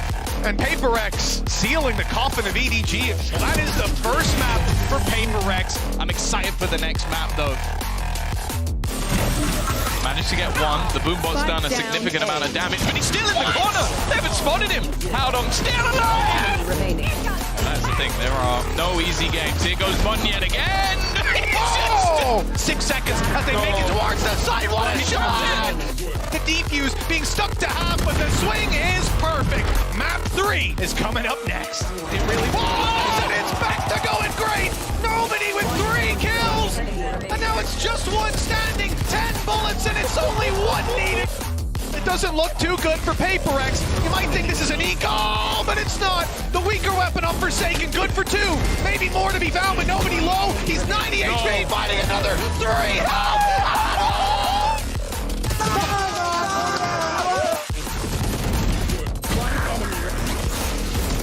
And now the problems really are there. 2 flashes will now no longer, and it's a few bullets in the difference, but that's enough. EDG, 4th time is the charm, as they finally bested PaperX. You can feel the electricity and the Madrid arena. This atmosphere is out of this world. And you have 2 teams that could very well lay it all out there on the field today, folks. Our last match of the day. You couldn't ask for a better matchup. It's going to be Heretics to draw first blood, but Tens answers back. And perfectly so! Welcome back to the international stage, Tens. But he's still going! Need to pry out, he's just got no time. He's got to get in there, Heretics! Right back in their faces! This is so precarious, so dangerous, and Celsius takes him down! Panatek! In that corner, how do you clear this? Minimove dives on in. Oh, it's lovely work again! Sentinels looking large and back in charge here. First map is wrapped. Sentinels looking exceedingly strong. For Sentinels, a 2-0 victory here would be a statement. Sentinels now going to approach this after giving up a lot of this side. The second, though, to open things up. Halfway achieved. It's not everything we had to know. Maybe. Oh, heartbreak. The time. He's absolutely got it. But now the defuse going to get started, and Heretics will be doing the damage, but the defuse is still going on. Made to halfway, spams there. Tens, you got a miracle for me now. Not this time. Benji Fishy still standing. Wants this done, wants map 3, and they're gonna get it. Heretics, Ravenous for the 3rd. We all wanted it, and we're gonna get it. But the question now is who walks away on top? Who's gonna end the drought? Oh my god, they're out of time! Surely! No way! He's got the defuse! Boo is there! Oh no! Yeah! Blind! Wall in place! It's a massacre! Sentinels left in pieces! Oh dear! Oh dear! And finding Benji Fishy wasn't the player you're expecting second! We're tied up. This is what we were after. He's down at 31 HP. They've got 5 standing. Surely it's done. Sassy claims the last one. Sentinels on their international debut with pure success.